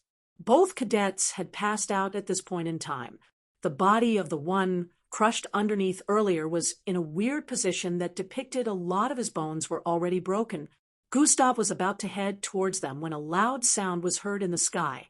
A small object could be seen cutting through the sky with speed and descending towards Gustav's position. Swai, bam. So this is where you were at. As the dust cleared, Officer Mag could be seen standing in front of Gustav. It turned out she was the one who was flying through the sky earlier. You okay? She asked Gustav. You should be more worried about them, Gustav said while pointing at the front. She turned around and saw the state of both cadets with their mechanical black masks broken and blood-smeared faces. You sure did a lot of damage, she voiced out. These cadets took Gremlin. They almost killed him. He would have been past tense had I not arrived here as soon as possible, Gustav explained. Officer Mag had a look of understanding. They're first years, so they're not even supposed to be able to access this place. This area is quite far from the residence and really secluded. No officer would be able to notice easily that anything was happening here. She analyzed the whole situation. To her, it seemed like this had been planned perfectly and was almost successful due to whoever was helping this group behind the scenes. I was drawn here by the explosion. Whenever there is a ripple in the gravitational field, as long as it's powerful enough, it'll sense it. The sound of the explosion was not loud enough, Officer Mag said while walking forward. She took the mechanical masks off their faces, completely revealing the looks of two cadets. By the way, how did you even find them so fast? Officer Mag asked. He brought us here with his vortex, Gustav answered. I mean, how did you know that they were in this location in particular? Officer Mag asked with a dumbfounded expression. Just a little thinking, and it's easy to figure out. I have been investigating this situation for longer, and also checked out these spots beforehand. Remember, I'm an officer, so am not restricted to places like this. Anyone with a brain would be able to figure out that they were here, Gustav explained while shrugging his shoulders. So, you saying I ain't intelligent, huh? Officer Mag squinted her eyes as she voiced out while turning around to stare at Gustav. Your words, not mine. Gustav played it off with this. Officer Mag was about to say something else when they noticed E and Eldris coming from up ahead. E was carrying Gremlin on his shoulder while Eldris was pulling the female cadet and Hamlet along with him. Hamlet had already passed out from losing too much blood, and blood was still oozing out from his left empty shoulder area.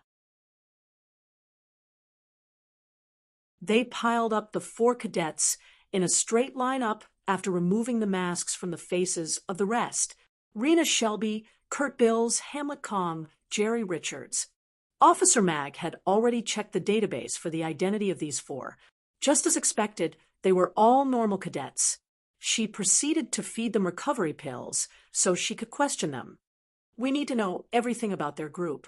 Although I doubt they'll tell us, so using the brain tweak device would be best, but we can't move them to any of the labs in this condition, Officer Mag stated as she waited for their injuries to stabilize a bit. High-grade recovery pills could fix injuries in a matter of seconds, but there were grievous injuries that would take a lot of time to fully heal. Some injuries won't heal until certain medical procedures are put in place, and this mostly depends on the strength of the person who received the damage. If they were stronger, it was possible to have the injuries fixed faster. Whenever Gustav battled, he always put his opponents in such a state that their bodies could not be fully healed even after using high-grade recovery pills. They had to wait for a bit before anyone would regain consciousness. Hamlet was in a bad state due to his left arm that was chopped off entirely. You went all out on them, Eldris chipped in. No, I didn't. They would be dead if I did, Gustav responded. And Eldris knew we were not bragging in any way because it was true with the strength Gustav had displayed. After a few more minutes, one of them finally woke, and it was the leader of their group, Kurt Bills. The instant he noticed Officer Mag in front of him, his face paled. Now, you're going to tell me everything about your little group. Who are your other subordinates, and who's the officer backing you guys? Officer Mag went straight to point.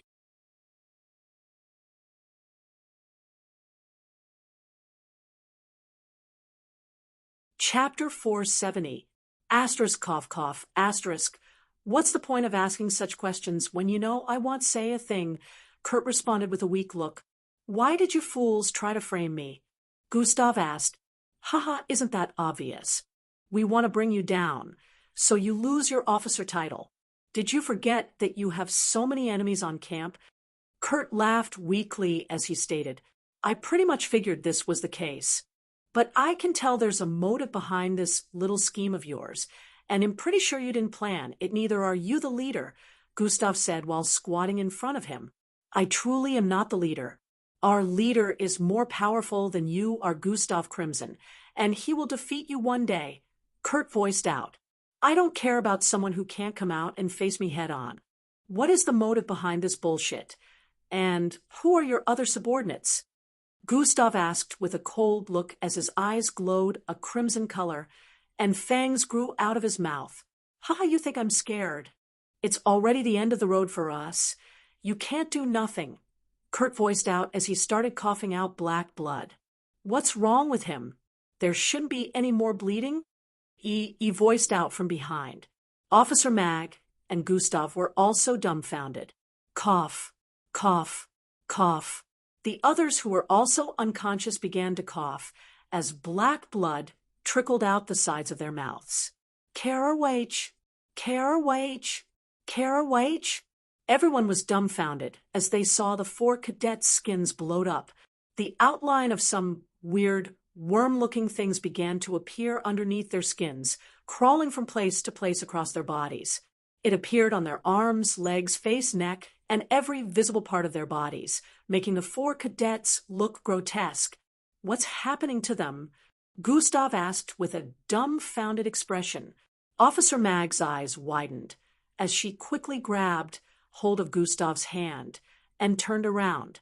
Surrounding all 5 of them in a bubble of gravitational force, she flew forward with Gustav, Gremlin, and Eldris. Fwoosh! The body of the 4, who were left on the ground, bloated to the limit, and what came next was an immense explosion. Boom! Crumble! Crumble! Crumble!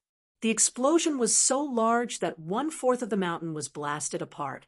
The huge mountain on the left had now been reduced in size. This explosion had now alerted some other officers, and they started heading towards this location with speed. Officer Mag landed on the other mountain by the side with Gustav and the rest. What in the hell was that? He was the first to voice out as he stared in the direction of the other mountain, which still had massive chunks of rocks rolling down its side. Looks like whoever is controlling this whole circus was more cautious than we expected, Officer Mag responded with creased eyebrows. Leave the rest to me, kids. I don't think they'll be coming after any cadet anytime soon. This stunt they just pulled will put every officer on the alert, and they won't be able to make any move on you 4, she added. Oh, I'm hoping they make a move on me, all right. Gustav wasn't in any way satisfied with the present state of things. Isn't it bad that they won't make any move? Won't this make it harder for them to be caught? Eldris voiced out from the side. No, I already have a lead. I'll catch the officer pulling strings from the shadows in a few days. Officer Mag responded. I'll still keep my eyes peeled in the meantime. The moment I notice anything strange, I'm taking action. Gustav responded before jumping off the mountain. Eldris and followed after him. Gremlin had woken up at this time and wanted to go with them, but Officer Mag stopped him. You're coming with me, she voiced out before flying away with him, not giving him any chance to retort. Officer Mag decided to go inspect the location of the explosion, once again for any clues, as other officers began to troop towards the location. 30 minutes later, Gustav,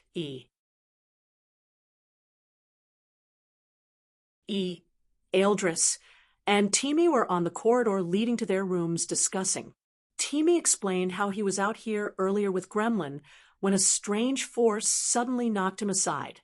The force held him there tightly, and he could hear Gremlin screaming in the background. He activated his bloodline and tried, freeing himself from the hold, and just when he did, he found himself in another location. He figured he was teleported against his will. By the time he got back here, Gremlin was gone. He had tried looking for Ebe and Eldris to give them the news, so they could look for Gremlin, but they were nowhere to be found. He had also been searching for Gremlin during the last hour and had to come back here to check for Eldris and Ebe again when he met all three of them in the corridor. He was relieved to hear that Gremlin was okay, but he was really shocked after hearing about the whole situation. He never thought such a thing would happen within the camp. It was inevitable that the news about the deaths of 4 cadets would spread across the camp. This was also something the officer pulling the strings from behind would want to happen. So what happens now? Eldris asked. I already have a theory about this whole thing. Once I've concluded on my investigations, I'll take action, Gustav said with a deep stare before moving towards his room. Gustav spent the rest of the day channeling his bloodline and planning his move. I sensed a familiar energy when that explosion was about to occur.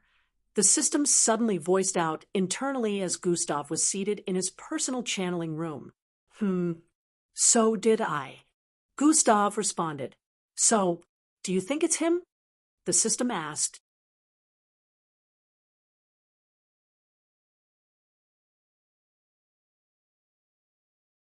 Chapter 471. He's the only one that comes to mind. They also said he was going to defeat me one day. Such an awfully familiar line, don't you think? Gustav chuckled at this point, and I thought for a second that he was changing. I guess I was wrong. There is no redemption for him, Gustav added. Why don't you keep watching in the meantime? His punishment is going to end in a week anyways. The system proposed. I've issued the death battle.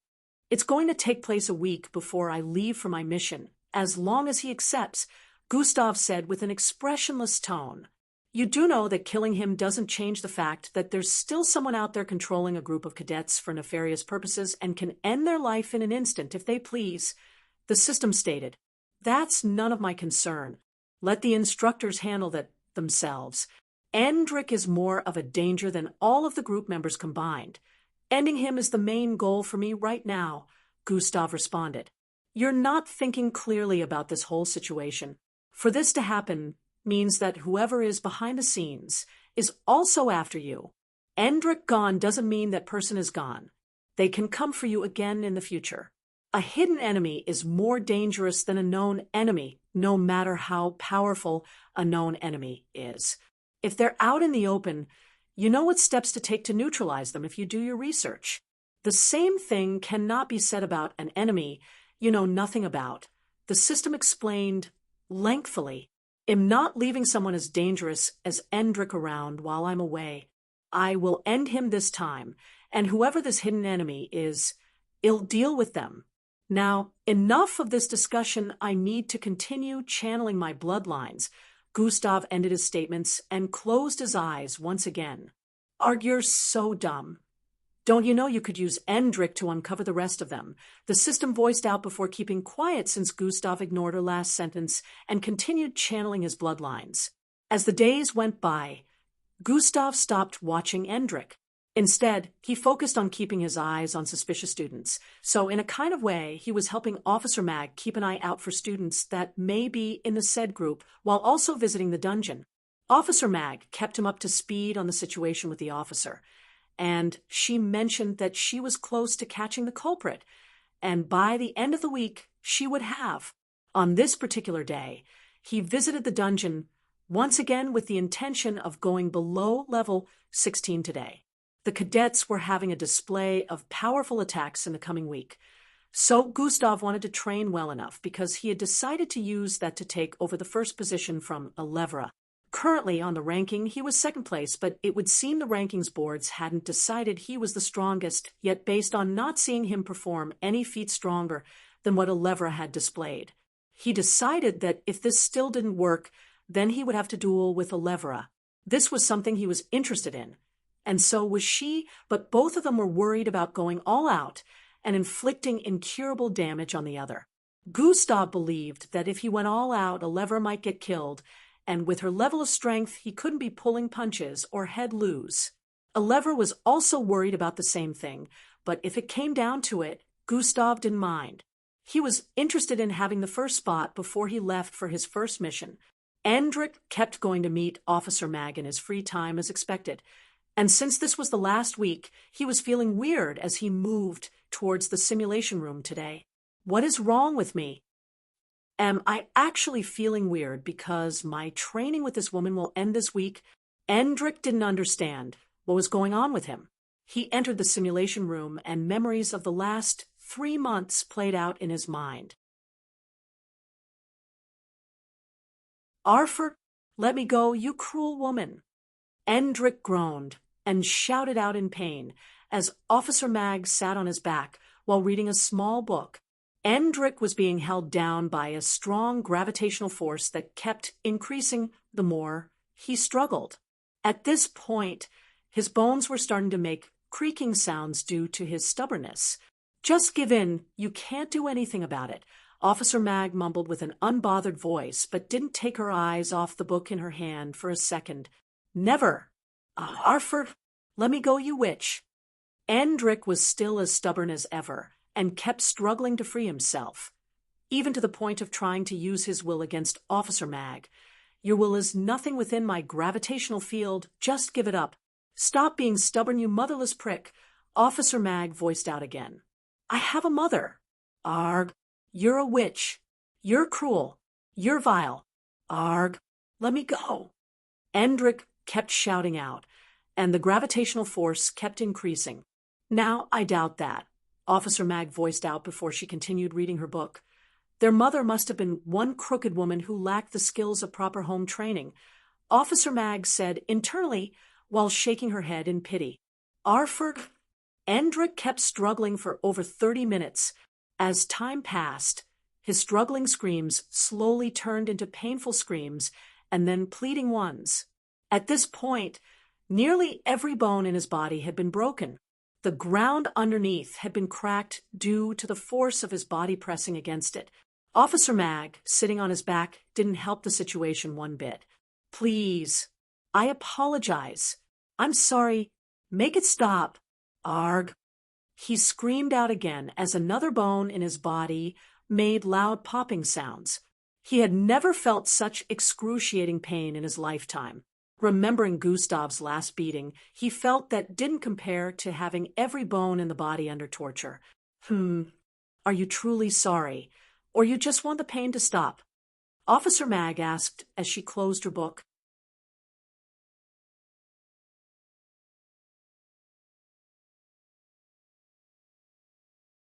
Chapter 472.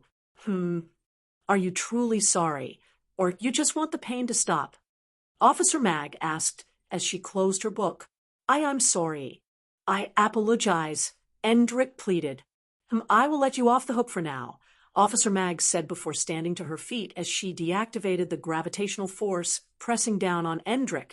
Endrick moaned in relief after this action, and Officer Mag proceeded to give him a recovery pill. He slowly healed up, and when he was strong enough, he picked himself up with a look of embarrassment. You wicked bitch! How could you do that to me? He voiced out towards Officer Mag again. I'm leaving. He voiced out and turned to the side to start heading towards the entrance. However, just after taking a few steps forward, he felt immense pressure from above. This time he seemed to be ready as he quickly raised his hands and created a telekinetic wall above himself with his will. Bang! It sounded like two strong forces had collided as Endrick's knees caved the instant the gravitational force pressed down on his telekinetic wall. He groaned loudly as his knees began to lower even more, while he used every ounce of energy he could muster to hold back the gravitational force. Officer Mag slowly turned from her sitting position with the book still in her hand. She didn't look like she was even trying at all, while Endrick currently looked like he was trying to pass a shit as his hands were still raised up and his knees kept buckling. You really think you're something special, don't you? Officer Mag voiced out as she closed her book. The instant the book made the slapping sound after closing, the gravitational force suddenly increased with so much intensity that Endrick's kneecaps made snapping sounds as he fell face down, while screaming in pain. Bang! The instantaneous increase of the gravitational force slammed into his entire body as the telekinetic wall he created up was destroyed. Blood splattered across the place as Endrick's body made a small hole in the ground, and he passed out instantly. "Oh, looks like I used too much power," Officer Mag said with a contemplative tone as she retracted her gravitational force. She moved over to check on Endrick's vitals and sighed in relief after seeing that he was still alive. She fed him recovery pills once again and waited for him to regain consciousness. After a few more minutes, Endrick woke up again and tried to leave once more but was swatted towards the ground and crushed like a bug under the weight of Officer Mag's gravitational force. "Understand that you're nothing special. There are many others better than you are. I could end you with ease if I wanted to," Officer Mag kept saying as she inflicted pain on Endrick every time he tried leaving. Hours later, Endrick had run out of energy and stared at Officer Mag like she was a beast. "You want more? I could keep going for weeks, since you seem to love pain," Officer Mag voiced out as she stared at Endrick, who was seated on the floor with a defeated look. Endrick sat there and didn't respond as he kept staring downwards. "That's what I thought," Officer Mag said, as she stood up from her seating position and moved towards Endrick. "Now we will begin your training. You're not to leave this place for the next 1 week," Officer Mag voiced out next. "1 week?" Endrick blurted out with a tone of disapproval. "You have a problem with that?" she asked with a glare. No, but what of the other trainings?" he asked gently after seeing her glare. "You can forget about all those for now."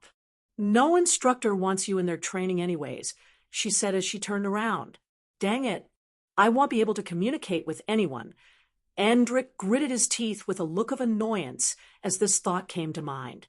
"Your first task, get on your knees and create a barrier around yourself using your will. I will attack it every 10 minutes using a small portion of my strength. If it gets destroyed in one hit, it'll crush you with my gravitational force again and heal you afterwards. Get ready to be in a lot of pain, Mr. Special," Officer Mag said before taking her to sit somewhere in the simulation room again. "How, that's so easy," Endrick scoffed as he proceeded to do as he was told. He created a circular telekinetic barrier around himself and waited for the attack. Officer Mag continued reading her book as Endrick sat in place. 10 minutes passed, and yet Officer Mag didn't attack. 20 minutes, 30 minutes, 50 minutes, 1 hour. "Hey, I'm still here waiting." Endrick was starting to get impatient and shouted out. His energy was being depleted as he kept the telekinetic force, and he was tired of staying in the same position. Officer Mag ignored his exclamations and kept reading. In a blink of an eye, another hour went by, and Endrick was already pissed at the moment. He glared daggers at Officer Mag, who still kept ignoring him. Just when he felt this might all be some kind of hoax, Officer Mag suddenly threw her book forward with immense force. Swai! It cut through the air like a blade as it traveled forward like a spiraling streak. Bang! It broke through Endrick's protective barrier with ease and slammed into his face. Fwai! The impact sent Endrick tumbling backward. As he slid across the floor, he laid in that position for a while with a defeated expression as his face turned red. "Hey, that was unfair. You said you were going to attack in 10 minutes, and now it's over 2 hours.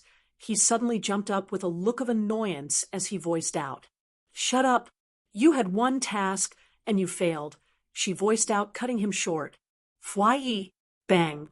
Immense gravitational force descended from above, smashing Endrick to the floor once again. He screamed out in pain and pleaded, but it all fell on deaf ears.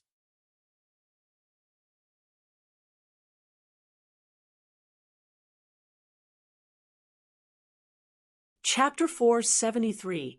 After torturing him for about 20 minutes with her gravitational force, Officer Mag deactivated it and fed him recovery pills again. They went at it again when Endrick regained consciousness. He decided not to go against Officer Mag this time in fear of being punished. However, once again, Officer Mag did not stick to the time she mentioned, and he started getting angry and impatient. The next attack broke through his barrier again, and Officer Mag crushed him once more with her gravitational force. This continued for about 3 days, and Endrick kept failing to prevent the attacks from getting through even though they were quite weak. Bang! Once again, Officer Mag got him, and this time she decided to speak. You use the power of will, but not only do you lack patience, but you're also hot-headed. People with such abilities are always calm because the power of will works with mental capacity, mostly bordering on focus. You are so quick to get angered and also impatient, which is why your telekinesis will never reach the full potential of its strength. It's easy to defeat you if your opponent understands your character, even though they're weaker. They can prey on your immature personality and use it against you. The calmer you are, the more focused you'll be, which will strengthen your will. It's good for any fighter to know this, and you need to practice on that even more. Officer Mag voiced out lengthily, causing Endrick to show an expression of reflection. Officer Mag stared at him with one eyebrow raised before turning around. This is also why your brother will always be better than you, because during battle, he knows to be calm in every situation, and he doesn't even have the power of will, as this statement was voiced out. Endrick suddenly raised his head up with a look of rage in his eyes. His eyes turned completely light blue in color as the wind started circulating around him, blowing his curly hair backward. He is not better than me, Endrick voiced out with a loud tone of rage. Officer Mag turned around to look at him. Oh, did I touch a nerve? See how you're so easily triggered, she voiced out. The instant Endrick heard that, his face froze as his eyes slowly started to return to normal, and he sat back down. Now that's more like it. I understand that rage and desire also fuels will, but you'll always be on the losing end if you're not the one in control. So learn to stay calm in every situation, she said while turning around to keep moving towards her seating position again. Time out, she said after sitting. Why exactly do you get triggered by your brother? Why do you dislike your brother so much? She asked. Because he's trash. And he will always be trash, Endrick voiced out with a spiteful look as he gnashed his teeth. Officer Mag stared at him with a look of intent. So RRY, he said as he calmed himself. It's all right, you're learning. Officer Mag let him off the hook this time. But we both know he's not trash, so why would you call him that? In fact, he's one of the powerful, if not most powerful first-year cadet, Officer Mag said, as she recalled everything she knew about Gustav, and even the time he purposely faked his test scores, which she was very well aware of. He's not. He didn't used to be. I am better. I was better. Endrick had a conflicted look on his face as he stuttered while speaking. Yes, we all know the story of how he went through a phase and his bloodline underwent a late evolution, Officer Mag responded. So give me a solid reason why you dislike him to the point of hate, Officer Mag requested. That's because he is stealing my spotlight. I should be the one getting praise from everyone. I should be the one getting fawned upon by these lesser mixed bloods. He used to be so weak he would hide under my shelter, and now. Endrick had to stop at this point because he realized he was already breathing in and out profusely. Silence. Officer Mag stared at him for seconds without saying a single word, with a look of pity. Endrick didn't understand why she was staring at him like that, but he didn't know what to say. Everything you mentioned so far, none of them are solid. Officer Mag finally broke the silence. Endrick was about to retort, but she cut him off before he could. Maybe you missed the part where he bullied you, or you two fought a few times and he inflicted injuries on you in your younger years. Did you also miss the part where he treated you like a pile of dung? Where he insulted you or forced you to do something against your will? Officer Mag stated. Endrick's mouth opened up like he wanted to say something, but couldn't find any words.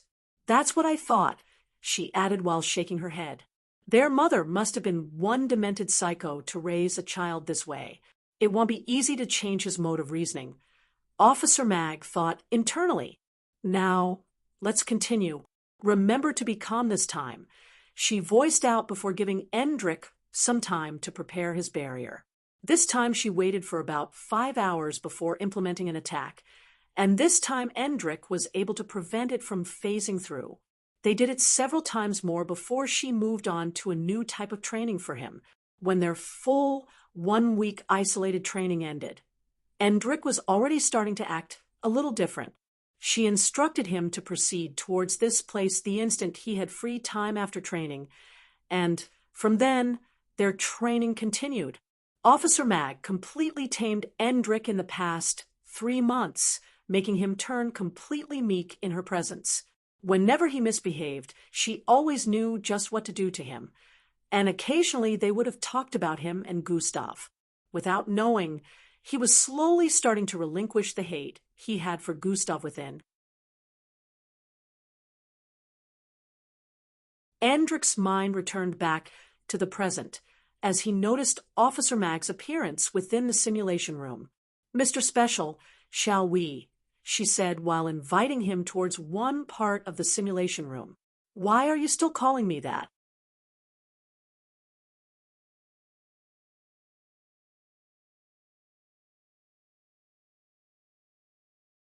Chapter 474. "Mr. Special, shall we?" she said while inviting him towards one part of the simulation room. "Why are you still calling me that?" Endrick asked with a slightly disturbed look. "Oh, did you forget claiming that you were special?" Officer Mag responded with a dismissive stare. "Yes, stop that, it sounds kind of obnoxious and cocky." Endrick responded with a repressed gaze. Are you sure?" Officer Mag asked. "H&M, can we just carry on with today's training, please?" Endrick proposed. All right. Might I remind you, this torture ends for you this week, just as it also ends for me. After this, we can both go back to our normal livelihood within the MBO," Officer Mag announced. "Oh, yeah." A wry smile appeared on Endrick's face as Officer Mag made the announcement. "Now, first off, we'll check the current stage of your will," Officer Mag said while moving towards Endrick with a small device in her hand. Moving it close to Endrick, she activated it and checked what she intended to. Gustav, at the moment, was currently dealing with a group of mixed breeds within the 16th level of the dungeon, a group of 2-headed lizard men mixed breeds who breathed fire with one head and ice in the other enclosed Gustav on all sides within this underground-looking passageway that neither had an exit or an entrance. Jumping up in the air and spinning several times, Gustav landed in between 2 of these creatures and stabbed out fiercely with both palms. Poochie, the tip of his fingers coated in milky-colored energy pierced through the left and right neck of both 2-headed lizard men simultaneously. As green blood oozed down his fingertips, the creatures still seemed to be alive, although one of their heads had gone offline due to Gustav's stabbing. Some 2 pillars of fire and ice were being shot towards his location at the same time. Gustav quickly turned to the side and grabbed hold of the one on the left, putting it in front of himself. Bang! The creature was instantly burned and froze to death. Half of its body was shaped into an ice crystal as it stood in place, while the other half was roasted to ash. Gustav proceeded to grab hold of the next one by the tail and ran forward while swinging it around. Bang! Bang! Bang! Bang! As the lizardmen's bodies were smashed into each other, blood was sent, spilling everywhere. Gustav made sure to dodge the rest of the fire and ice being shot out from different spots. The temperature of the place had been messed up at this point. It was both a mixture of hot and cold. But Gustav remained unaffected as he massacred the creatures one after the other. After a few more minutes, the battle ended, and all that could be seen were the scattered bodies all around the place of the lizardmen. About 30 of them had attacked him all at once, and now all 30 of them had become past tense, all without a single body part, completely intact. SSHHHSSS. An opening appeared on the northeast side of the massive tunnelway, and this opening had stairs that led further down. "Now, it's time to challenge the 17th level," Gustav muttered as he walked towards that part of the dungeon. Hours went by, and it was finally time to leave the dungeon, since he still had to attend one more training session for the day. At the moment, Gustav was currently soaked in blood that included both his and the creatures he had been fighting. "Looks like 24 is my limit for now," Gustav said as he fell to the ground, laying beside the massive body of a creature that covered up to 400 feet of space. This creature had a massive hole in its body where the ground could be seen from it. It had already lost its life earlier, along with 3 more that looked similar to it scattered across the place. He still hasn't tried using the mixture of the energy from the border and the energy from the crystal he found within the mountain because he was afraid he would alert the instructors after usage. However, he had pretty much used every single ability in his arsenal to get to this level. I should be able to defeat that creature now. Gustav remembered the serpentine mixed breed within the border. He remembered just how much he had been awed that such a powerful creature existed, and he couldn't imagine how long it had taken to reach the level where he could defeat it. It had been up to 6 months since his last encounter with it, and then he could only use Yarki to bring it under control, but his attacks were still weak that they could barely cause any damage to it. He had already decided that he would find time to visit the neighborhood area after he got out of here for his first mission. Gustav stood to his feet after resting for a few seconds and dashed across the place, stabbing his hand into different parts of the creature's body. He took several internal organs of these creatures and kept them within his storage device. "Mara still needs these for her project," Gustav muttered. According to Mara, she was working on a project where she needed organs of strong mixed breeds along with a lot of other ingredients. Gustav had to share his pass points with her because she ended up finishing hers while getting the ingredients needed for her experiment. Working on personal projects meant lesser free resources, which meant a cadet in the scientific field would have to use their points to purchase items they needed. Mara did this and ended up using hers completely and still couldn't purchase everything she needed. She was quite the science freak and kept persuading Gustav that once her experiment became a success, he would be the first person to benefit from it.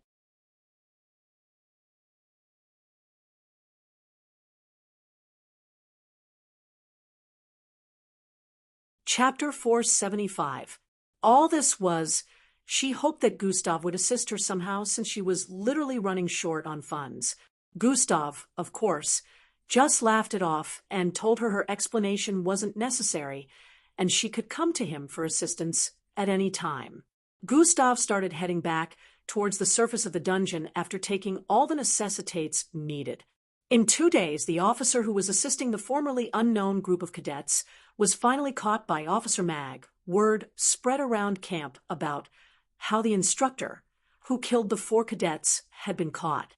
This was one of the 3 combat instructors, Officer Kendrick. Everyone was finding it difficult to believe, mostly because he acted kind to the cadets and would even encourage some to come to see him after the training session for personal training, just like the other 2. Officer Cora was the main instructor for the combat training session, so he was asked to come in for questioning. Since Officer Kendrick was his subordinate, he was also seen as a suspect. This made Angie seriously worried because she knew just how much of a nice person Officer Cora was. He had been personally training her for months now, and had never given her any reason to suspect him in any way. Gustav made his way to Commander Celia's office, hours after the news spread across the camp. He already communicated with Officer Mag to meet at the office. Minutes later, they were both in her office discussing. "How did you catch him?" Gustav asked. "How is that any of your business? Is that why you called me here?" Officer Mag said, while raising one eyebrow. "Oh, I felt like he hasn't spoken or answered to any of your questions. I'm also guessing the brain tweaking device doesn't work on him, which means y'all can't truly figure out the motive behind this situation and the other cadets involved." Gustav stated lengthily, Officer Mag's eyes showed surprise as she heard Gustav list out the situation accurately. So I was right. Whoever that is truly behind this took a lot of precautions as expected, Gustav said internally after noticing the look on Officer Mag's face. So, Officer Mag asked, well, I have information, but how did you catch him, though? Gustav asked again. I set a trap and fell for it, Officer Mag stated before proceeding to narrate how it happened. She allowed a rumor to circulate where it was mentioned that Gremlin already knew the identity of the special class cadet in the unknown group. Doing this, she lured out the group again, as they came after Gremlin secretively. This time, Officer Mag made sure to keep her attention on the main control room within the MBO camp. There was a technological device called the Oracle. This device made it possible to check out scenarios that had gone down in any location within camp so long as the right coordinates were inputted. They mostly made use of the device when the invisible flying cams were unable to capture an event that happened in a location due to unavailability or not being in that area. If something serious happened, they would use the Oracle to uncover the truth. However, the situation with Gustav and Vera wasn't found due to someone messing with the Oracle, causing the footage to disappear. Officer Mag had managed to lure out the group and focused on the main control room this time because she could tell that the officer involved would try to hide the activities of the group he sent out by messing with the Oracle again. This was how Officer Mag caught him. No one knew anything about her and Gustav investigating the issue in the first place, so she had been able to execute this well. So I have a list of names of suspicious cadets. I have spent the last week monitoring everyone's movements, and you'll find at least 2 or 3 of these cadets to be culprits as well, Gustav said as he passed on a holographic list to Officer Mag. When you say all, do you mean the entire first years? Officer Mag asked with an expression of disbelief. Yes, all 2,637 of them, Gustav responded. How? She asked while scrolling through the list. Now that's none of your business, is it? Officer Mag, Gustav said while proceeding to leave the office. I may be inaccurate about some of them, but I'm sure you'll be able to get a few from that list, Gustav added before leaving the office. Officer Mag was in awe. It was a list of 20 names. She knew Gustav didn't mess around with things as important as this, so she didn't doubt that he had truly spent the entire week inspecting everyone. This kid, what she didn't know was that Gustav had inputted some innocent cadet's name, since he didn't want to be 100% accurate with the list. It would be suspicious of everyone on the list was truly a part of that unknown group. How Gustav achieved this was quite simple. All the time he had spent within the camp, he stored a lot of life signs. Gustav had saved the life sign of every single person in camp, the instructors included.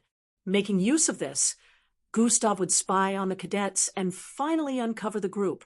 As expected, Endrick was part of them, and he happened to be the special class they were referring to. At this point, Gustav understood that the attempt to implicate him and get him to lose his officer title must have been Endrick's plan. Gustav didn't add Endrick's name to the list he handed to Officer Mag because he had decided he was going to handle Endrick himself. Endrick, this will spell your end.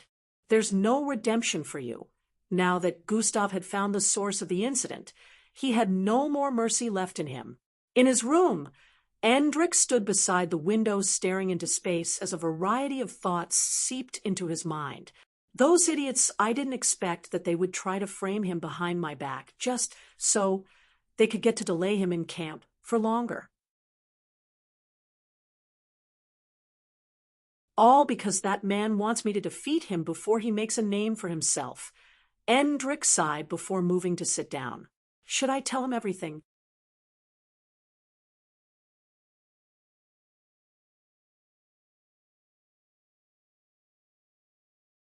Chapter 476. Those idiots, I didn't expect that they would try to frame him behind my back, just so they could get to delay him in camp for longer. All because that man wants me to defeat him before he makes a name for himself. Endrick sighed before moving to sit down. Should I tell him everything? Endrick thought hard for a few minutes before shaking it off his mind. No, I can't tell him anything now till I find a way to help her. Endrick decided with a troubled look. 2 days later within a study, a man sporting long brown hair clad in an azure-colored business suit sat down, listening to a large male in a black bodysuit and a mask. This man was none other than Hung Jo and his subordinate.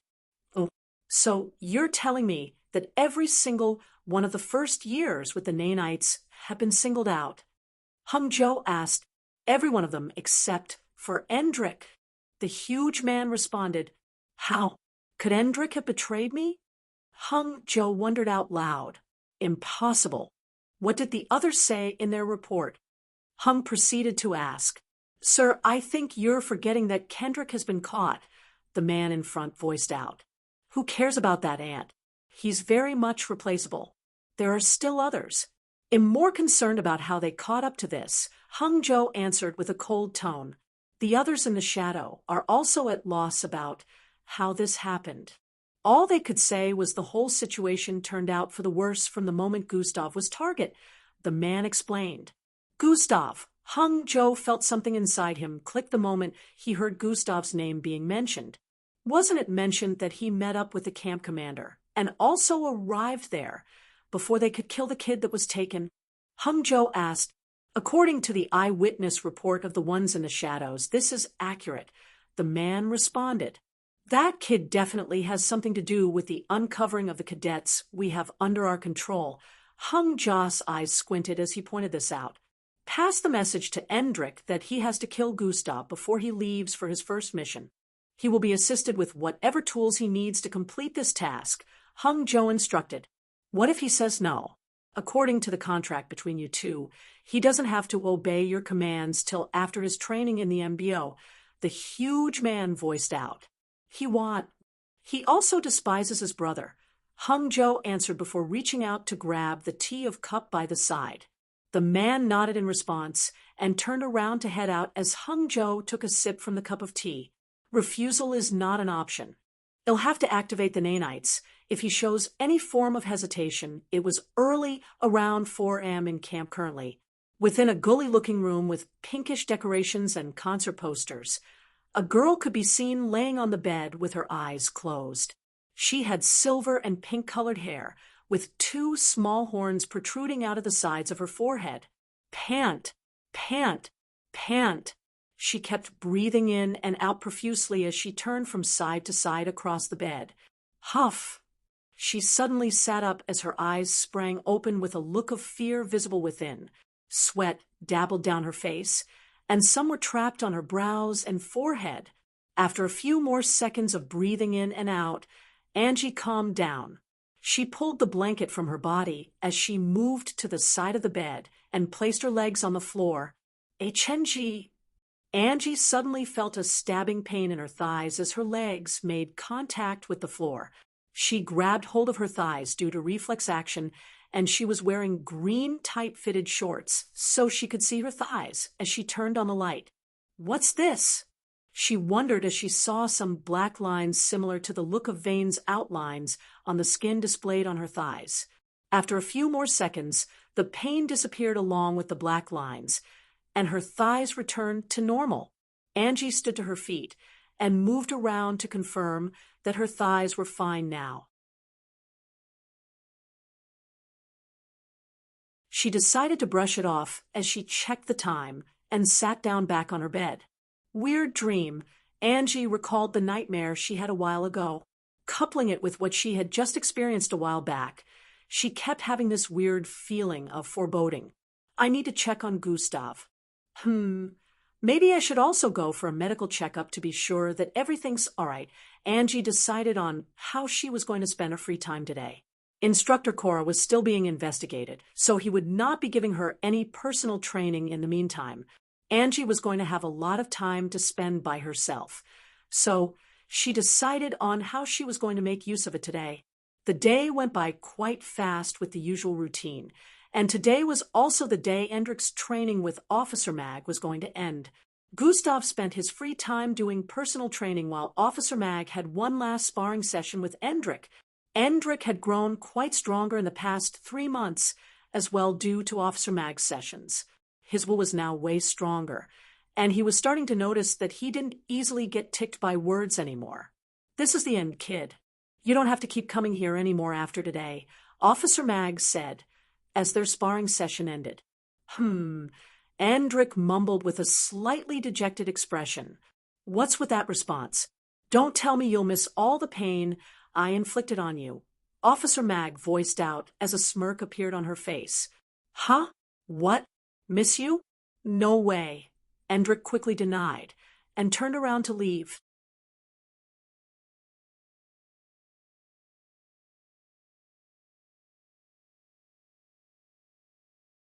Chapter 477. Officer Mag chuckled as she saw him walk away quickly. Endrik stopped a few feet away from the entrance and spoke.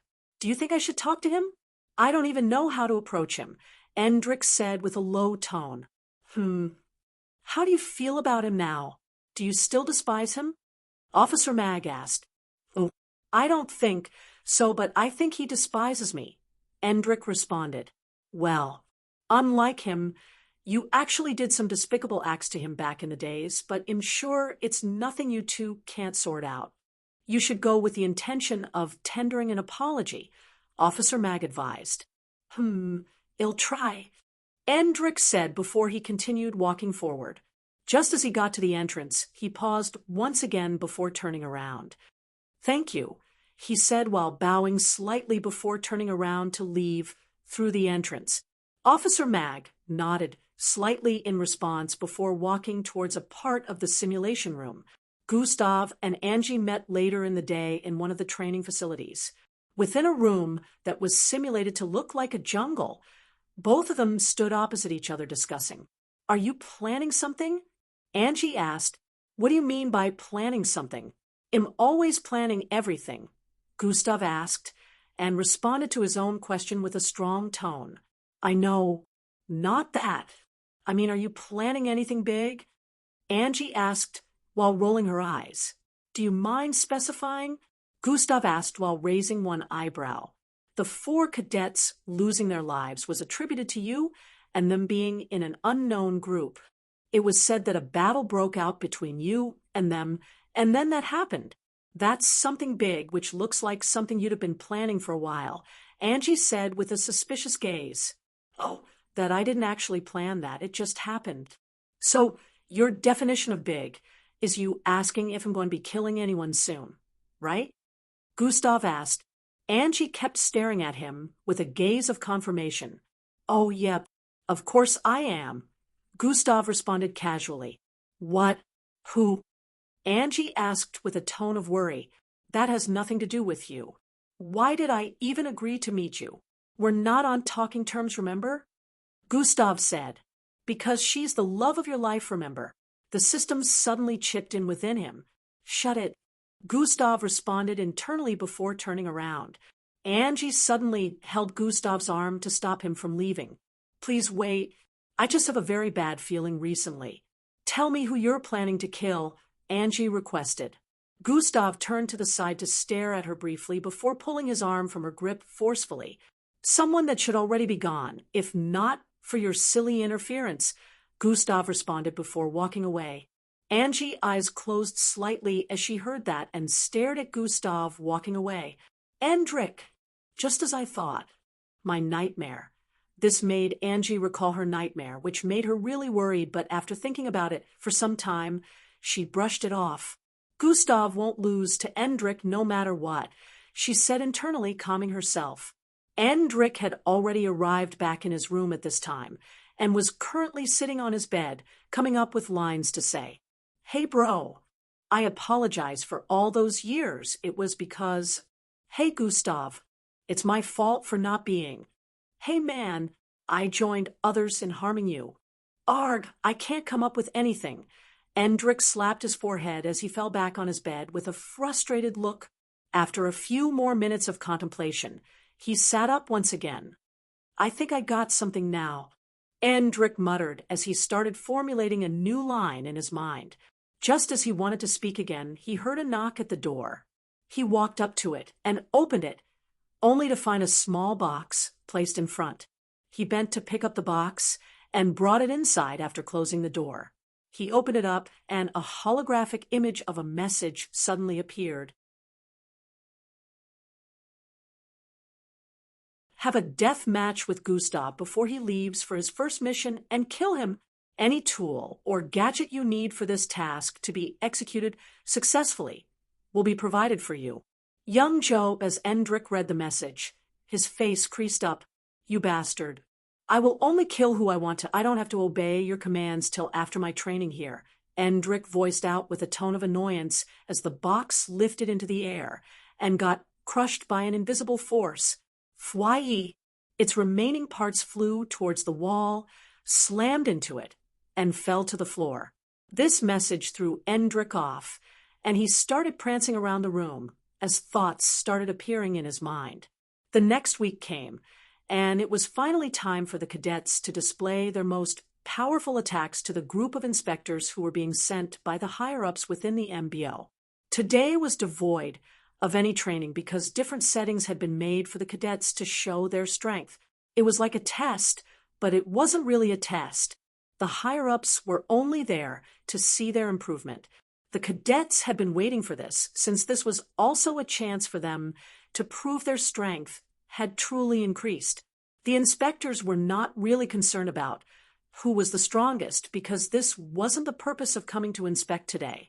They were more concerned about those with the best improvements among all cadets, and there was a particular way this would be graded. There was also a chance of normal cadets becoming special class through this if their improvement was seen as one of the bests in camp. Gustav moved towards the display location along with Iggy, Eldris, Falco, Timi, and Rhea. The place where the display would be held was different from what they had expected. It wasn't anything like a stadium or a battle ring. Instead, it was more like a city.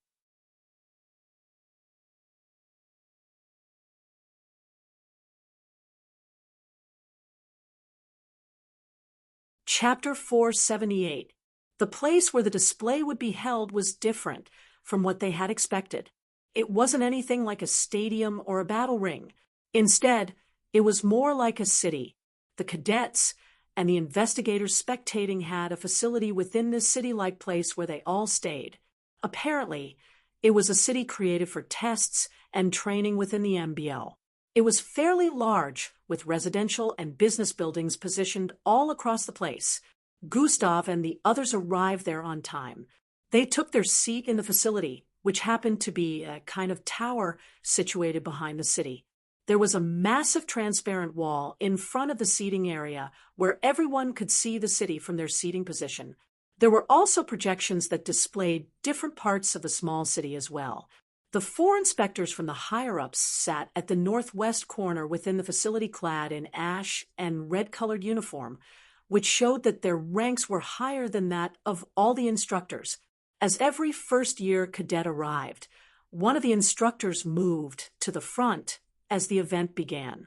I will now explain your tasks for today, Instructor Bryant voiced out as he gestured at the city in front.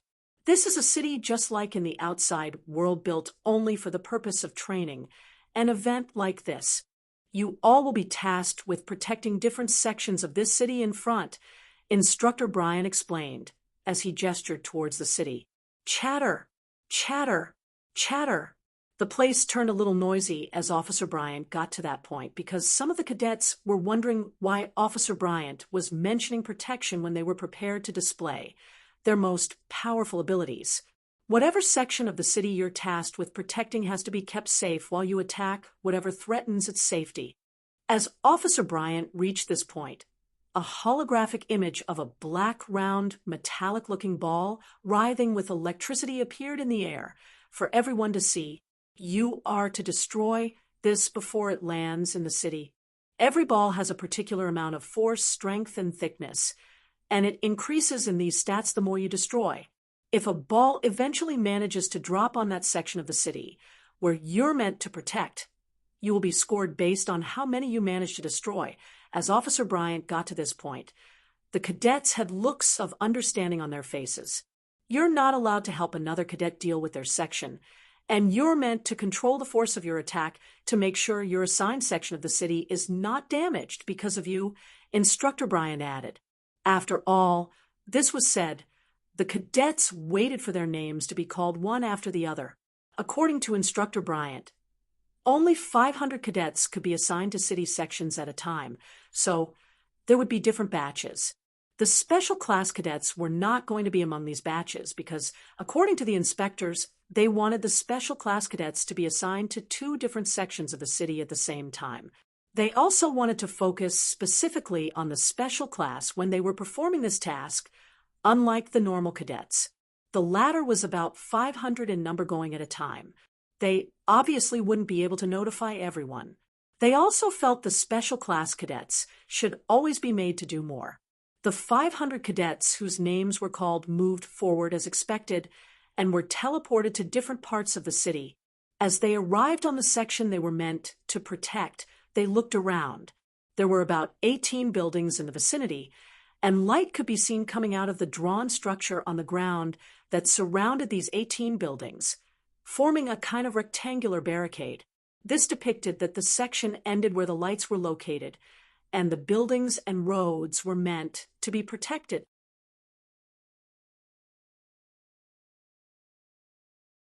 Each section was like a small street. Some were lucky to find themselves in residential areas with small-sized buildings. In contrast, the unlucky ones found themselves amidst high-rise buildings like skyscrapers. Those who found themselves in areas with high-rise buildings started making their way to the top of one of the buildings. This was mostly because it was easier for the balls to hit one of the buildings if they remained at ground level. They felt they would be able to react better if they were on higher ground. A few minutes after the cadets had arrived at their sections, Officer Bryant announced the beginning of the event. They all became alert after the announcement and prepared to attack. Shrum, shrum, shrum, shrum. A few seconds later, everyone could hear loud sounds coming from the sky like something was traveling through it at a fast speed. They looked up, and in the next few moments, massive black balls started raining from the sky. They descended towards different locations in the city with force and speed. It looked as if meteors were descending from outer space with the speed at which they were moving. Those who had noticed one coming towards their section of the city prepared to attack.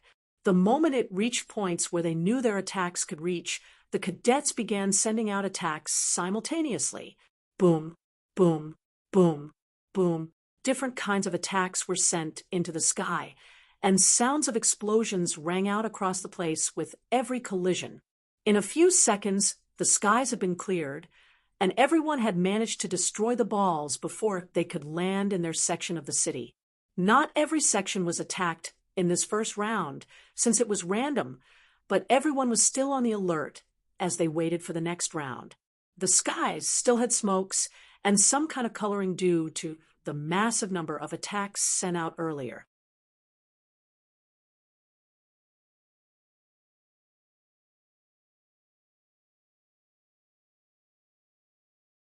Chapter 479. Within the facility where the other cadets and instructors and the inspectors were gathered, a board had already appeared on the side of the large hall. It displayed scores of the cadets that were currently in different sections of the city. A few moments later, the same sound as earlier could be heard as the clouds burst apart, revealing more of those black balls. The cadets who found themselves on tall buildings moved away from their current location to another part because the ball's trajectory was different from where it was headed for the last time. They quickly jumped several buildings and stared up towards the arriving black ball that was the size of a boulder. Attacks were once again sent upwards: electricity, fireballs, energy attacks, fist strikes, and so many different ones. As long as the force of their attack was enough, once the force collided with the ball, it exploded. The balls exploded when they received a particular amount of damage, which prevented fragments from falling towards the buildings in the sections. This way, protection was easier as long as the cadet was powerful enough. This continued for about 10 minutes, and every new round, the balls were always faster and stronger than the initial. As time passed, the cadets' attacks were beginning to become less and less effective. Some of them would have to attack the same ball about 3 to 4 times before totally getting rid of it. Boom! A section of the city was incinerated as one of the balls landed on a building, causing ripples of destruction to spread across the place. The cadet had failed to stop it even after attacking it several times. Luckily, the supervisors teleported him the instant the ball made contact with one of the buildings. More and more cadets were unable to stop the balls after this. The first ended after stopping about 9 balls.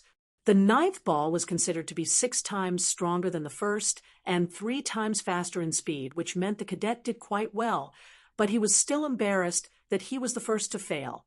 Other cadets failed to stop the ball in their 10th to 13th round, and only a single cadet managed to reach the 14th round before failing. Minutes later, all 500 cadets were back in their seats after being teleported back to the facility.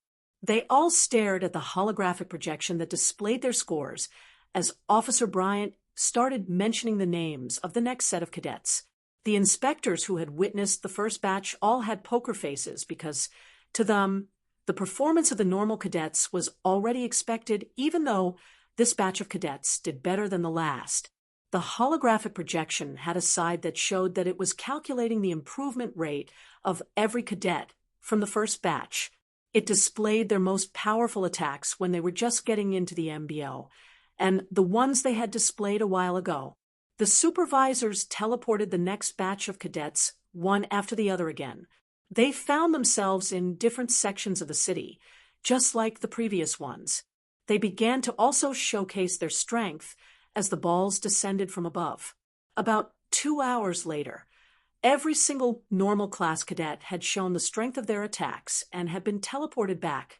On the holographic projection that displayed scores of cadets, their improvement rate was also displayed by the side. Some of them had improvement rates of 400 to 500%, some around 600 to 700%, and the highest were bordering between 750 to 800%. Rhea was the only normal cadet who had managed to reach a whopping sum of 900% improvement rate since his start in the MBO. It was already high to get an improvement rate of 700% as a cadet that was already quite strong on entering into the MBO talk, more of getting 200% higher than that. The inspectors had their eyes on Rhea and 2 other normal cadets after seeing their improvement rate. After all, they were mostly invested in the improvement rate than the scores. The improvement rate was calculated based on how much stronger a cadet had become since their arrival here, which meant Rhea was 7 times stronger than he used to be. If Rhea happened to be the person with the highest improvement rate, this didn't make him the strongest. This only showed that his rate of improvement is better and higher than the rest. Now, it was finally time for the special class cadets to be transported into the city. Since they were only around 60 in number, they would be spaced across the city properly. And it was crazier for them, since they had to handle the safety of 2 sections instead of one like the others. Zing, as Gustav was teleported away, he found himself in a part of the city that had both residential and business structures. Unlike the usual 18 buildings, there were close to 40 buildings in the vicinity. Some were as large as a high-rise, and others were small in size, like bungalows, 2 stories, and 3-story buildings. Gustav walked in the middle of the empty street, looking around. The buildings were so well structured, and he could even see within some buildings that there were furniture and other necessities for living there. It seemed as if the MBO missed no detail except for the lack of human life within the vicinity. This was understandable, since the MBO wouldn't want to endanger anyone's life. Gustav looked up ahead towards the southeast and noticed the tall bluish mast shooting up to the sky. There were high-rise buildings in the area that were 200 to 300 stories tall, but the mast happened to be taller than them reaching over 3,000 feet. Gustav moved forward and arrived in front of it. A certain kind of energy began to circulate around him as he descended to a particular point, crouching his knees a little. Super jump has been activated. His calves bulged immensely as the ground underneath his feet cracked just before he leaped upwards with force. Thump.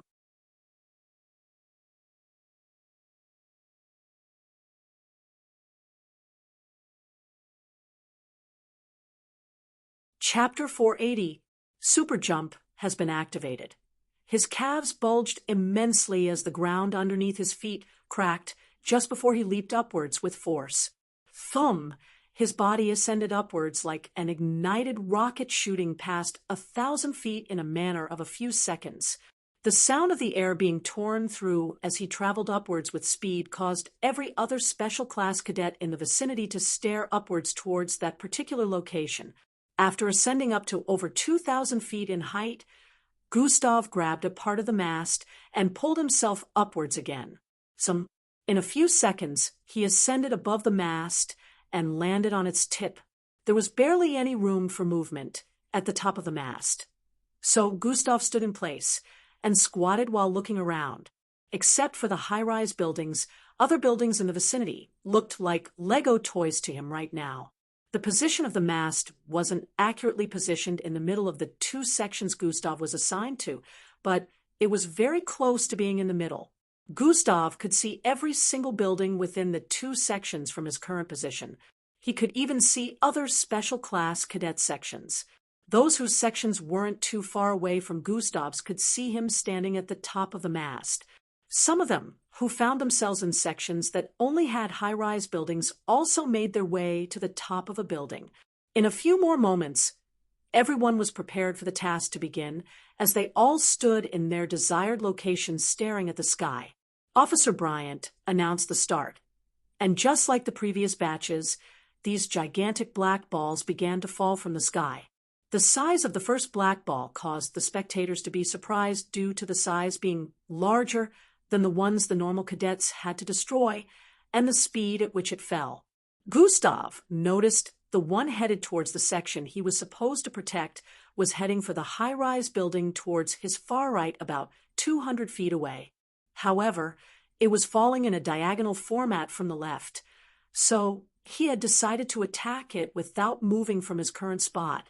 Gustav waited as he activated God Eyes to stare at the massive ball falling from the sky and make his calculations properly. Size manipulation has been activated. The moment the ball was close to flying over the mast, Gustav activated size manipulation and threw his fist upwards with force. His entire right arm extended in length, shooting upwards with force, and just as it reached a particular height, the massive ball falling from the sky happened to appear above it.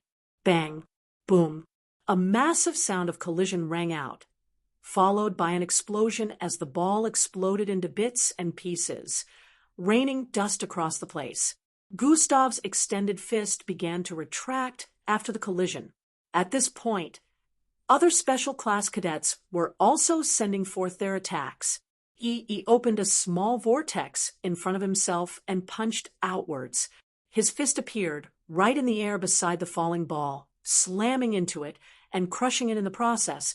Dark Falco slashed his claws towards the sky, causing crescent-shaped dark energy to travel forward, severing the ball in two before it landed on the ground. Other special class cadets also made use of their abilities, destroying the first wave of falling balls in a matter of seconds. Even though the first balls that were sent downwards were relatively stronger than the first ones sent downwards for the normal cadets, the special classes had managed to destroy them with ease. The second round came, and the special class cadets once again displayed their abilities by destroying the balls with ease. The spectators witnessing had awe-stricken faces as they watched the performance of the special class cadets. 30 minutes went by, and not a single special class cadet had failed to stop any of the balls.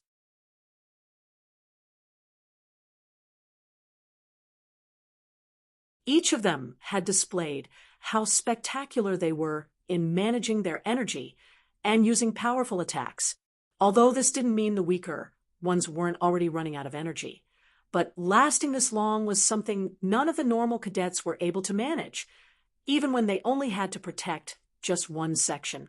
As another round of balls descended, Gustav leaped upwards from the top of the mast towards the southeast part of the sky. He arched his arm backwards with force and threw it forward as he arrived in front of the ball. Bang! Boom! As the ball exploded after the collision, his body phased through the explosion, traveling further forward. Swee-I. This was when he noticed the second ball headed towards the eastern part of the double section he was protecting. Landing on the top of one of the high-rise buildings, Gustav dashed forward with intense speed. Swisush! The instant he arrived at the edge, he leaped upwards. Thump! His body traveled across the air as he leaped over the streets and landed on the top of the next building. Gustav turned towards the right side and dashed forward before leaping upwards again. His body traveled across the air, flying over about 4 tall buildings before landing in the middle of one of the residential areas. Bam! Due to the height at which he leaped, landing on the ground caused a cloud of dust to scatter across the place. The second ball, which was only about 400 feet in the air at the moment, could be seen up ahead. Gustav leaped upwards again and swung his right leg forward in midair. Bang! The ball was immediately blasted to pieces as he phased through the explosion and landed on the balcony of a 2-story building in front. This wasn't only happening in his area. Other special class cadets were also handling the same issue, where they had to deal with 2 balls falling towards their sections simultaneously. A showdown between 2 people is going to be happening soon. You're tuning in to the Mystic Fist YouTube channel. Don't forget to subscribe and join us on this journey to catch the most captivating stories.